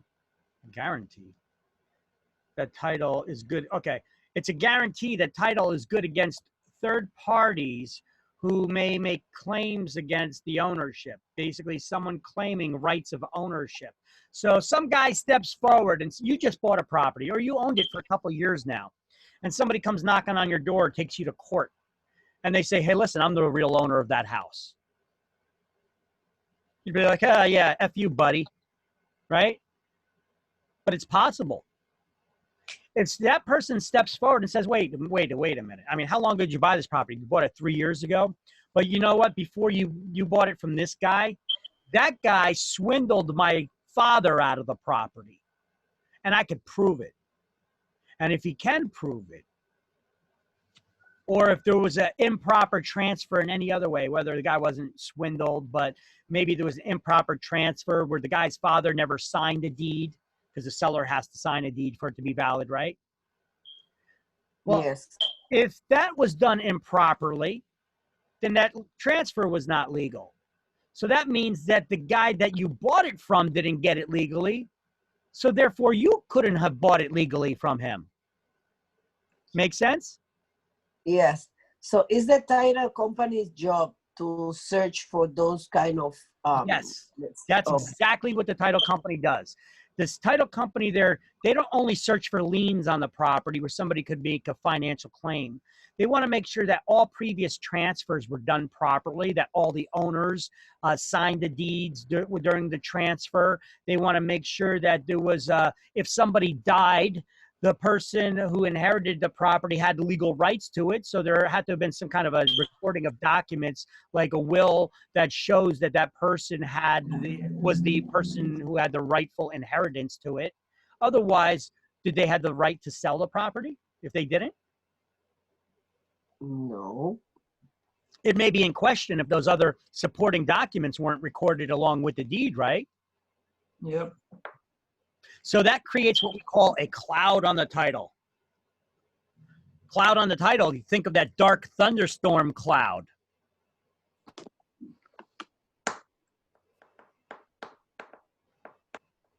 You guys ever see those cartoons with the dark thunderstorm cloud just hovering over one house, okay? So and there's something wrong with that property. That's a red flag that somebody could possibly step forward. So we need to verify this, or actually the title company would need to do a little more research to try to verify the information. Now, if they can't find it, then it goes to the attorney. That's the attorney's job now to do the research on that, between the title company and the title attorney, to try to fix the problems with the title work. Look, are you covered under the title insurance? Who said yet? Who said anything about title insurance yet? Okay. Right? Oh. I mean, could you buy insurance? I mean, can I buy a property from you? Can I buy a property from you? I'm gonna buy it with let's say I'm gonna buy it with cash. Can I buy a property from you and not do a title search or get title insurance or anything? You can buy without. All right, just stop right there. Stop right there. We don't need any more explanations. Let's just stop right there, because I wanna just prove points and address one issue at a time. Okay. So that we don't get confused by other scenarios, all right? So yes, you can. You said you can. So yeah, you can buy that property that way.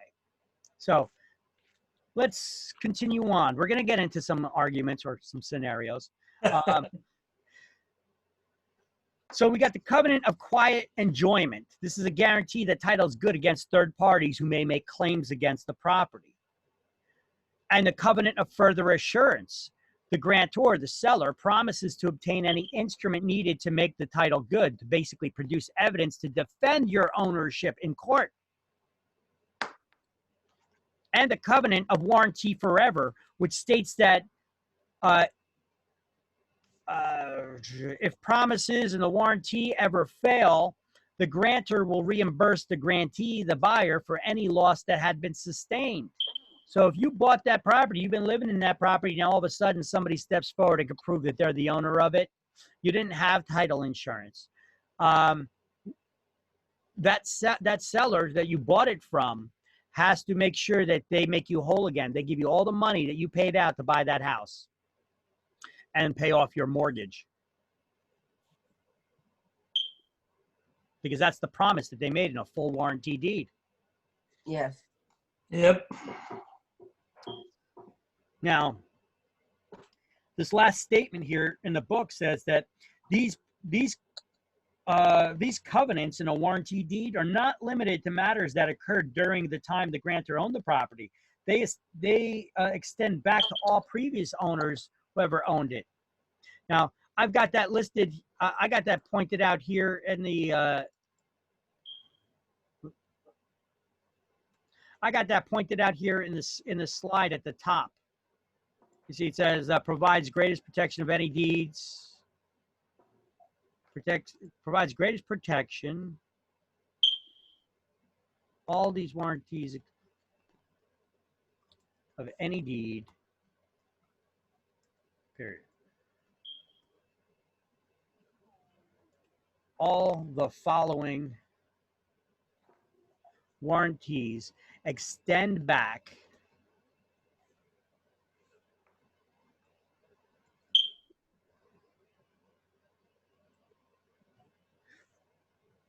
to all previous owners.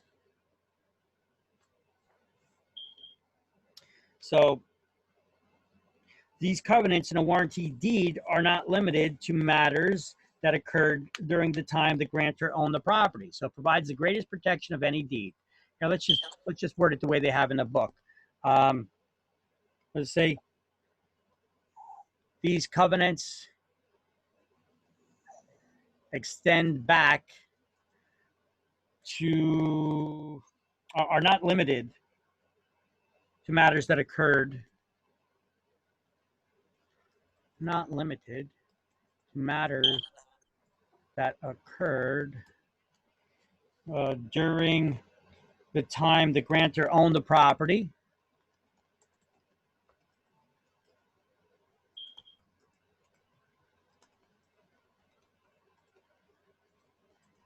They extend back to all previous owners as well.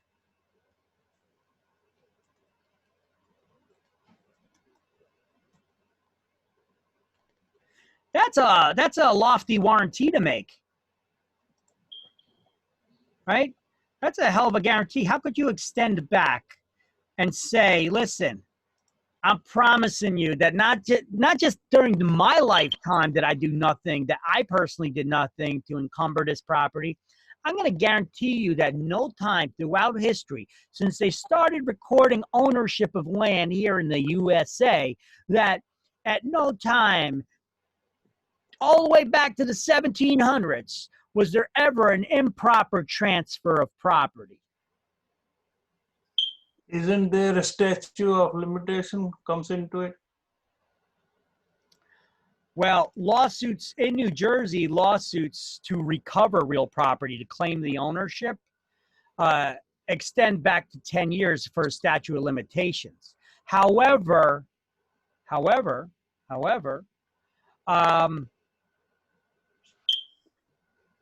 that deals with instances where somebody actually had an argument of a relationship with the parties to begin with. If we're looking and we're trying to consider now that parties years ago had improperly received ownership, it's like buying stolen property. Do you get to keep it because it was long enough ago?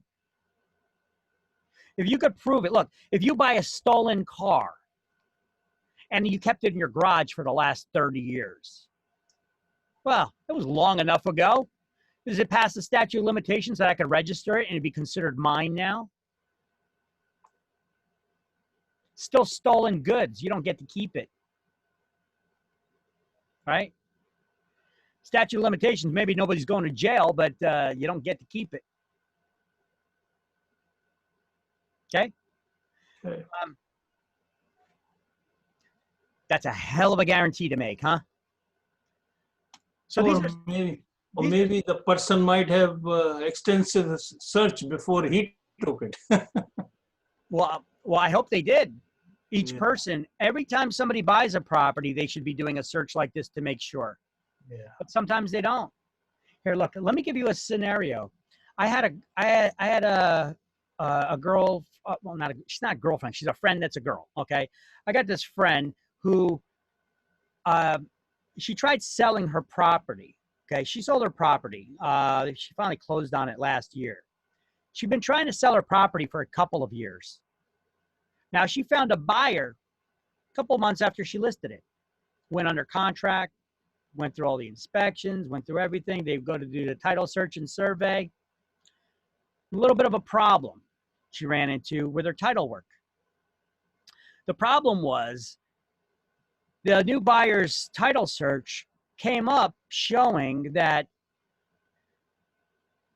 the mortgage from the previous owner prior to her is not showing that it was paid off. But she knows that it was. It couldn't have been done otherwise. The thing is, she couldn't have closed on it otherwise. Her bank wouldn't have let her do that. However, they never got the documentation for it. It was never recorded. Usually when you pay off one person's loan, see, her attorney should have made sure that the other party's attorney should have made sure that when the loan was paid off from the proceeds that she paid to buy the property, their obligation was now to go back to the public record and file a satisfaction of lien. Right? What is the clause in the mortgage that states when a borrower, when the lender has no further claim on the property? When the buyer's paid it off, the lender has no further claim on the property. Mandatory. Now, remember was it chapter 13? Chapter 13 or 14? Chapter 13 or 14? No, it's chapter 13. Chapter 13 is the chapter that shows, that's when we started getting into mortgages. If you guys go to page 185. Wait. What page is it on?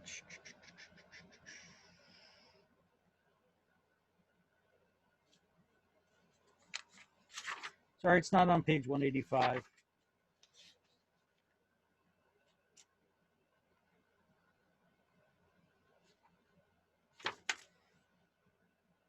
Oh, okay. Yeah, it is on page 185. Okay, on page 185, under other clauses, the defeasance clause, it sounds like defeated. When you've defeated the loan and you paid off the mortgage, what's the lenders required to do? They can't make any claims on the property, but it's also the defeasance clause that requires the lender to go back and file a satisfaction of lien in the public records. Yep. But they never did that. So now she's going to sell her property, and the previous owner's lender never filed that satisfaction of lien in the public records. So what could she do now? How does she solve this problem? You could contact. She goes back to her attorney that handled this, and then has to follow up with the other individual's attorney, right? Well, it's not the attorneys that do this. Whose job was it to do that? It was their lender. The seller. It was the seller's lender when he paid off the loan. It was their job. Oh, that's right, the mortgage company. The mortgage company. But guess what? Yeah. The mortgage company went out of business. Oh, boy. They're not around anymore. Hi, Victor. But this is a nightmare. It is a nightmare, but it happens. It happens. Like my situation. I'm telling you, this happens to this girl I know. So how does that get fixed? How does that? Well, there's a couple things that could be done. So She reached out to the seller. She reached out to the attorney. Maybe they had the documents, but they just never, recorded it. I don't know how they actually ended up figuring it out, but that buyer did not stick around. So property went back on the market because it took so long to try to clear it up. Buyer didn't stick around. They said, you know what, forget this property. They moved on to the next one. Now she gets another buyer, puts it back on the market, gets another buyer. She was trying to sell this property for over 2 years and trying to clear up this information. So what she did is she contacted her own attorney too. That was one of the things she did, is she contacted her own attorney because she asked me about, what should I do? I'm having this problem here. And I'm like, well, first of all, why the hell didn't you hire me to sell your property? Now you're asking me for help? I had to put her on the spot for a moment. So after I put her on the spot for a moment, then I was like, well, didn't you get title insurance when you bought the property? And she's like, yeah, I think I paid for that. Like, what do you mean you think? Didn't you get the paperwork for it? Contact your attorney. Your attorney should have that stuff on file. So she contacted her attorney and who helped her with that purchase when she bought the house. And she explained the whole situation to him and said that, he needs to clear it up. He needs to fix the problem. At which point he told her, no, that's your problem. So what do you do now? Well, I told her, sue the attorney. Yeah. File charges against that attorney. It's his obligation there to represent you. He was supposed to make sure things got done. You paid him for title insurance. He wouldn't give her any of the information. You know why? Because even though she paid him for title insurance, he never bought it. Ooh. Put it in his pocket. So I told her to find another attorney and sue the hell out of him. She said that she could not find an attorney who could. No attorney wanted to touch it with a 10-foot pole. The reason being is because her former attorney there, he's now a New Jersey Superior Court judge. And those attorneys would have to appear before him at some point in time. And you don't want to argue a case where you tried to sue a Superior Court judge. Now, you don't want to have clients that you're going to take cases in front of a Superior Court judge that you sued. He ain't going to be looking too favorably upon your cases. So they were like, no, we ain't touching this. I told her, I was like, contact the state attorney general's office then. And if that doesn't work, go to the federal attorney general's office or contact the FBI. This is corruption. This is wrong. They're doing something wrong here and you can't get anybody to help. I said, you could also try filing a complaint against him with the Bar Association. The Bar Association is the one that manages the licenses of all these attorneys anyway, even if they're judges now.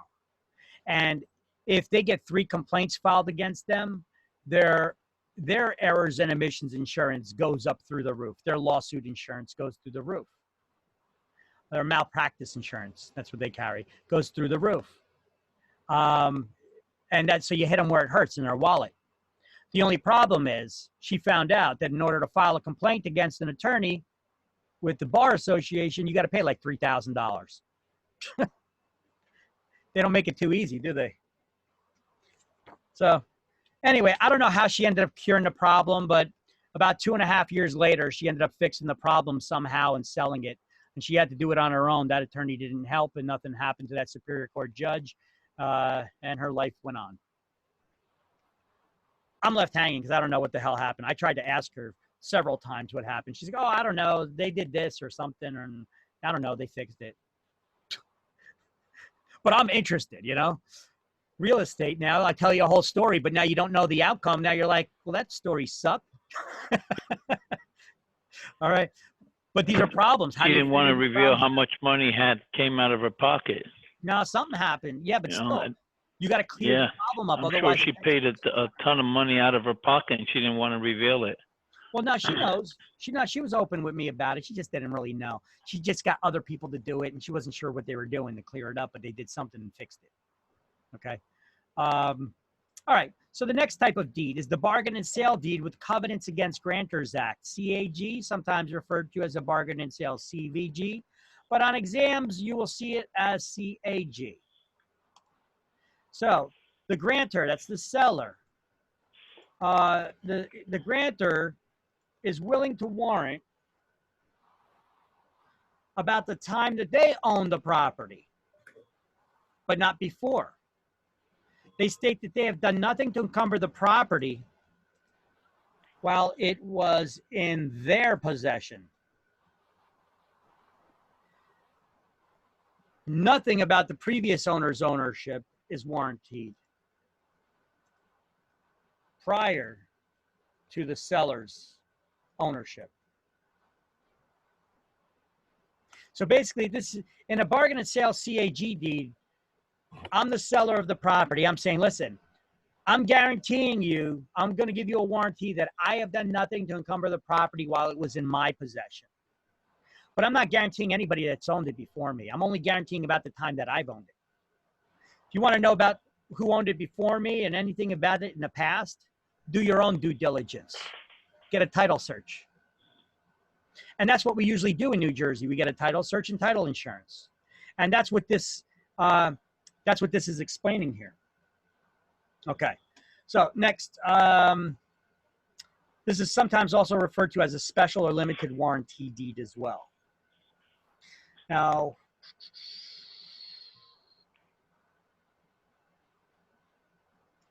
the next one, by the way, this is the most common deed used in New Jersey. About Amazon Pay, visit pay.amazon.com. It's important to carve out time. Hold on. To your echo, That's somebody's TV. Let me mute that. you relax to your Amazon Oh, no, there it is. meditation. All right, so we got the different types of deeds. Warranty deed, bargain and sale deed. We should write on here under types of deeds, grantors willing to warrant about the time they own the property, not before.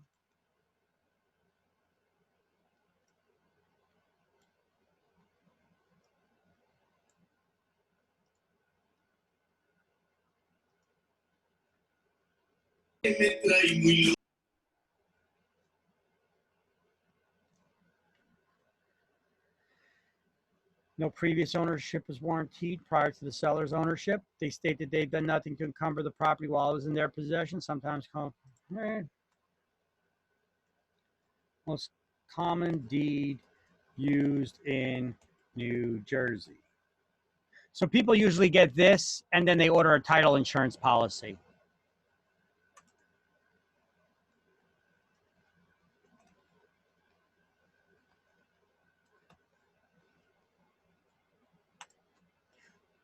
Right? So now the straight bargain and sale deed, the owner just simply says, I'm the owner of the property and I have the legal right to sell it. I'm not making any warranties whatsoever, whether during the time that I've owned it or anybody else. I'm just saying I got the legal right to sell the property, take it or leave it. So a straight bargain and sale deed, this is often used to convey, the seller only says that they have the right to convey the ownership. There's no express warranties as to the quality of the title, and grantee has little recourse if defects appear later. This is often used in sheriff's sales, foreclosures, and tax sales. So that sheriff's deed is not a sheriff's deed. There's no such thing as a sheriff's deed. It says sheriff's deed at the top, but it's actually a bargain and sale deed. The sheriff's department is just saying, hey, we got the legal right to sell the property. We're not guaranteeing you the quality of the title or anything. We're not making any warranties or representation. And then lastly, we got a quit claim deed. Is a deed that offers the least protection of any deed. You don't even need to be the owner to sign it. You're just giving up any interest that you may or may not have in the property, not saying that I do. So a quit claim deed provides the least amount of protection of any deed. It carries no covenants or warranties. It doesn't even imply that the person signing it has ownership, only that they're giving up any possible claims of interest that they may have in the property without saying that they have any. So that next one basically is, it doesn't claim the grantor has any interest in the property. So when is it often used? In transfers within the family, transferring properties during divorce settlements. It's often used to clear up clouds on the title. Here, let me give you an example of that one. Let's say there are 3 siblings. There's 3 brothers and sisters, okay? Their parents died and they left the property to the 3 brothers and sisters. Now, the 2 brothers and sisters are around, but there's one estranged child. Nobody knows where this guy is. So the brother and sister that's around sell their property. They sign a deed. Now, a buyer who may have bought that property, there's a cloud on the title there, because there's always the possibility that that third brother can step forward and claim, hey, I wanted that property. Why'd you sell it? I don't want to sell mom and dad's property. It's mom and dad's property. I want it. So if he steps forward, he could claim ownership because that buyer purchased the property, but not all the, it was not signed by all the owners.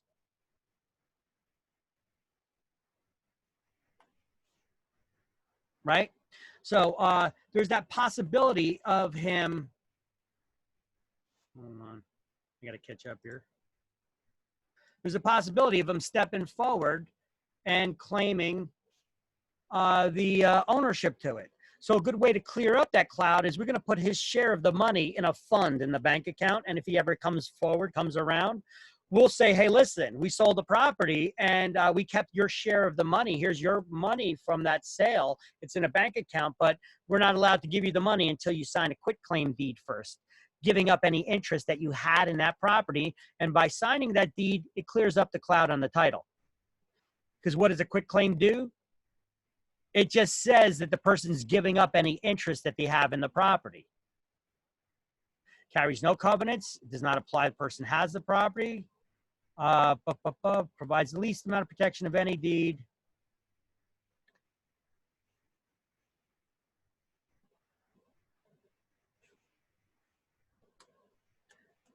By signing it, the person is only giving up. It does not imply the ownership ownership only that they're giving up. Oh, we already got that there. Okay, in the second bullet point. It does not imply the person signing it has ownership, only that they're giving up any possible claim of interest that they may have in the property. So by that third sibling stepping forward and signing it, they're giving up the interest that they have in the property. And they're only doing that when they get the money. Now, if he really wants the house and not the money, well, then we got a problem. So it could also be used to transfer the ownership just as effectively as a full warranty deed if the grantor, the seller, has good title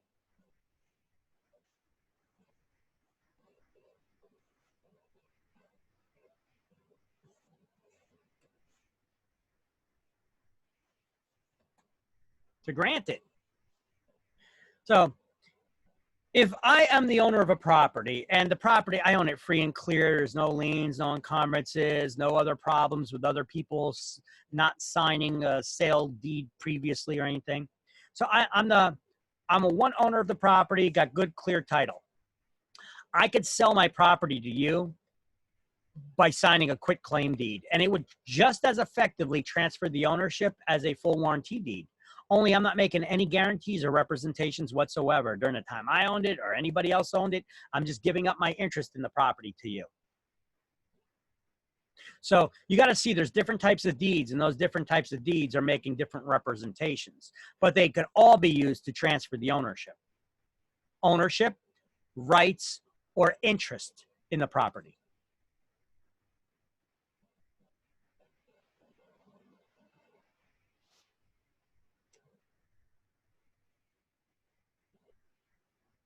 Right? So now let's go over the anatomy of a deed. We need to get started on the last chapter so that we can finish up, so that we don't go over time, because we are going to finish this today. All right. So requirements of a valid deed. Here are the requirements of a valid deed. Before we do that, let's do our highlighting. Let's go to page 254. Bottom of the page under bargain and sale deed with covenants against Grantors Act, I want you to highlight a bargain and sale deed with covenants against Grantors Act, CAG, grantors covenant that they've done nothing to encumber the property while it was in their possession. And then underline, this is the normal deed used in transfers of property by sale in New Jersey. This is the most common deed there. Where is that, Victor? I'm sorry. Have you highlighted anything there yet? I highlighted when you do it. Okay, so it's the very next sentence. This is the normal deed used to transfer a property by sale in New Jersey. Got it? Mm-hmm. All right. Yes. And then go to the last line in that same paragraph and just highlight bargain and sale CVG, because it's also known as a bargain and sale CVG, can be written as. Then the next paragraph, bargain and sale deed, we're going to highlight a bargain and sale deed contains no express covenants. It's just the bargain and sale. There's no CAG, CVG written after it. It doesn't say covenants against grantors or anything. It's just straight bargain and sale. That's where the owner just says, hey, I got the right to sell the property. I'm not making any guarantees. And then a quitclaim deed, the person who's signing it's not even guaranteeing that they're the owner. They're just saying, hey, I'm giving up any interest that I may or may not have in the property.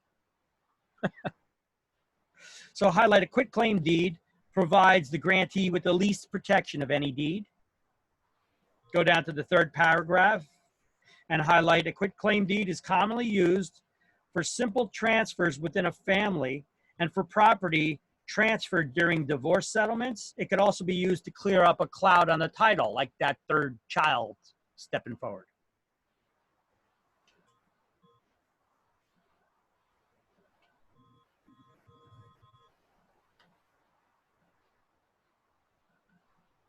All right, now we're going to go over the anatomy of the deed, of any deed to be valid. It's just like any contract. The person has to have legal capacity, sound mind, legal age.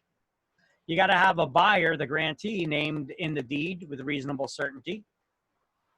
You have to have some sort of consideration. That's the full purchase price. What are the three legal forms of consideration?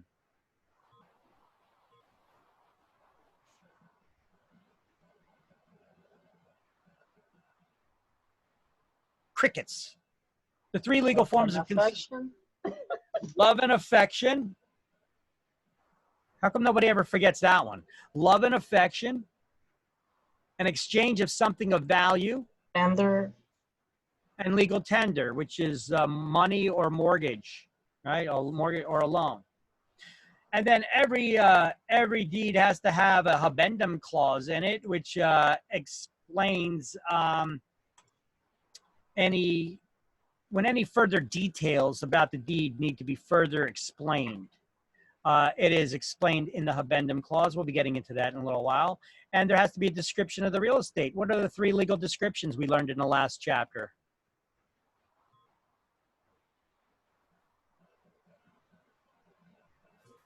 Could you repeat the question again? What are the three legal descriptions of real estate that we learned in not even the last chapter? It's the same chapter. The three legal descriptions of land. Warranty deed and bargain sale deed? No. Not types of deeds. Three legal descriptions of land. Meets and bounds. Rectangular survey system. And meets and bounds, government survey. Yeah, meets and bounds, government survey, and a plat map. All right. So, underneath requirements for a valid deed of conveyance, after that bullet pointed list there of all those items, which we just went over here, we're going to highlight deeds do not have to be dated in order to be valid. Yeah. They also don't need to be signed by the buyer. So write or signed by the buyer. The deed is still valid. Remember, I explained that to you before we started getting into deeds here, how Transfer of ownership takes place upon delivery and acceptance of the deed itself. Does a deed need to be signed by the buyer in order to be valid? It does not, because the transfer of ownership takes place upon delivery and acceptance. So, next slide. This is basically all the steps here that we're going to go over now. Let's start off with the first one, but I got them all here in one slide. I got all the details here of how to transfer property in one slide, slide 18 here. It says the grantor. Who's that? Who's the grantor? Whoever is Seller. Seller. The seller has to be 18 years of age or older to effectively convey the contract may be voidable. Okay. To convey, or the contract may be voidable. They have to have legal capacity to execute and sign the deed. They have to also be of sound mind. Then you have to have a grantee. The grantee does not need to sign the deed, but they need to be named so that they can be identified with reasonable certainty. So they have to be named in the deed. Okay. Turn the page, by the way. Page 267. Consideration has to be listed in the deed.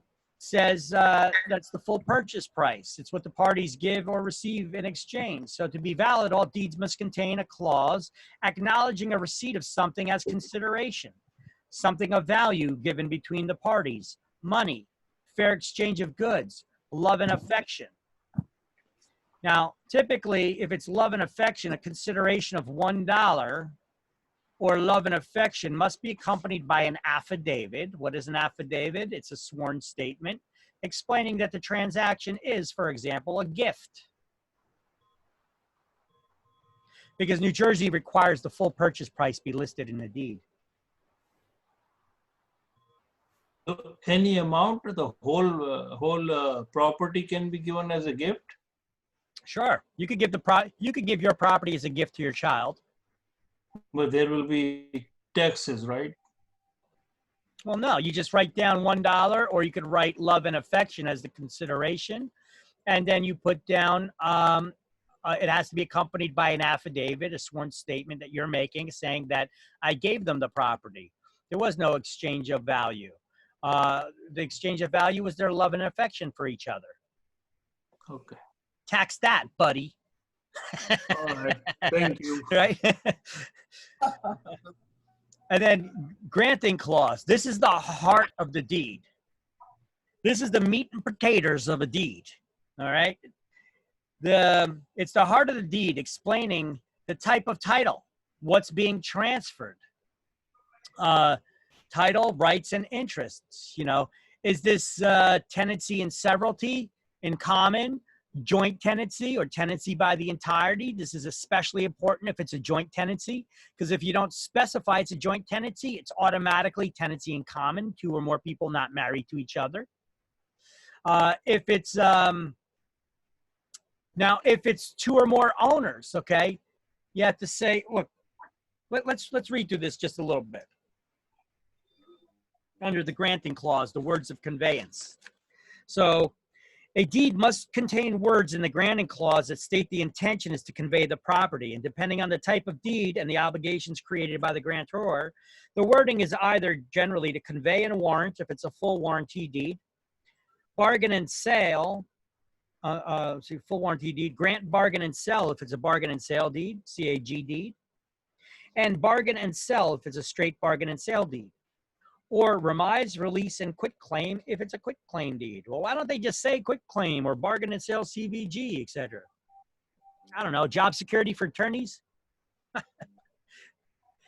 If more than, blah, blah, blah, blah, blah. If more than one grantee is involved, more than one buyer, the granting clause should cover the creation of their specific rights in the property. The clause may state, for example, that the grantee takes title as joint tenants, tenants in common, tenants by the entirety, or tenants in severalty. What's severalty? 1 owner. Tenants in common, the full ownership, 2 or more owners. Yes. Unless you specify otherwise. What would you specify otherwise? Joint tenancy, Why would you specify joint tenancy? What's the only benefit to having joint tenancy? Tenancy. That means you're married. No. They don't leave heirs. Joint tenancy. What's the only benefit to having joint tenancy? That you're gonna inherit anything the other party. The joint heirs. It's called the right of survivorship. Okay. Just use the word. Don't describe it because you need to know the word. It's called the right of survivorship. That's the only benefit for joint tenancy. If one co-owner dies, the surviving co-owners automatically equally split the shares of the owner who had died. I'm not going to say that they inherit it because it's not passed along in a will. The transfer is automatic. So it doesn't go through probate and they don't got to pay taxes on it. Okay. And then if it's married couples, it's a tenancy by the entirety. By entirety. Right? Which also has with it the right of survivorship. If your spouse dies, they automatically get the primary marital residence that you guys were living in. You can't give it to your girlfriend. All right. So the habendum clause always follows the granting clause, and it begins with the words to have and to hold. Let's highlight the title, habendum clause, in the book. And let's write above it in the book, in the top of the book there. Let's write, it further clarifies terms stated in the granting clause. It further clarifies terms stated in the granting clause, like percentage of ownership or naming a remainder man. It further clarifies terms stated in the granting clause, like percentage of ownership or naming a remainder man.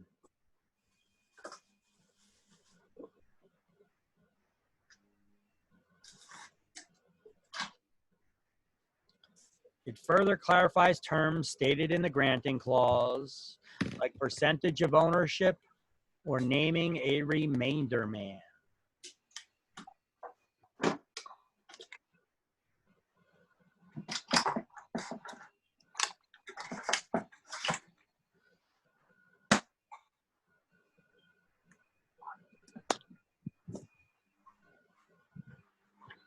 All right, you guys got that?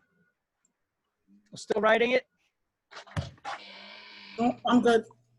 I'm good. So further clarifies terms stated in the granting clause, like percentage of ownership or naming a remainder man. So highlight the title, habendum clause, and then highlight habendum clause follows the granting clause and begins with the words to have and to hold. So when something needs to be further clarified, like if you were tenants in common, you and I bought a property together, but you put up 75% of the cash, I put up only 25% of the cash. If we don't state that you're 75% owner, guess what? We're 50-50. So you would want to make sure that that gets stated in there that you're 75% owner, right? I hope not. I hope not, because then I get 50% and I only put up 25.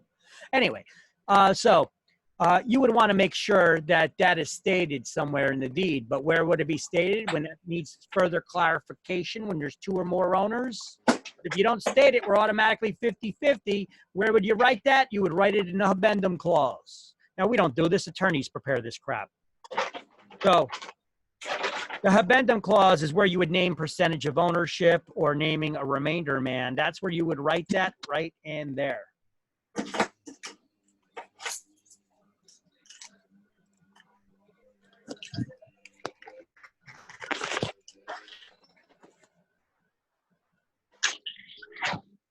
Okay, so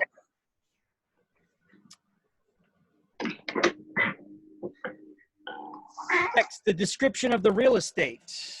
There has to be a description of the real estate has to be in the deed, such as survey, lot, block, name of city, town, legal description of the property. What are the three legal descriptions of property? Any of the three legal descriptions?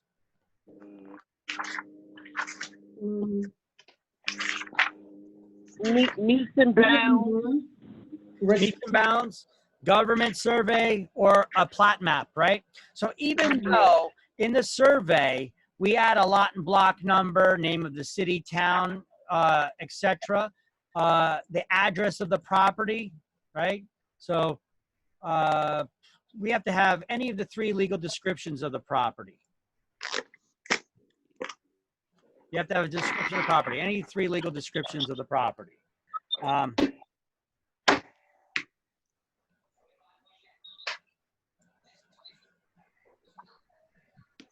Lot and block numbers, name and address are not legal descriptions. However, they are usually added into the deed, but they are not legal descriptions. So you need to have one of the 3 legal descriptions in the deed. Okay. Then you have to have any exceptions or reservations. This is where you would add, for example, if there are restrictions in the deed. What do we call an estate in land that's based on a restriction? It's called a restrictive, well, restrictive covenant is what we call restrictions placed in deeds. And those estates and lands are called fee determinable or defeasible fee estates. And they can be found on page 75. So exceptions and reservations would be stated here. You know, any restrictive covenants.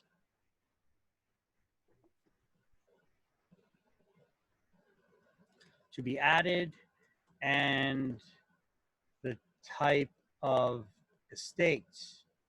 Fee determinable, defeasible fee estate.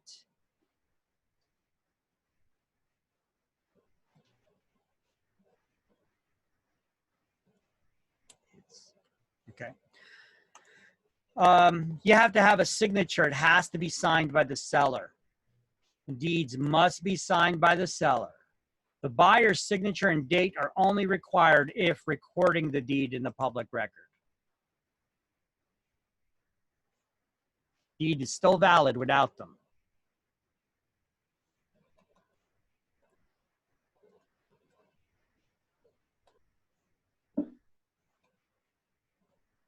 And then lastly, an acknowledgement. Deeds need to be acknowledged. What is an acknowledgement? It provides evidence that the signatures are genuine. That means that they're either witnessed by a notary, judge, attorney, or an elected official, like a politician. Mm. That's funny. Mm. So go down to acknowledgement on the bottom of the page and highlight acknowledgement. An acknowledgement is a declaration made by a person signing a deed or document before notary public or other authorized public officer. Stop highlighting and let me continue reading. This acknowledgement usually states that the person signing the deed or other documents known to the officer and has produced sufficient identification. Highlight. The acknowledgement provides evidence that the signature is genuine. Now, although an acknowledgement's not, okay, stop right there.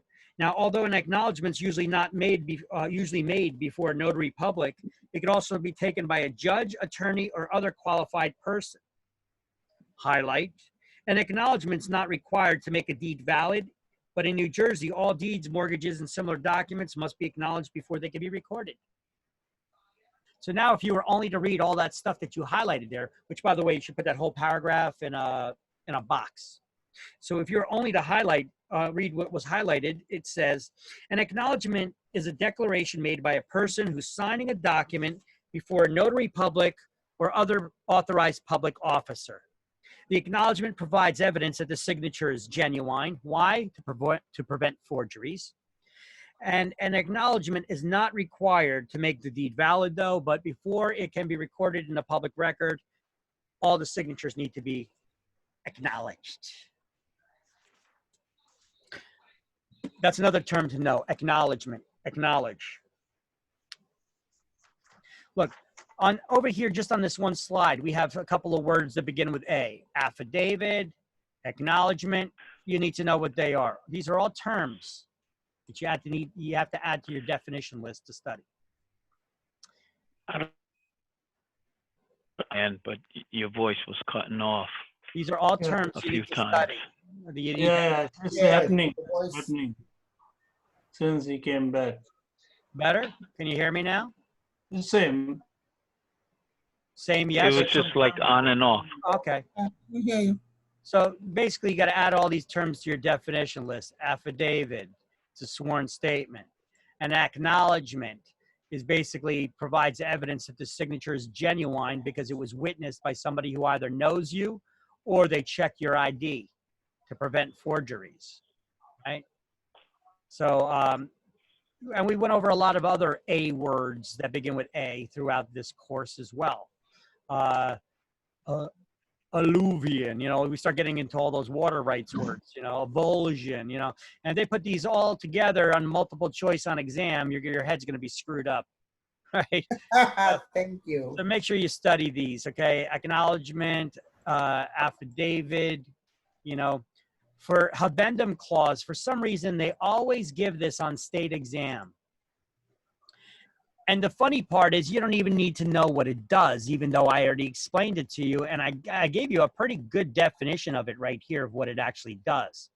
But all you need to know for exams is it's the clause in the deed that begins with the words to have and to hold. So usually you get a question as simple as that. What is the clause in the deed that begins with the words to have and to hold? So you don't even need to know what the hell it does. And the way I remember this, the way that it works for me, is because, you know, I always mispronounce words. I remember that the habendum clause begins with the words the have and the hold. So the habendum clause is the have been to hold clause. The have been to hold clause is the habendum clause. You see what I'm saying? What I'm doing here? I'm playing with the pronunciation of the words a little bit. Habendum, have been to hold. Okay? If it works for you, it works for you. If it doesn't. Oh, God, you're funny. You're so funny. Well, this is the way my mind works. You know, I know it's a little twisted, but. I know. Oh, boy. All right. So, requirements for a valid deed. Okay. We already went over it all on this one slide. It's just here's all the book manufacturers slide breakdown, repeating all that same stuff. Huh. This is new though. Delivery and acceptance. When does transfer of ownership take place? Upon delivery and acceptance of the deed itself. That's why the deeds do not need to be dated. So deeds do not need to be dated because the transfer of ownership takes place upon delivery and acceptance of the deed itself. That's when the owner is seized of the land, okay? Not have to be dated. Delivery and acceptance of the deed itself.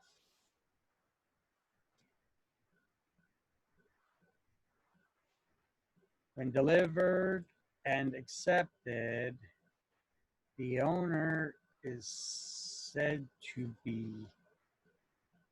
have seized the land, to have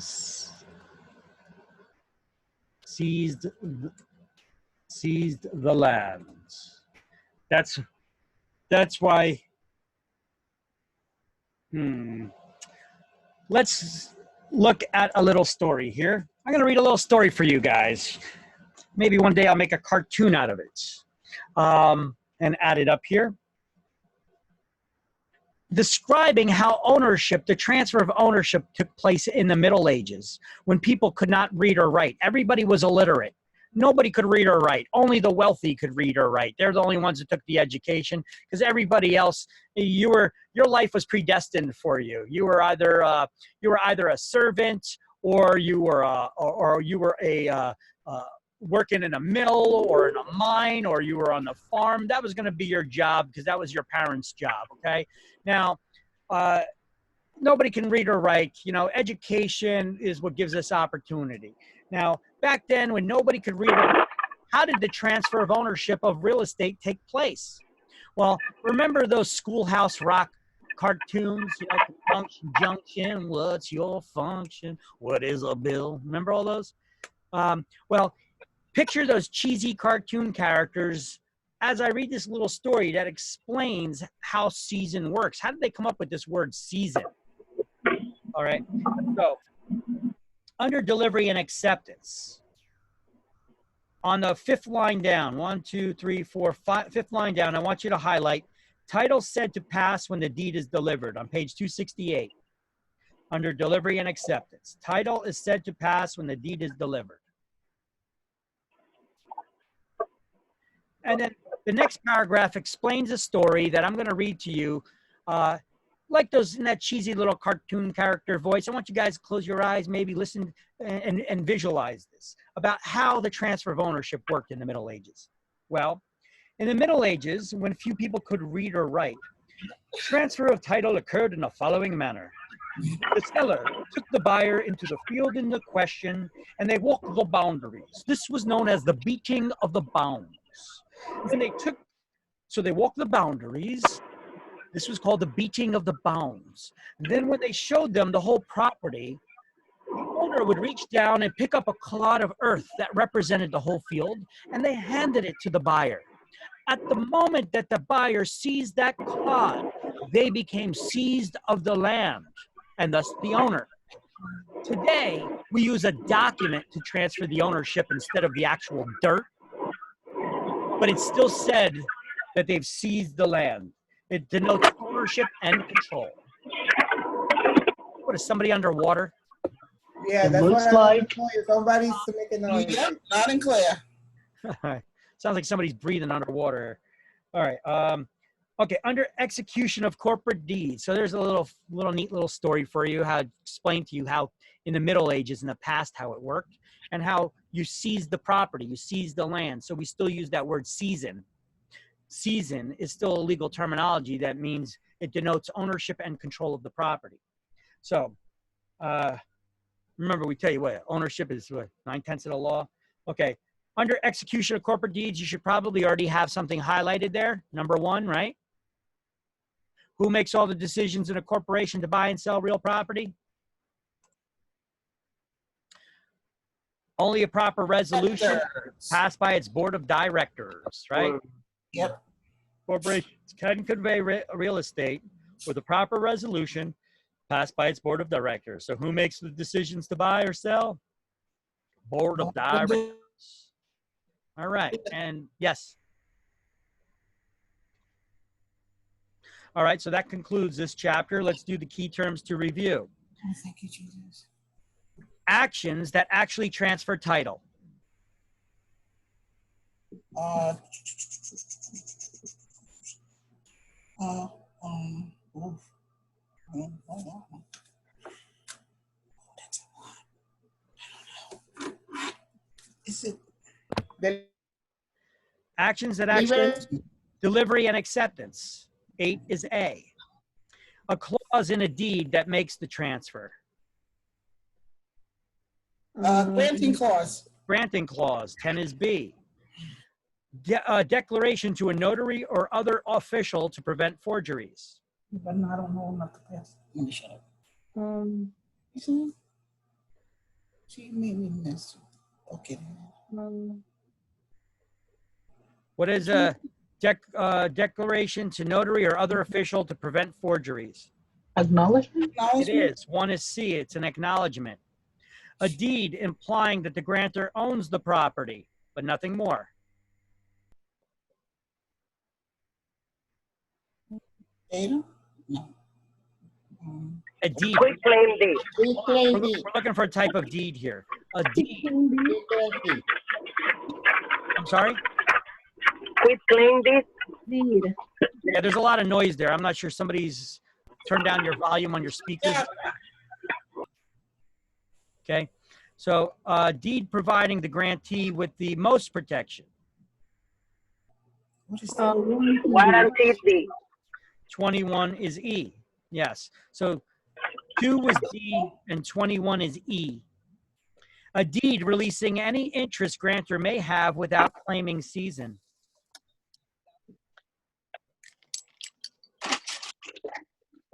Is it? I didn't hear anybody. You're breaking up there. Break it, Victor. We can hear you. And sale deed? On. Oh, okay. Oh, this is. Yeah, a deed releasing any interest grantor may have without claiming season. Okay, a quick claim deed? Yes, 17 is F. 17 is F. A deed stating grantor has not encumbered the property. Can't hear you, Victor. We can hear you. A deed claiming the grantor has not encumbered the property.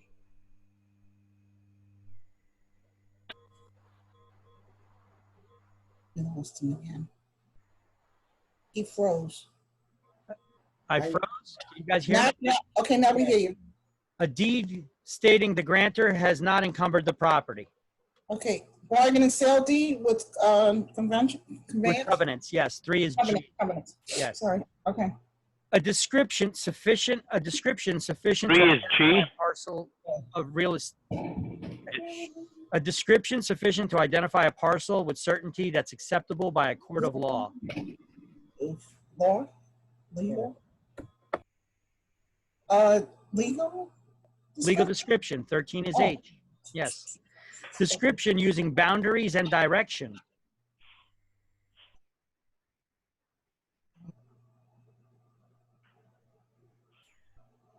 A description using boundaries. Point of beginning.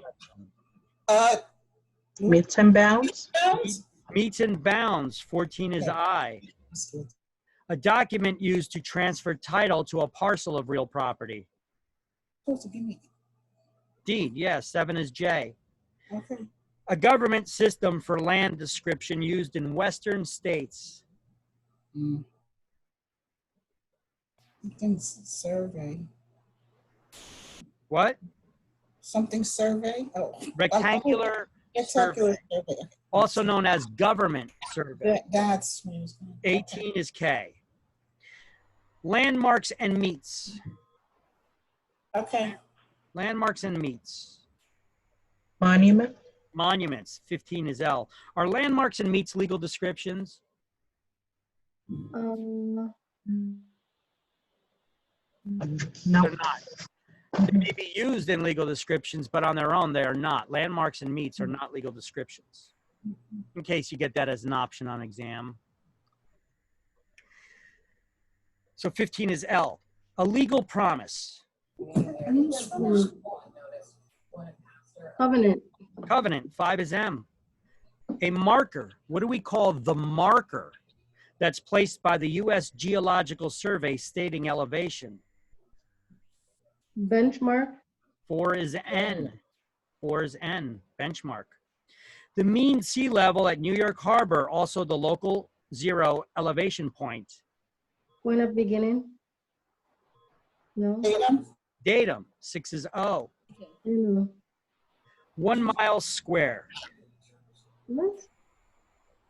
1 mile square. O is what? For your beginning? No. 1 mile square. What is 1 mile square? The point of beginning. Oh, section. It's a section. 19 is P. A section is 1 mile square. Oh. It's a unit of measure. That's 1 mile square. That's the definition.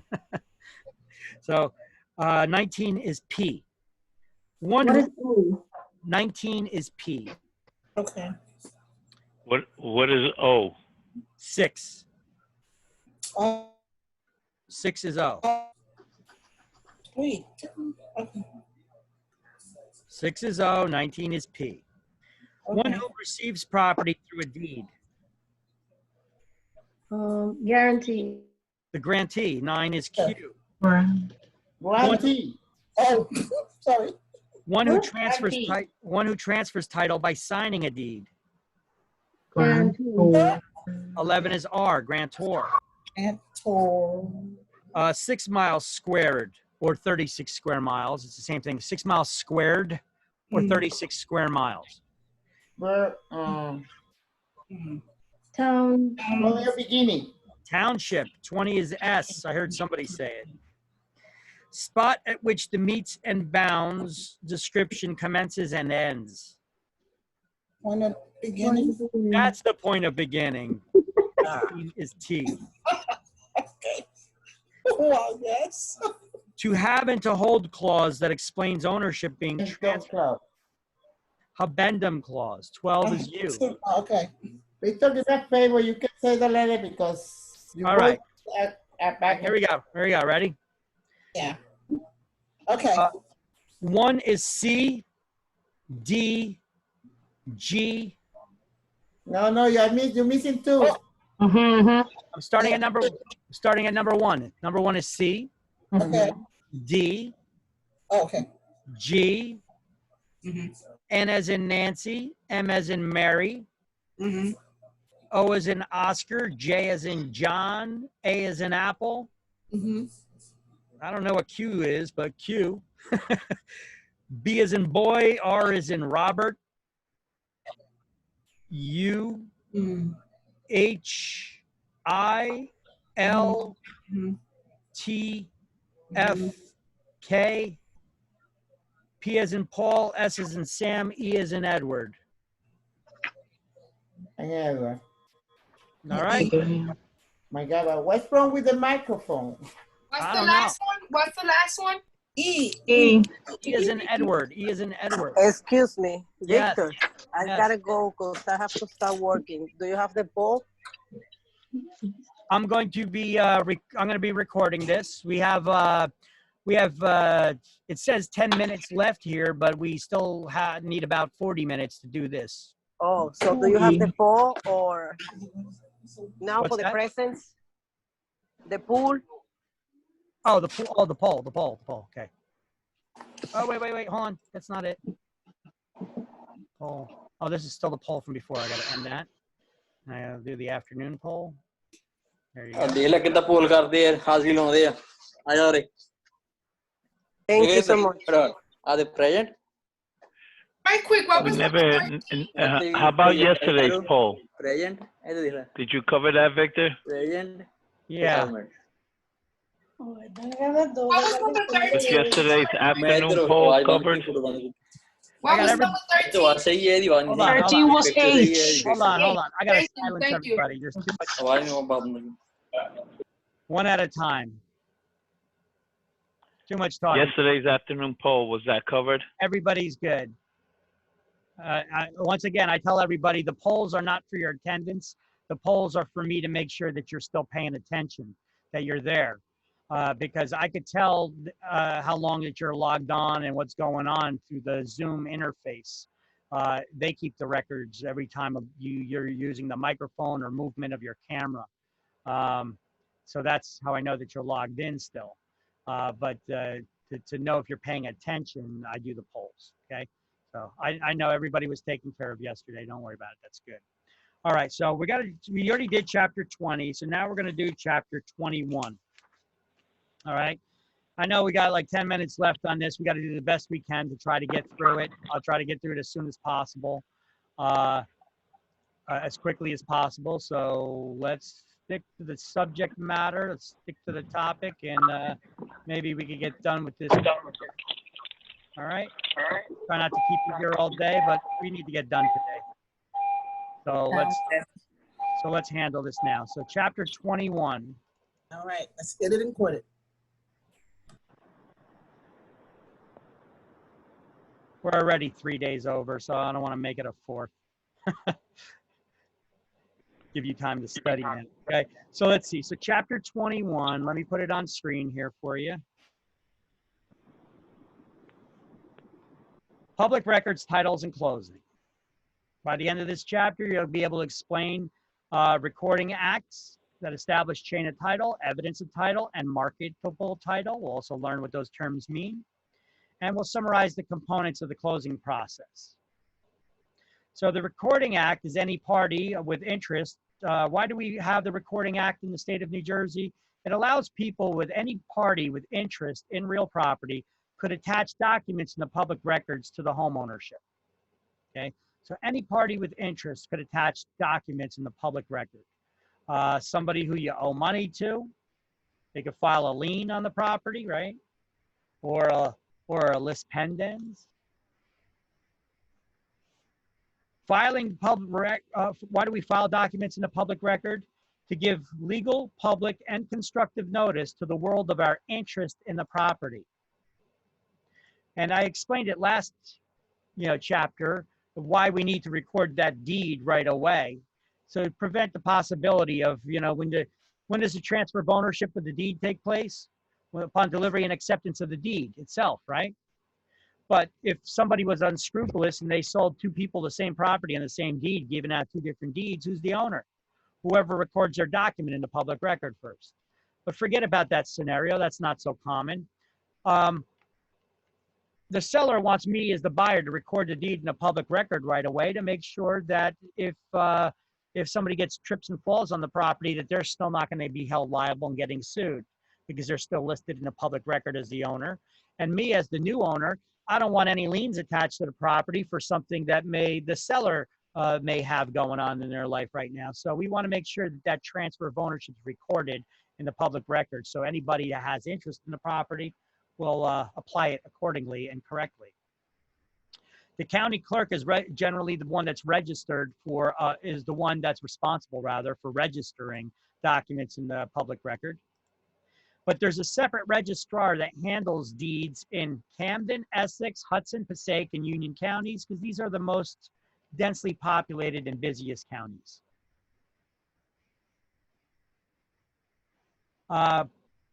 So what's the necessity for recording? Well, I just explained to you.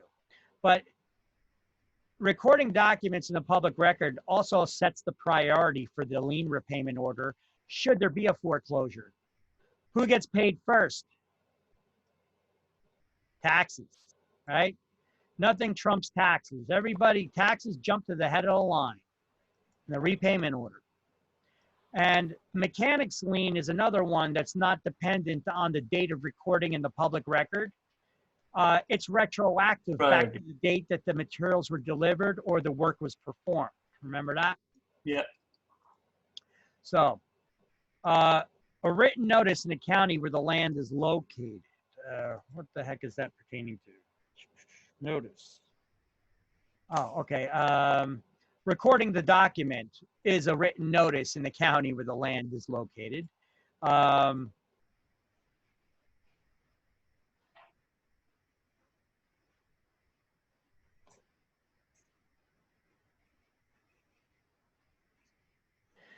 So anytime you record a document in a public record, it's considered to be a written notice to everybody who may have interest in that property.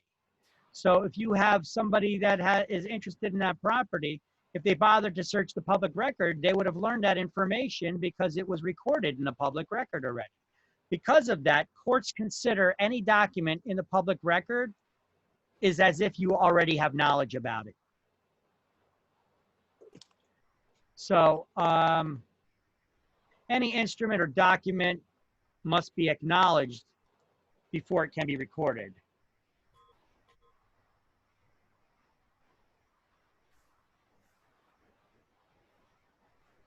The documents, I'm just going to put their documents. Documents must be acknowledged before they can be recorded.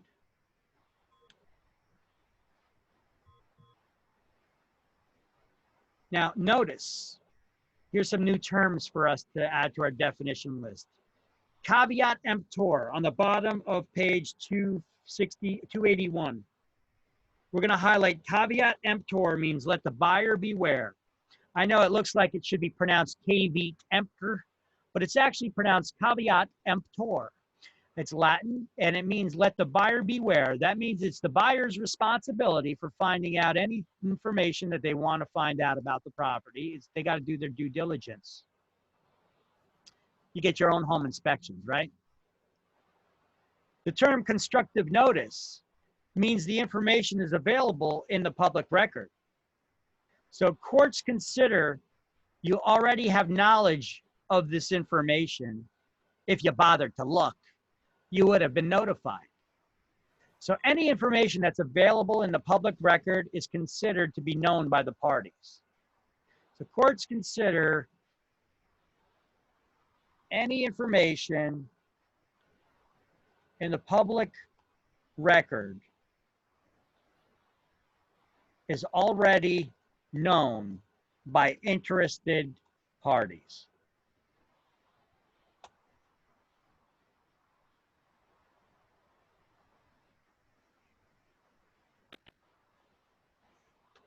If you bother to look, right? There we go, that shortens it. That makes it a little bit more straight to the point. Now, the term actual notice is any information that the person has direct knowledge about. Once you search the public record,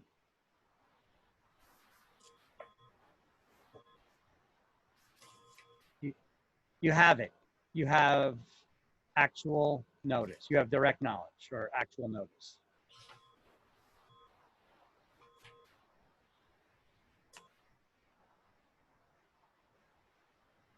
And recording sales contracts. Contracts could be recorded in the public records too, sales or lease contracts. Recording sales or long-term lease contracts is possible. Okay. So these are basically the new terms. Caveat, constructive notice and actual notice is on the right side of page 281. Highlight constructive notice, what the buyer could find out, is distinguished from actual notice, what the person actually knows. But constructive notice means the buyer could find it out because it's already available in the public record.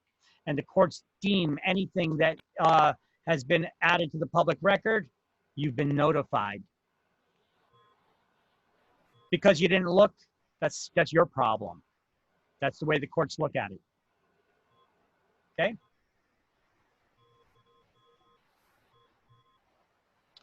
Chain of title.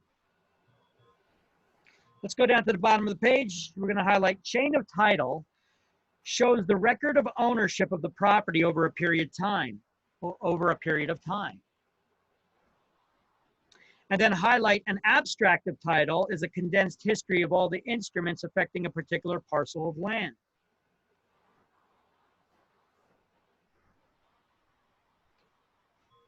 So through the chain of title, the ownership of the property can be traced from its origin to its present owner. If this cannot be done, it's said that there's a gap or a break in the chain of title.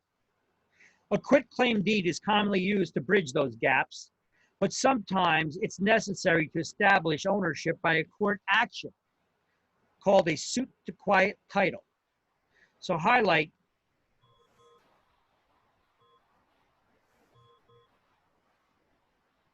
to establish ownership by a court action called a suit to quiet title. What is a suit to quiet title? It's a court action to establish your ownership. You're trying to quiet the grumblings that anybody has that they're the owner, to quiet title. Title meaning ownership. And you see all this on this one slide 7. Now, if I were to draw you a picture of it, where's my control? Oh, I got my controls at the top of the screen and I lose track of it when I can't see what I'm doing here. All right, so we'll open up another thing. I just want to draw a quick little picture here just to show you. What is a chain of title? If you search the public records, if you could literally link one owner to the next just by looking at the documents in the public record, you could find their sales contract where this buyer bought it from that seller. You're linking one owner from the next. There is a record in the public documentation, right? So if you could search the public record and you could see that John owned the property and he sold the property to Paul, and Paul sold the property to Bob. Look at this.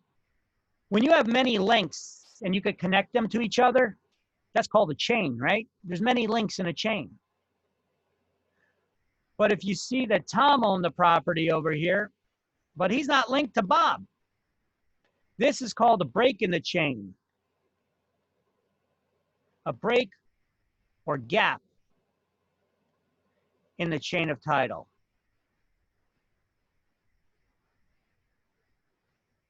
Because you can't link one owner to the next by looking through the public records. Well,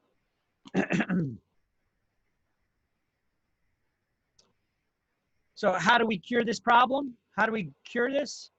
How do we fix this gap?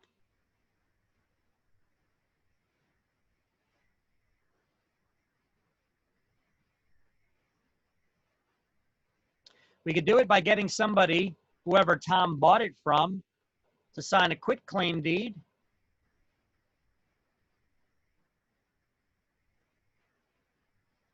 Giving up their interest that they had in that property. And if that's not possible, then we got to prove whatever evidence that we got available and file a suit to quiet title.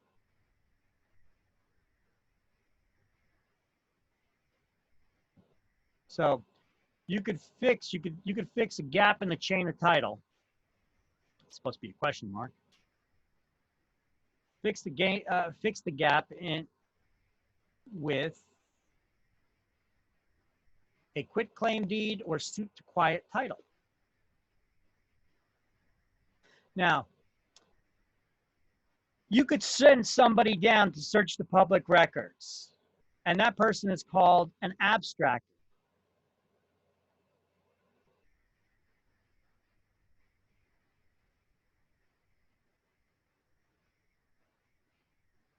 And they would prepare an abstract of title, which is just a document. An abstract of title, they just look in the public record and they could see that there was a deed recorded on a certain date, 1/4/80. Let's see. They could see this 1/4/72. There was a deed transferring the ownership over here from John. John then from John to Paul, right? And then there was he had a lien on the property for the mortgage that was dated from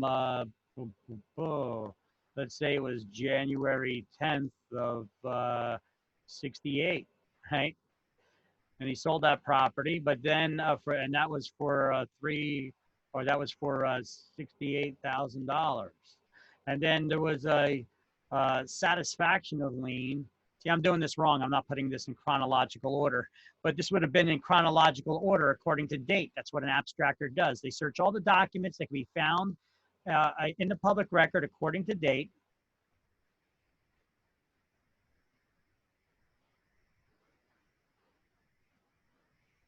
And then they make a listing of all that stuff showing that this lien was paid off on 1/4/72 when he sold the property to Paul. So basically you could link all the documents. If you see all these documents in the public record, you could actually link one to the next and you could actually paint a picture of what actually went down. And you could do that for all the owners throughout history. Okay, so an abstract of title is a condensed history of all the documents pertaining to ownership that can be located in a public record. It's kind of like an abstract of your driving record before you get car insurance. The insurance company wants an abstract of your driving record to see how many accidents you were in and speeding tickets to determine your risk, right? I'll just assume you could hear me. I'm going to keep talking. Yes, I hear you. Right, awesome. Yes, I hear you. I'm listening. Oh, I Come noticed on, that. you can move it. All right. Okay, so evidence of title. A deed is not proof of title. We know this already, don't we? Yep. Yes. What is the four evidences of title? Yes. Turn the page. You already got this highlighted here, don't you? Yep. Yes. A deed is just a document used to transfer one's right, title, or interest in real property, but it's not proof of ownership.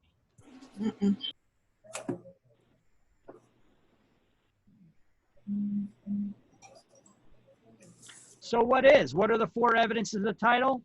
An abstract of title with attorney's opinion. Basically, the abstractor goes down, they search the public record, they make that list in chronological order of all the documents that can be found pertaining to ownership. They turn that list over to the attorney examines it and says whether you got good title or not.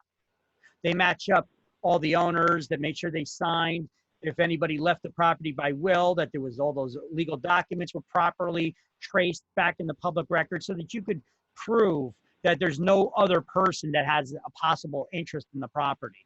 Any liens have been paid off. It searches all, the attorney examines all the documents that the abstractor found in the public record. And then they make an opinion, they render an opinion whether you got good ownership or not. A certificate of title is often just the oral or implied contract or or representation where the attorney, this is common in more rural locales, the attorney may have searched the public records themselves instead of hiring an abstractor to do it. And then they just give the okay to the bank saying, hey, I searched the public record, they've got good title. Title insurance policy, there's two types. There's actually a lender's policy and a buyer's policy. Your attorney should inform you about both of these, but often they don't. They're supposed to explain to you what they do, but they usually just buy them both. All right. I hope that you don't just rely on that and you look at it. Otherwise, you end up like that girl that I know who assumed that her attorney actually bought the title insurance, but instead stuck the money in his pocket. So the lender's policy, there's a lender's policy that if somebody should ever step forward in the future and they could prove that they have the legal right to the property, you got to turn the ownership over to them because you don't have legal rights to it. Well, what does that do with all the money that you have that you owe the lender still?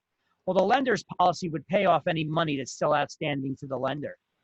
And the buyer's policy would return any money that that buyer had paid out to date.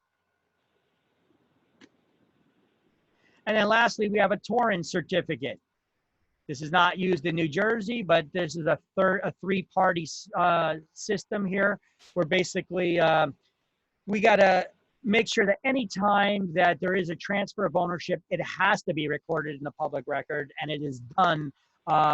It is done at the central registry, central hall of record keeping, where all that record keeping is kept.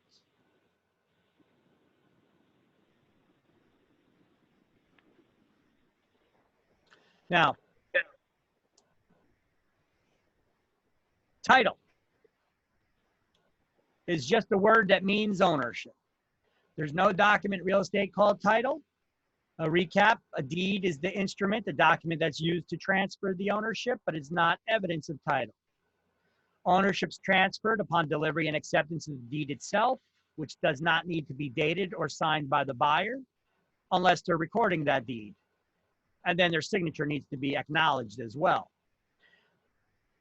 Recording a document means it's just added to the hall of records, to the public records. It means adding a document to the public records.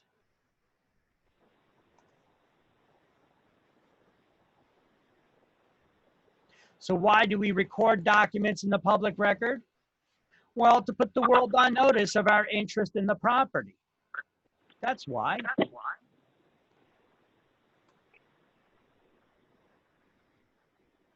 Here. Question? Answer. All right.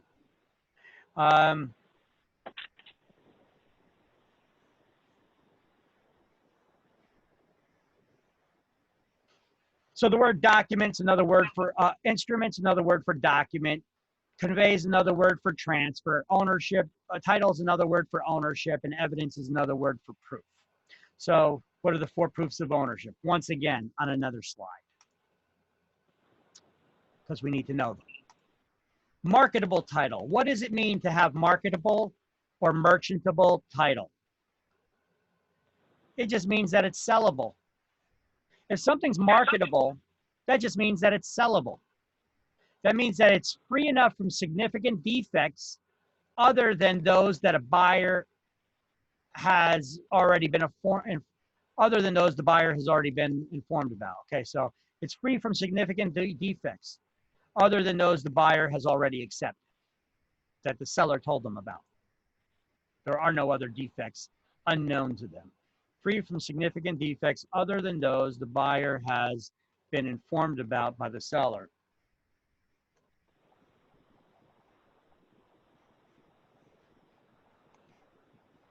Can you buy a property that has liens or encumbrances on it?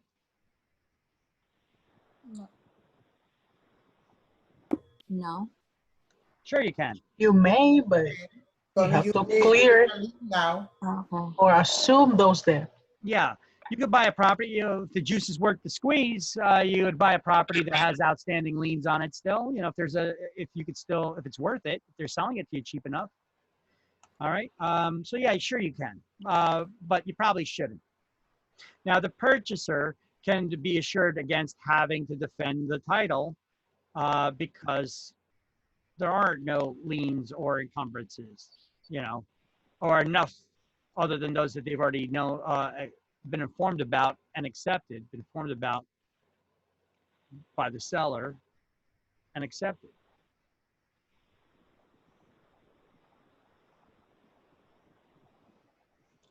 Those encumbrances, those defects are encumbrances, okay? Now, a purchaser can be assured of having to defend against title, and it's useful to buy title insurance, okay? So you can buy title insurance. If you can't buy title insurance on it, then it's said that you do not have marketable or merchantable title. The insurance company's not even buying it. So closing the transaction, how does that work? All right, so let's highlight under marketable title in the book on page 283. Marketable or merchantable title is one so free from significant defects other than those that the buyer has agreed to accept.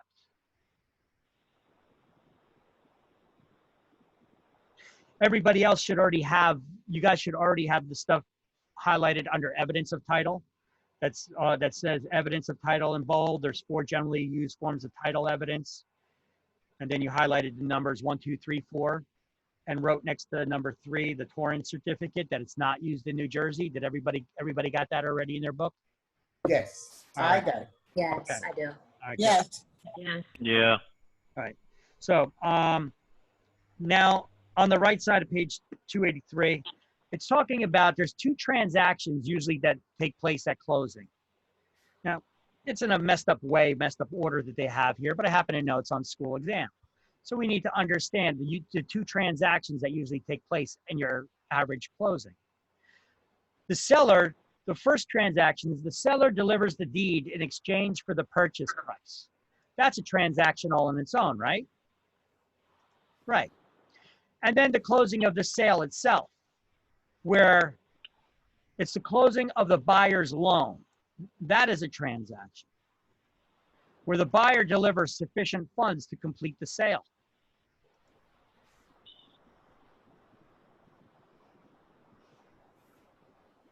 So what are the 2 transactions that usually take place at closing? The seller delivers the deed in exchange for the purchase price and the closing of the buyer's loan. In case you see that on exam, hint, hint, hint, hint.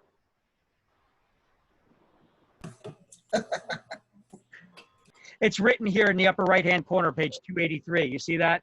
In many sales transactions, 2 closings actually take place. Number 1, the closing of the buyer's loan. Number 2, the closing of the sale. Right? So closing the transaction, how does that work? Well, the lender has a lot of interest at closing. What are the lender's interests? Well, the lender wants to ensure that the buyer has obtained homeowner's insurance to ensure their collateral for the loan. They want to make sure, if required, that they have that CO inspection and the fire inspection certificates, right? They want to make sure that the carbon, you know, in order to get that, you got to make sure you got carbon monoxide and smoke alarms and fire extinguishers. They want to make sure that there's at minimum, even though the seller's not required, the buyer's not required to do a home inspection, the lender could require at minimum a wood destroying insect report because that would protect them against the collateral, you know, to make sure their collateral is not falling apart before they getting eaten by wood-destroying insects before they loan the money. And they want to make sure that the property, if it's in a 100-year flood zone, flood insurance had been obtained.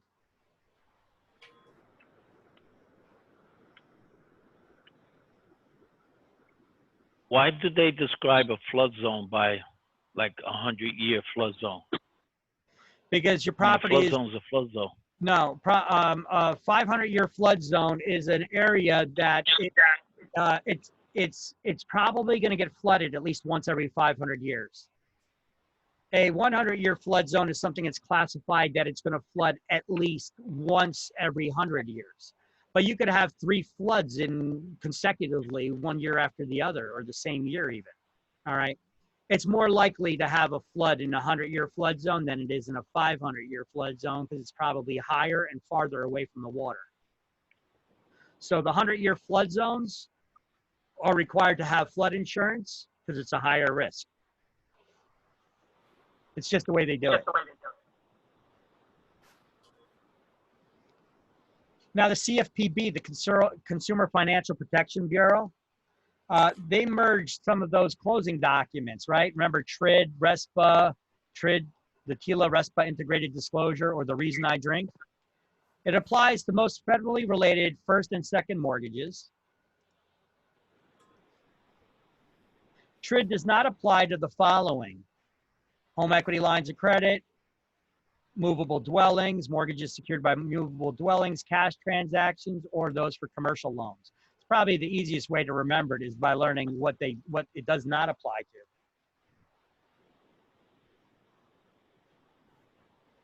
to. It is already highlighted earlier. You already got them highlighted. Yeah, because we skipped forward. When we were talking about this, I had to skip forward and highlight all that crap in the book already previously. Yeah, it's already here. Yep. RESPA regulations. Closing cost also, you know, you highlighted real estate commission and all that. Yep. But we need to know Section 8 of RESPA. You already got that highlighted, right? It prohibits tax.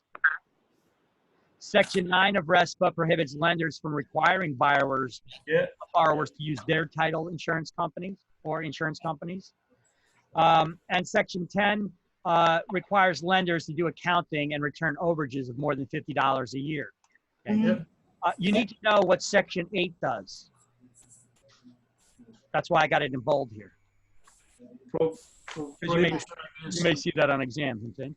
Okay. But you may see this on exam too, in that you need to know how much money of overages do lenders have to return to the borrowers when they're doing that accounting every year. Overages of $50 or more. Yeah.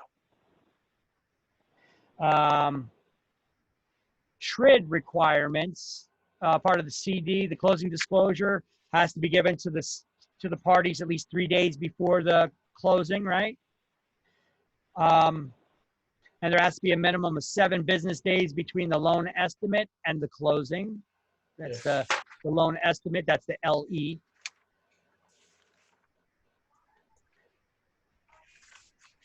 So borrowers should compare the loan estimate, the LE, to the closing disclosure.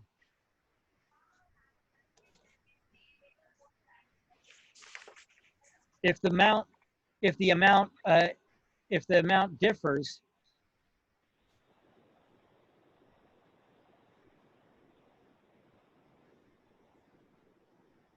over certain tolerances,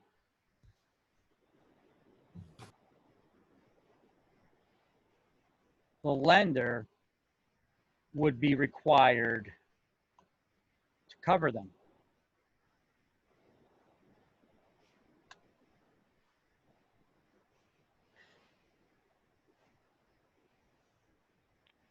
Title procedure, they're going to do a search of the, turn the page,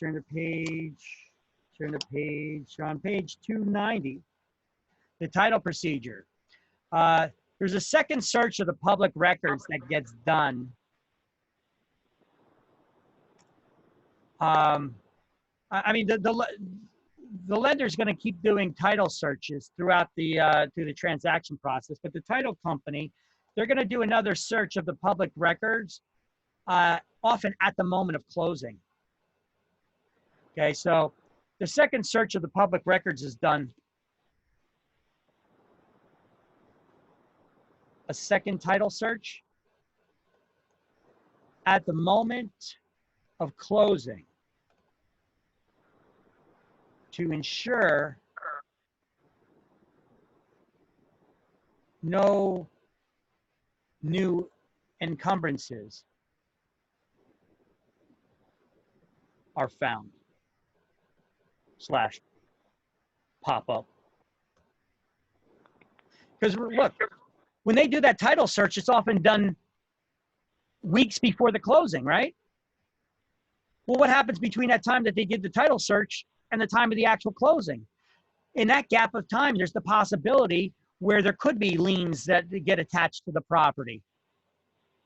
So often at the moment of closing, they do a second title search, and a seller executes an affidavit of title. And we'll get in, the affidavit of title is on another slide, so I'm not going to put the definition there. There's an inspection of the premises. We do that final walkthrough.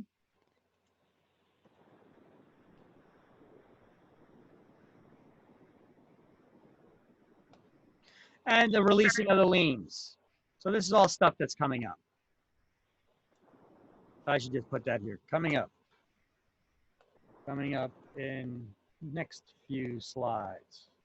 I don't know why they do this all the time. It screws me up when I'm trying to teach.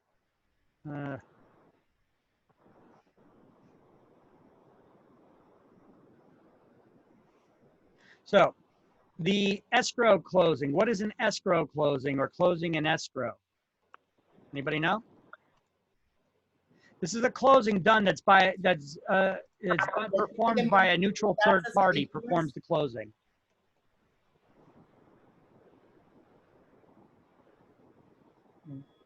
They're authorized to act as an escrow agent. They coordinate the closing activities. So the often everybody's not sitting at the closing table across from each other.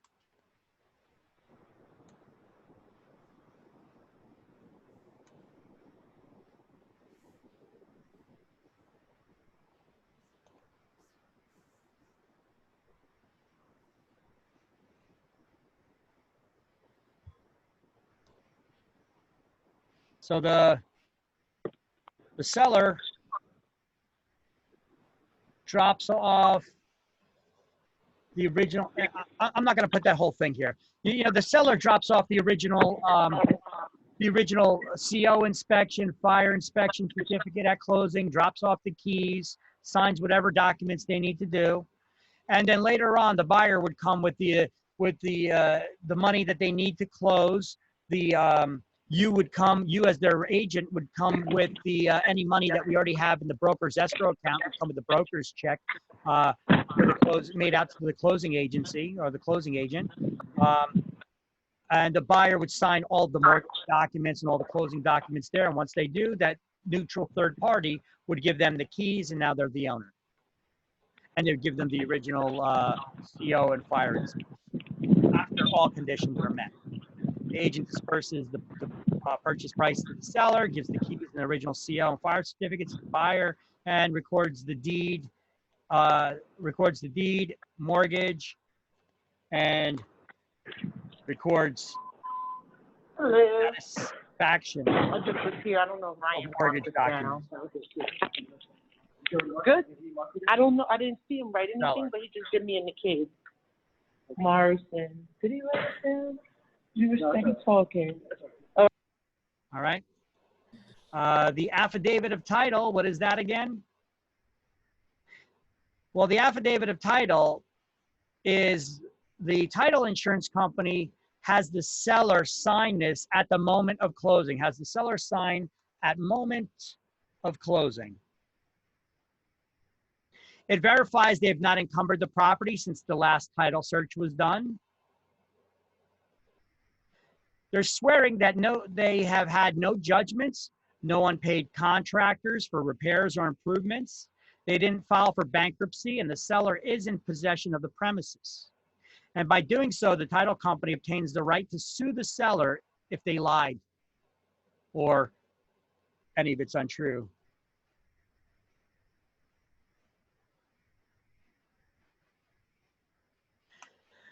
After all conditions are met, the agent disperses the purchase price to the seller. That's how the closing works. So who prepares all these closing expenses, these closing documents?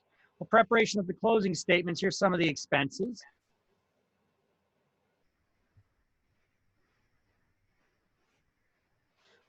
Prorations.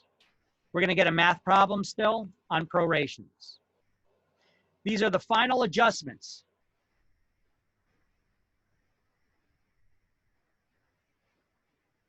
So expenses are fairly divided between the seller and the buyer. Accrued items include credits to the buyer. Prepaid items are credits to the seller. A credit is an amount entered in one's favor. A debit is an amount one owes. So whatever is a credit to one side is a debit to the other. Does that make sense? Yes. Yes. Yes, it does. This question here is going to help you greatly in exams. Who gets a credit at closing? The answer would be whoever paid for it, whatever it may be. Such as the remaining heating oil in the tank. So it's our job to make sure that the seller gets a final reading. So if the house is heated by oil, we need to make sure that their oil delivery comes out. They stick a stick in the tank, in the heating oil tank, to see how much oil is left in the tank. And then the buyer is going to be billed for that remaining oil that's in the tank. Because who paid for that oil? The seller, but they're not using it. So they got to get reimbursed for that amount. The buyer's going to end up using it. So how is it priced? It's priced according to however much oil is going for on the day of closing. But they take a measurement of how many gallons are left in that tank. The escrow deposits, that's the buyer. Who paid the money into escrow for the down payments to purchase the property? The buyer. So who gets the credit? The buyer. Even though the seller's getting the money, who gets a credit for it? Whoever paid for it, whatever it may be. The buyer's going to get a credit for it against the purchase price. So don't overthink it. See, if we start thinking about these things, you're going to get them wrong because you tend to overthink. So I like to keep it simple, stupid. That's the concept that I use. And that basically means whoever paid for it, no matter whatever it may be. So you don't have to think about the whole process now. All you got to think about is, well, who paid for the item? Whoever paid for it, they get the credit for it. Prepaid taxes, that would have been paid by the seller. So then the seller gets paid for it. Delinquent taxes. Well, if the seller didn't pay for them, the buyer's going to have to pay for them at closing. So therefore, the buyer's going to get a credit for it at closing because those taxes are going to have to be paid in order for the closing to take effect, right? But the buyer wasn't living there during that term, so they're going to get a credit for it. See, too much thinking. Let's not think about it. Delinquent taxes, who pays them? The buyer does, then the buyer gets the credit for it. So how does the math work, the arithmetic of prorations? Yearly charges, the yearly charge is divided by a 360-day year, basically based on the 30-day months. This way we don't need to remember, is this a leap year? You know, how many days in each month? A lot of people don't know that, so they get confused. A lot of people don't know that rhyme, you know, or that thing where you can look at your knuckles. Do you guys ever hear that? How you know which months have more than 30 days? Never heard of it. There's some kind of a rhyme to it. I never learned it in nursery school, but some of my students taught it to me. But basically, you look at your knuckles and you start with January. January got more than 30 days. The valley in between your knuckles, that has less than 30 days. The next month, March, has more. The next month, less. Or less, more. And then you tap it again, the knuckle again, and then you start off again the other direction. You don't just go back and forth. You got to tap that knuckle twice and come back. Okay? Good to know. It's a neat little trick, right? But there's a rhyme to it too. There's 30 days in November. I forget how it goes. Does anybody know that saying from that nursery rhyme or whatever? I want to hear it. Now you got to hear it, right? Yeah. Hey, I'll try to figure it out. It's been years since I heard that, but yeah, it's been a minute since you heard that, right? Okay. I can't think of it off the top of my head. I know I got a link for that rhyme somewhere, but I got links everywhere, so we're not going to be able to find that.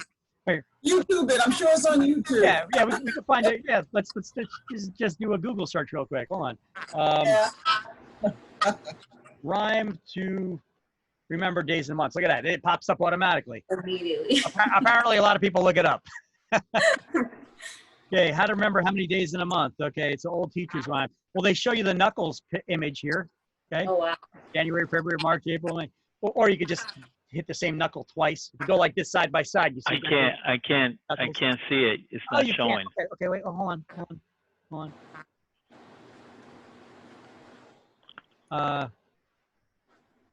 Here you go. So you see they got the image here, but they got the two. They got their two knuckles next to each other like that. Or if you're using one hand, just bouncing the same knuckle twice when you're coming back. You know. But here's the. Oh wow, that's fun. Here's the rhyme. 30 days, half September, April, June, and November. All the rest have 31, except February alone. And this has 28 days clear. Wait, that ain't no rhyme. That ain't no friggin' rhyme. I was in second grade when I heard this. That don't work. Let me see this one. Yeah. 30 days except for February when it's done. Okay, yeah, this one seems more like it. Let's try to blow it up. 30 days, half September, April, June, and November. All the rest 31 except for February when it's done. February has 28, yet in leap year we assign February 29. Well, the rhyme runs a little flat at the end, but nonetheless. Yeah, it's something like that. I was in second grade. You get the gist of it. I mean, I don't know. A lot of people learn that in nursery school or kindergarten. Maybe I didn't go to a good school system. I don't know. I never learned that, you know. Here we go. Wait, here we got it all in one. Yeah, I'm gonna add this to. I gotta add this to one of those slides. To the up slide, yeah. 30 days, half September, April, June, and November. All the rest have 31 except February, which has 28 days clear and 29 each leap year. A little better. I'm gonna find a song where somebody just sings it because you know what? That sucks. It's catchy. Oh wow! Apparently. It's quite a few. Let's see if anybody got a good voice. Let's see who has talent. September, April, June, and November. All the rest have 31. Except for February. You definitely do better than that. Nah, what the hell is that? Sound like Siri. And the British, yeah. What's up with that? You know? Yeah. Come on, somebody. And why is it, this one's like a song? It's like a minute long. Can't have that. Oh, they got music. All right. Okay. Oh. More catchy. 31 is February. Now February has a changing number. In a leap year 29. In other years 28. There are 30 days in September. All right, now they're repeating it. Okay, you get the basic gist of it. Okay, yeah. There's a song for it. All right. Found it. Look at that. We're learning things. We're learning new things every day, right? Exactly. Told you that sounded so 1970, man. It did. In the 70s. It's for kindergartners. Second man. grade Come when I on, learned give that. it a break. Yeah. That's when I recall it. You still can't teach. See, you could still Second grade, which had to be in the 60s. I say the 60s. God, I'm old. So, because of this, though, the yearly charge is any yearly charge is divided by 365, the actual numbers of days in the year. But any monthly charges are based off of a 30-day calendar month, okay? Now, in real life, though, monthly charges are divided by the actual days of the month. But for exams, by 30. Because is this a leap year we're talking about here? Are they going to put that in the exam question? You know, so they try to simplify. I'm going to show you exactly what we mean. And it's in the Math How-To Study Guide that shows you how to do the math problem too. So who prepares all the documents at the closing? Well, both sides attorneys usually work together to figure all this stuff out. All these salaries, there's taxes, there's credits. Any payment that's paid at the end of a period is called arrears. All right, at the end of the term. This.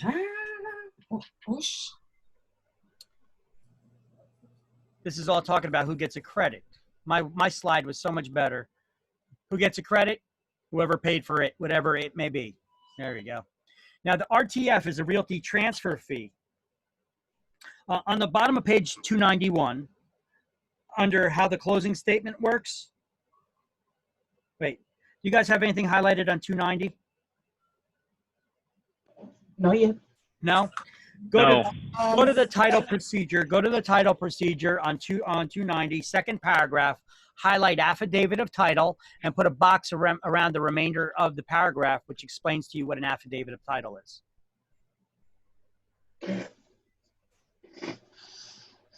When we check the premises, when do we do the final walkthrough?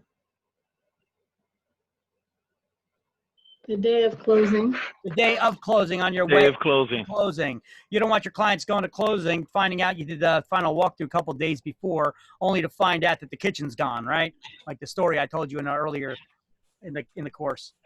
All right. So the realty transfer fee is always paid by the seller. Who pays it? The seller. Seller. Always paid by the seller. All right. Now the buyer has a tax that they pay at closing too. It's called a mansion tax. We, the taxpayers, voted to allow this because the way they worded it, you know, every time there's a presidential election, they put those separate questions on the side. They call them public option questions. Yes. It's not just necessary for presidential elections. They often have it during other elections too. They'll put those public option questions where the public has to vote on something. So when they put that out there, when they create a new tax, they need your permission to do this. So they put it as a public option question, and the devil's in the details on how they word it. But sometimes they've been wording it. Politicians have been lying and they've been craftily wording things. So sometimes they convince us that it's in our best interest to vote for something, and it really isn't. The mansion tax is an example of that. Who do you think has to pay a mansion tax? Mansion owner. Who owns mansions? Sure. Those rich people. Filthy rich. Right? The 1%ers, right? So would you vote for them if they had to pay more in taxes? A lot of people, their answer these days would be yeah. But you know what? That's being a hater. You know what? I hope that you guys are successful one day, and I hope that you get to keep that money and it's not all taken out of your pocket. I'm not hating on nobody, all right? The people who wish that someone else pays higher taxes, that's only because they don't got the money, all right? So the mansion tax, people voted on it having that train of thought on their mansion. I'm never going to own a mansion. Screw it. Yeah, let them pay it. So enough of the public in New Jersey voted, and they added the mansion tax. The mansion tax is 1% of the purchase price of the property. Any property that's $1 million or more. No matter if it's vacant or unimproved or undeveloped. Or developed. Okay? Now let me ask you a question. When a developer buys a large parcel of land, acres and acres, where they're going to build a condo complex on it, or where they're going to build affordable housing on it. They probably spent millions of dollars on all that land. Probably spent over $1 million, right? Now, when they're doing that, you think they're going to eat the cost of a 1% tax that's added in as a mansion tax, even if it's just a wooded land, nothing there yet? They're going to be charged a mansion tax for that.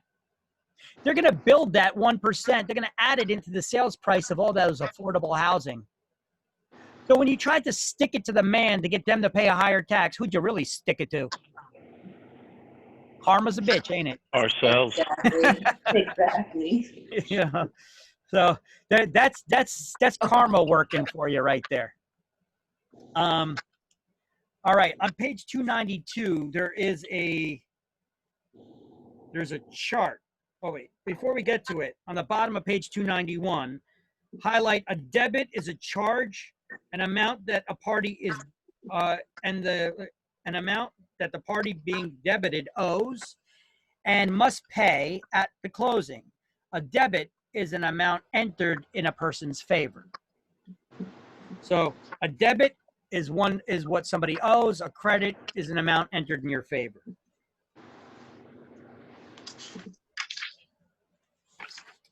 Now, who pays all the filing fees at closing? Well, each side pays their own. The seller has to pay the fees to record the pay that their mortgage was paid off. The buyer got to record the fees incidental to them being the new owner of the property. The realty transfer tax on page 92, we're going to highlight the realty transfer fee is always charged to the seller at closing or in the real estate transaction. Now, there's a chart down here on this page. I doubt that they're going to give you an exam question on it, but in case they do, the way it works is like this. I want you to take your highlighter and draw a cross through the chart. Separate the left side from the right and the top from the bottom.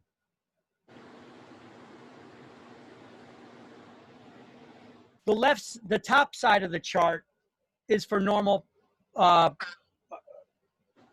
transactions. The bottom part of the chart is for people with disabilities, senior citizens, blind persons, etc.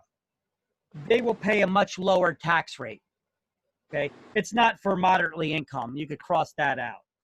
It's for low income, disabled, and disabled persons and seniors. They pay the fees that are on the bottom of the chart there. The higher fees paid are for everybody else at the top.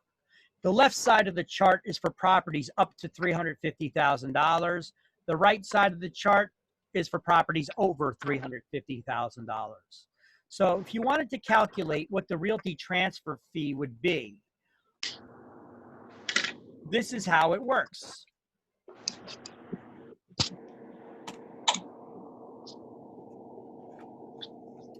If you have a property that's selling for $150,000,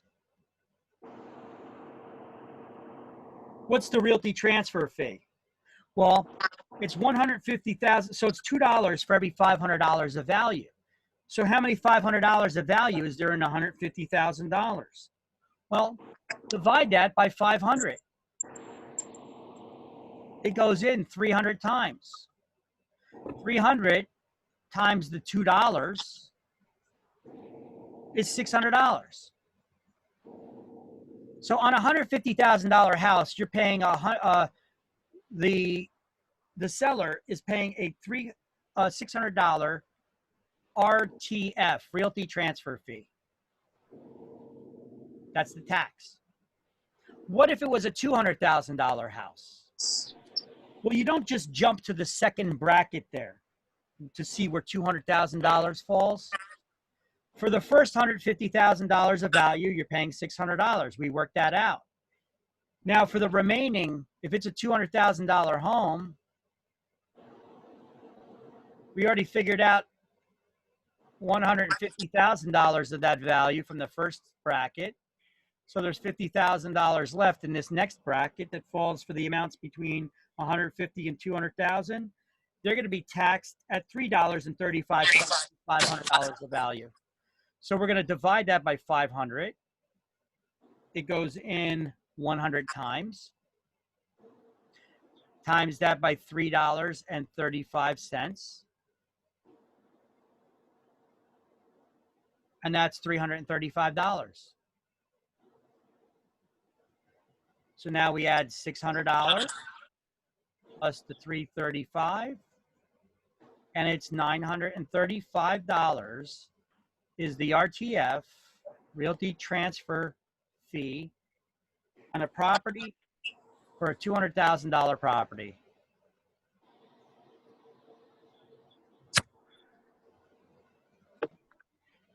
And so on and so forth. That's how that works.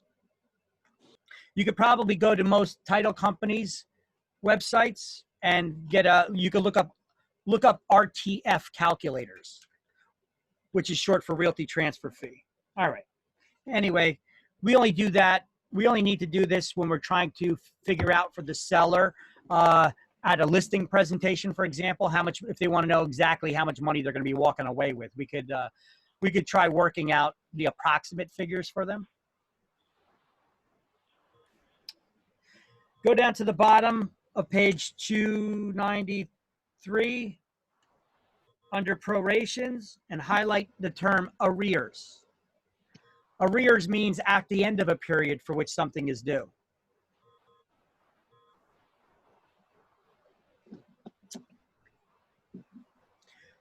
Just highlight the title under general rules of proration. The very first bullet point, put a bracket around it. It's generally provided that the buyer owns the property on the closing date. So who is responsible for that day's expenses when we're trying to prorate the expenses for the closing? Well, if the buyer owns the property, then they're generally charged for the property's expenses. Who pays the taxes for the property on the day of closing? Generally, it's the buyer, but in reality, either side can be charged, or they could be split, or they could split those fees. Now, rents. If we go down to the fourth bullet point, highlight rents are usually adjusted on the basis of the actual number of days in the month. So, does the seller get to keep all the rent if it's a rental property? Do they get to keep all the rent money collected for the entire month if the closing is happening at the beginning or end of the month or in the middle of the month? The charges need to be prorated, and the buyer is going to get a credit for the rents that were collected. So if the closing is taken in the middle of the month, the buyer gets to keep half of that rent. So the seller's going to have to turn over half that rent to the buyer and all the security deposit, because the buyer is going to have to pay back all that security deposit to the tenant if there's no damages, right? How soon do they got to pay it back to the tenant when they move out and there's no damages? 30 days. 30 days. 30 days. And if they take it, if there are damages and they're deducting, they got to give them, what do they got to give them within 30 days? An itemized deduction list, right? Yes. Mm-hmm. Okay. Under closing on page 294.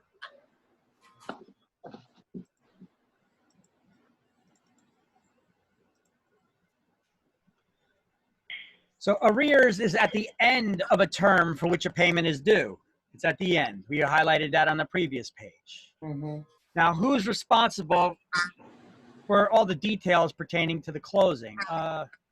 Well, the seller's attorney is responsible for all the details about the title, recording it in the new. If there's, what does that mean? If there's any problems, they're responsible for clearing up.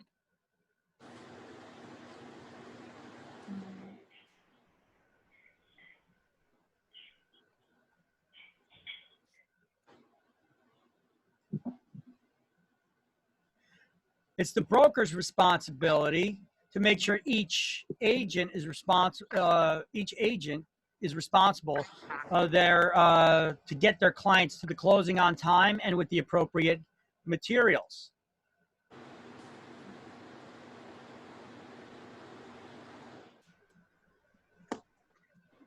Don't forget the check for their deposit money in escrow. account. In the broker's escrow account. Don't forget that. That's pretty embarrassing when that happens. You go to closing, you're like, where's my commission check? And they're like, well, you got the deposit check money? That's embarrassing. It is embarrassing. I gotta admit, it happened to me when I first started. I totally forgot. It's gonna happen to you at one point, even though you're aware of it now. It's gonna happen to you.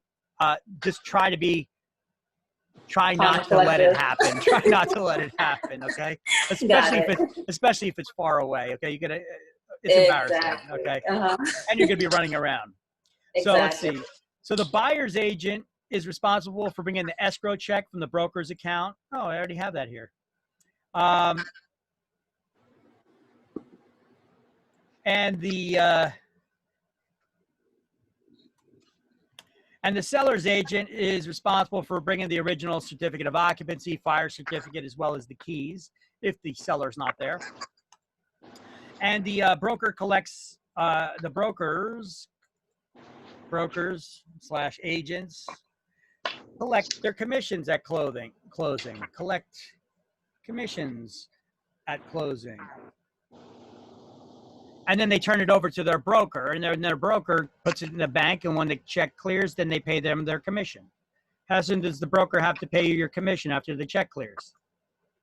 10 days or after the check clears? Within 10 days or as soon as the check clears, correct. And then the sales are reported to the IRS. Damn it. They're reported to the IRS? All right. All right, so we have a... we're going to do a math problem. Let's first do the key terms to review at the end of this chapter. We're going to do a math problem. I'm going to read a goof email to you, and then we could part ways. It was a long day, I know. So give me one sec here. Let me pull up the documents I need here. The math how-to study guide and the goof email, which talks about the abstract of title, which is what we just learned about here in the last chapter.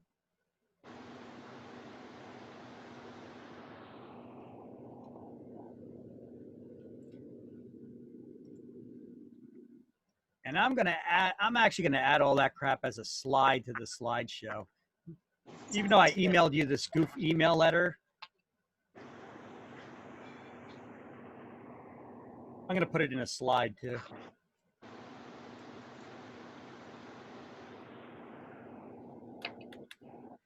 So we'll create a blank slide right now.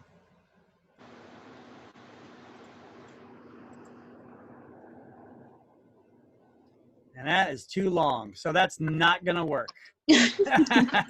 So never mind. Next option. Yeah, I tried. But either way, I emailed to you guys this abstract of letter goof email. But anyway, let's go to the math how-to study guide. You see right here on the first page of this. To do the key? Huh? Oh, yes. Okay, let's do key terms first. Abstract, lawyer's opinion, torrent certificate, or title insurance. Evidence of title. 13 is A, evidence of title, correct. An account of what the borrower paid and what the seller paid and what was paid by others. The escrow. An account of Arrear? what was paid. Oh no, not account. They should have said an accounting for what was paid by the seller and by others. Arrear? Disclosure? Closing disclosure. 8 is B. After the end of a period for which a payment is due.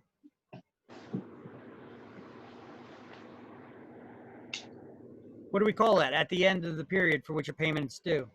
Arrears? Arrears. Like you're behind the rear, right? Got it. At the end. 4 is C. Closing handled by a neutral third party. Is Closing. 12 is D, escrow closing. Condensed history of all documents affecting a parcel of real estate.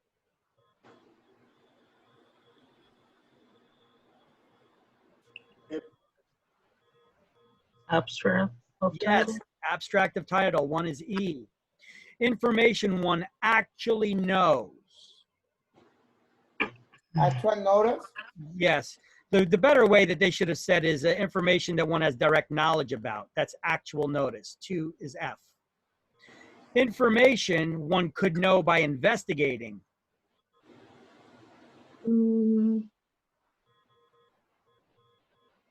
Constructive.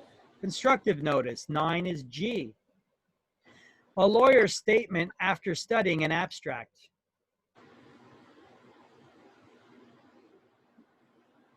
Affidavit. Attorney's opinion of title. Record. 5 is H, the attorney's opinion of title. Let the buyer beware. That's what it means in Latin. Or that's what this Latin word means. Let the Number buyer 6. Number 6. 6. Number 6. I, caveat emptor. It's not pronounced caveat emptor. It's pronounced caveat emptor. Let the buyer beware. 6 is I. Money due and payable to one party at closing. Debit. Credit. 10 is J. Money to be paid by one party at closing. Debit. Debit. 11 is K. A sworn statement. Affidavit. Affidavit. 3 is L, affidavit. Title traced from each owner to the following one. Chain of title. 7 is M, chain of title. County's collection of documents relating to real estate. Public record. Public records. 16 is N, as in Nancy. Court action to remove cloud on title. suit for quiet. 19 is O, suit for quiet title. Title company's guarantee of clear title. Title insurance. Title insurance policy. 20 is P. Federal law ensuring that the buyer and seller receive detailed accounting of funds at closing. Tree. 17 is Q, TRID. Tax due the state of New Jersey at closing. Realty transfer fee. Realty transfer fee. 18 is R. There's just a good example right there. The realty transfer fee. What is that for? Remember, no taxation without representation. The government's not supposed to be taxing us unless we're getting something in return for it. What is happening with the realty transfer fee? What was its purpose? Why was it created? Anybody know? 1 million plus. It was created to have a central record, a central registry of record keeping for all the documents pertaining to ownership in each of the 21 counties. Mm-hmm. We already have that. So why are we still getting charged the RTF? Now they take that money and they put it in a general fund. You guys recall when Governor Christie was, back when he was governor of the state, he actually made a public statement and he called out all the politicians in New Jersey, Republicans as well as Democrats. And he said, listen, I couldn't tell you where this money's going. I don't know what it's being used for anymore. If you guys put together, he said, if you guys put together a law to do away with the realty transfer fee, I'll sign it. Because it's the, you know, all those politicians need to put it together. Our legislators do that, and then the governor would sign off on it. Nobody proposed it, didn't get passed, nothing to get passed because nobody proposed it. So we're still getting charged. That's why politicians never find a tax that they didn't like, right? They'll keep collecting it and they'll stick it in the general fund now, and you waste your money on something else. And that's a lot of money they're collecting. So anyway, that is the realty transfer fee. 18 was R. Good or clear title, reasonably free from defects. Marketable title. Marketable or merchantable title. 14 is S. Corrective distribution of future expenses. Proration. Prorations. 15 is T. and it prohibits kickbacks. Section 8. 21 is you. Section 8 of RESPA, right? Yeah. All right.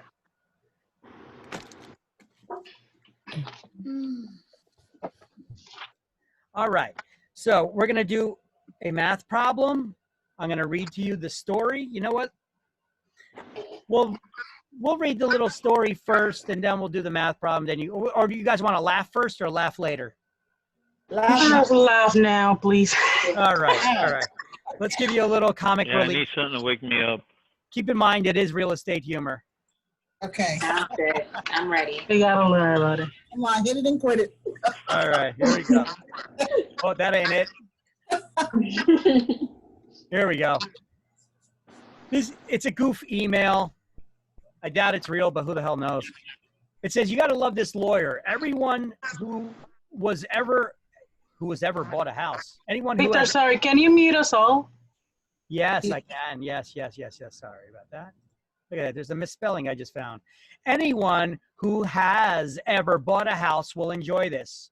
A New Orleans lawyer sought an FHA loan for a client who lost his house in Hurricane Katrina and he wanted to rebuild.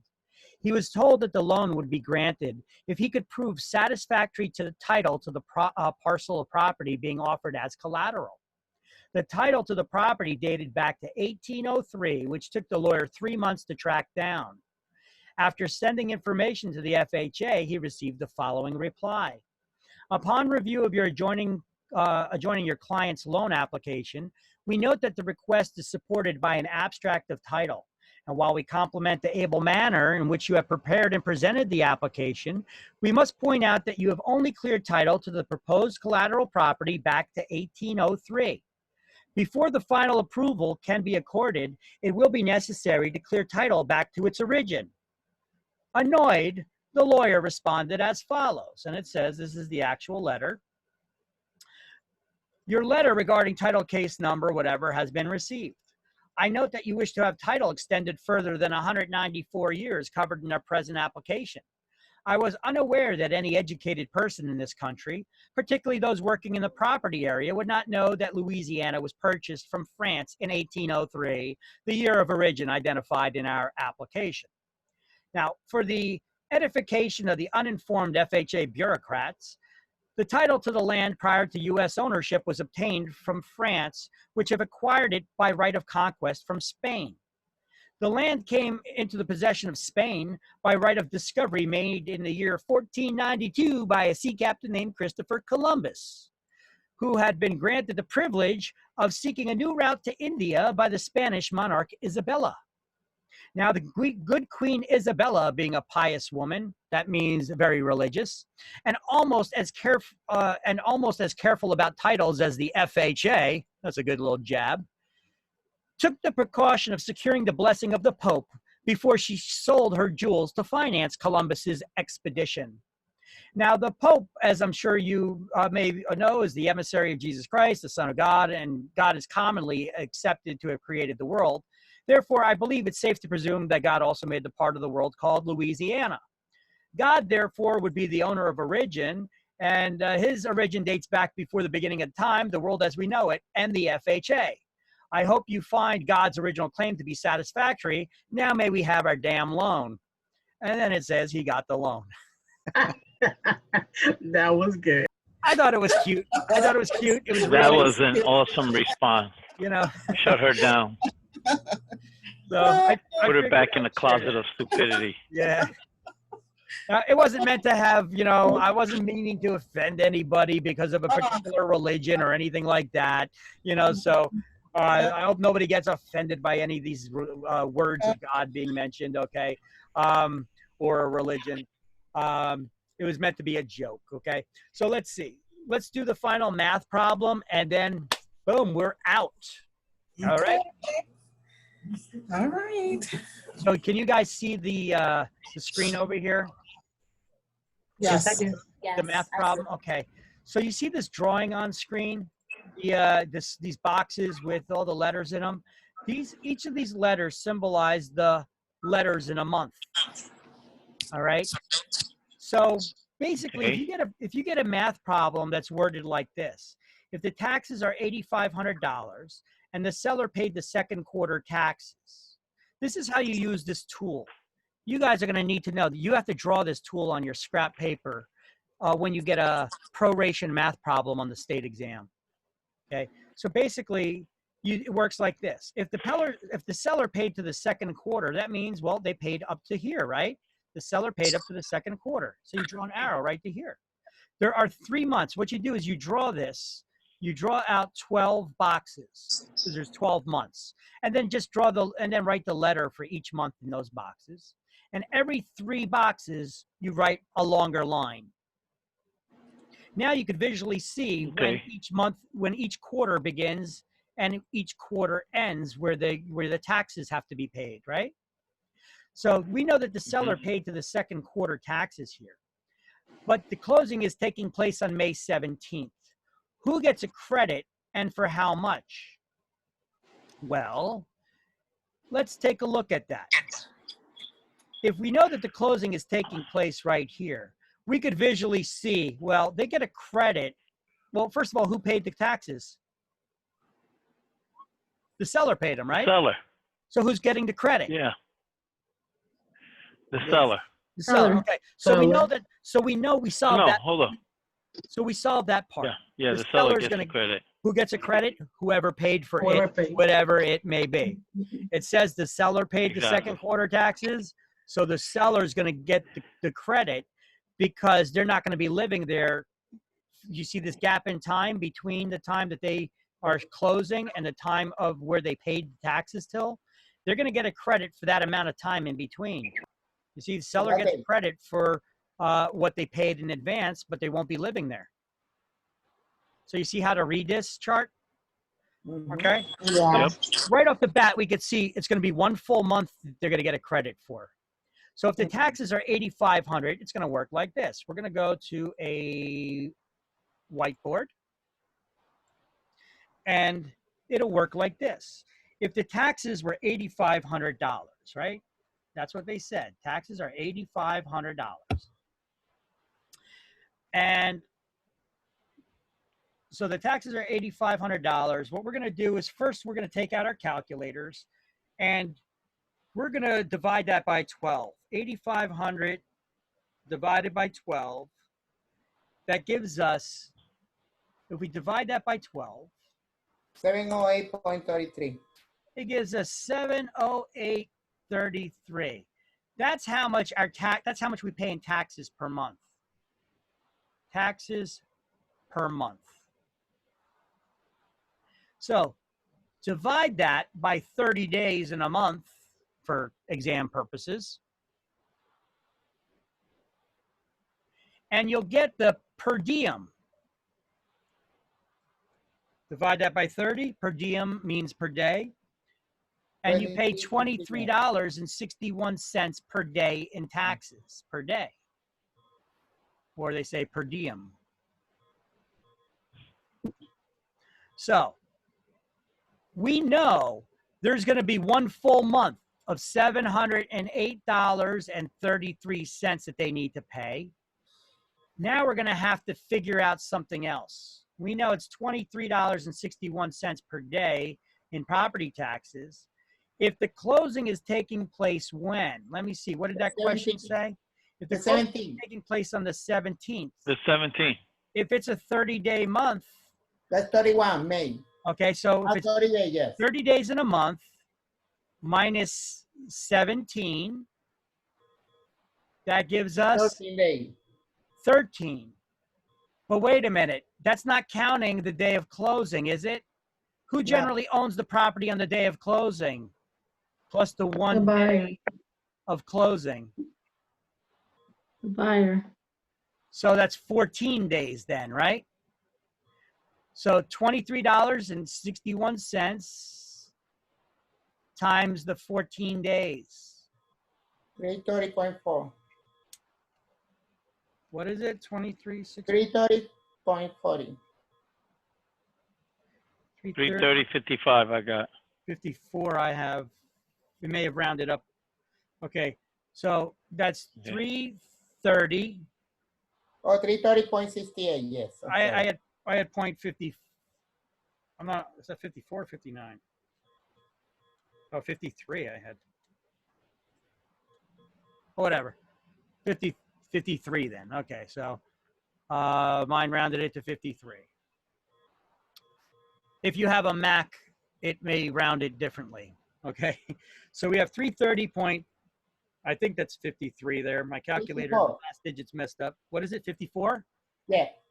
Is it 54? Okay, so here, I'm going to type that in, and we'll just go with that based off of that. So 330 and 54 cents plus the 708 and 33 cents equals $1,038.87. And who gets a credit for that? The seller. Mm. So the seller gets this, right?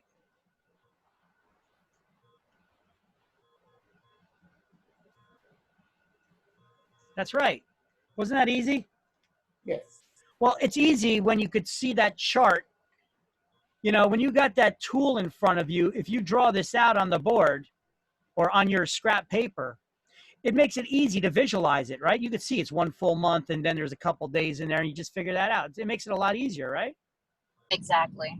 So this basically works all that out for you. Now, the way that they're going to make it hard, yes, they make it hard. The way that they make it hard on exam is they do this.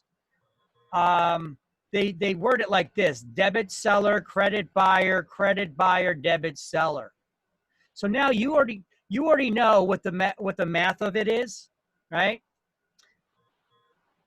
But it's going to work. But the answer is going to be written differently. The answer could be written like this: credit seller, debit buyer, and then they'll have 1038 and change, right? And then you'll have another answer that'll say credit. You'll have one that says credit buyer. We're not seeing anything, Victor. What's that? We're not seeing anything. Oh, sorry. Hold on Are one you second. writing on the white? Oh, okay. Yeah, I'm on the whiteboard. Sorry. So you got two of them. One may say credit seller, credit buyer, debit seller, and the other one's going to say credit buyer, debit seller. And you'll have 4 answer options, 2 with the right number and 2 with the wrong number. But this is the way they word it. So now when you're seeing this in multiple choice and you're taking your exam and you're reading this quietly in your head as you're taking the exam, you're probably reading it really fast too. You're going to be like credit seller, debit buyer, debit seller. Your head gets scrambled. What the hell did I just read? And then you're going to have to end up reading this thing 10 times. Okay? Slow it down. We already know what the answer is. We know it's going to be one of these two because we figured out that it's 1038 is going to be the answer, right? Mm-hmm. Now it's just a matter of finding out. We know that the seller gets the credit. So which one of these does the seller get the credit? The top. Right here. And that's the number. So just take a moment, all right? Just take a moment. Take your time reading this because that's how they screw people up and people end up getting it wrong on exam. You figured it out, and then you select the wrong answer because you read the answer options too quickly. Basically, just for to remember is that if it is a seller, always gonna get the credits because he has paid what he has paid. Well, buyer has nothing paid except he will get the escrow. Well, it depends. What if the seller didn't pay that quarter's taxes though? Then we get the credit. Then the buyer would get the credit. Yeah. Okay. So it matters how they word it in the question. Okay. But either way, this was real easy. We figured out most of the time it's going to be the seller that gets the credit. But how they make it hard is you even figured out the number. But how they make it hard is because they say credit seller, debit buyer. They word it like this, 1038. Credit buyer, debit seller, 1038. They make it harder because they word it like that. All right. That concludes our course. We're done. You're done? We did You finally did it. Congratulate yourselves. Thank you very much. I'm gonna be working on finishing up that exam and making the exam available online. It should be available tomorrow or the day after. I'll post instructions online on the calendar page and I'll email them to you. All right. Thank you. All right, guys. Oh, Make You were awesome. my exam next Goodbye, Friday. everyone. Thanks for everything. Take care. God bless and lots of luck. all right, guys. Thank you. Do good on your exam. Thank you. Rick. Yes. Bye, everyone. Bye, everyone. Good luck. Bye, guys. I wish everyone lots of luck. Bye. Later, Vic. Next Friday. All right, hold on, just wait a second, Bhupender. Okay, go ahead, Bhupender. But my request is, can you put my name on next Friday for the exam? Well, you're gonna be able to take it whenever you want. Oh, okay, that's fine then. Okay, so when it's online, you can take it whenever you want. Okay, so I'm gonna send you the instructions. You basically go to the website. Everybody enjoy. All right. Victor, I send a test message because I think when I raised it for the course, my son used his email. And then I updated mine in the chat, okay, in case. Okay, so you got to do, yeah, okay, so I see. I don't remember because I remember it's my son sent me the class and everything like forward to me. I think he used his email when he's raised me in the class. All right, let me take a look really quick. I got my documents. Hold on, let me just save this stuff and close out the some of these windows. Is there a deadline for the test? What's that? Is there a deadline? Like, do we have like a week? No. 6 months. You guys have 6 months to complete it. Okay. And then if you go past the 6 months, it's $100 for another 6 months. Right. I just wanted to know about the online. Okay. Yeah. And then from the time you pass the school exam, how long do you have to pass the state? Thank you. A year is a year, not a day more. Correct. Exactly. All right. So hold on. Victor, so you're going to send us information about test instructions? Yes. Okay. I'm going to both post them on the calendar page of our website, but I'm going to email everybody too. All right. Okay, that's great. And I can say to you, thank you for all the explanation you give it to us and the patience you have it to us. Yeah. Okay, so hold on one second for me, Jenny, while I take a look to make sure I got. Yeah. Thank you. You were awesome. Thank you. You guys are great too.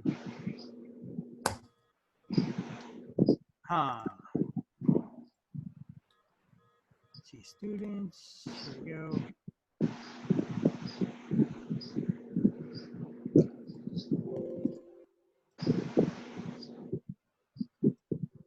Did you have your name spelled differently on your enrollment form, Jenny?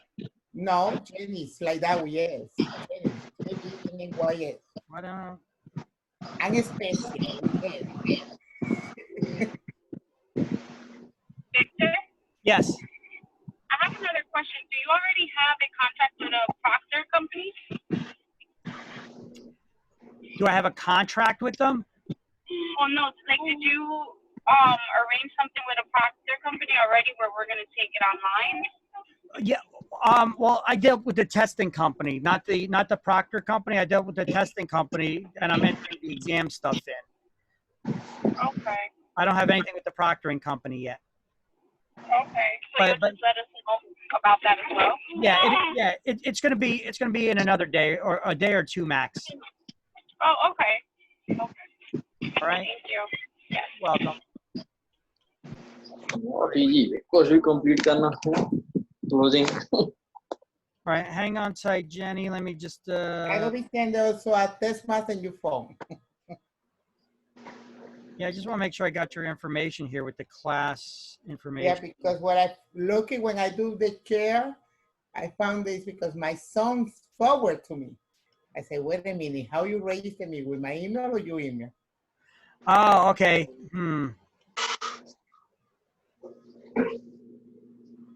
Oh, wait. I still searched by your name though. What was your son's email? Sandoval.edwin.gmail.com. Oh, yeah. What was that? Sandoval.edwin. I keep missing the first part. Hold on a second. Let me just take a look, see if I got something here for Edwin.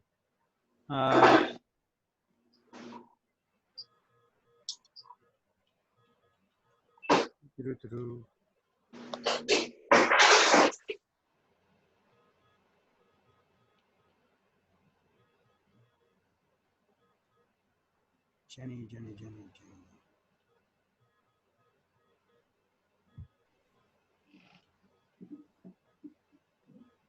So you got Jenny. One Jenny. Jenny's. Did you originally sign up for this one, or the weekend, or the evening? No, only for this one. Only for this one. Okay. I'm just gonna put down your information, and I gotta take a look. I gotta see. I may not have charged you for the class yet. That may be why you didn't get any emails. No, because I have it. Yeah, I have it. This one. Look. Yeah. Look, I have it. Wait. Hold on 1 second. I'm not on that screen. Let me see. Okay. Go ahead. Say something so I can see you. That's me. You see, I had your email for the class, and I had your email for the. I registered the last one. I know I'm the last person registered. And also I have to pick up the book in your house. Yeah. Well, once I got everybody's information. No, I had your email. I got your email here. And then, I see you asked something for the home inspector I never sent to you yet. Yeah, let me get that out to you too. Oh, but everything came through your son, right? Yes, I think, yes, it's to my son, yes, because he transferred to me, yes. Edwin Sandoval. Edwin. EDWIN.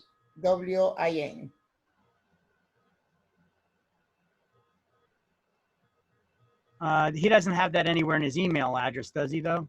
Edmund? Yeah, yes. Hold on. Let me do it to you. I go be like replay to you something to you, Carmen something to you. Yes, send me a text message of his email address on the I send it right now. Like hello, that's from me.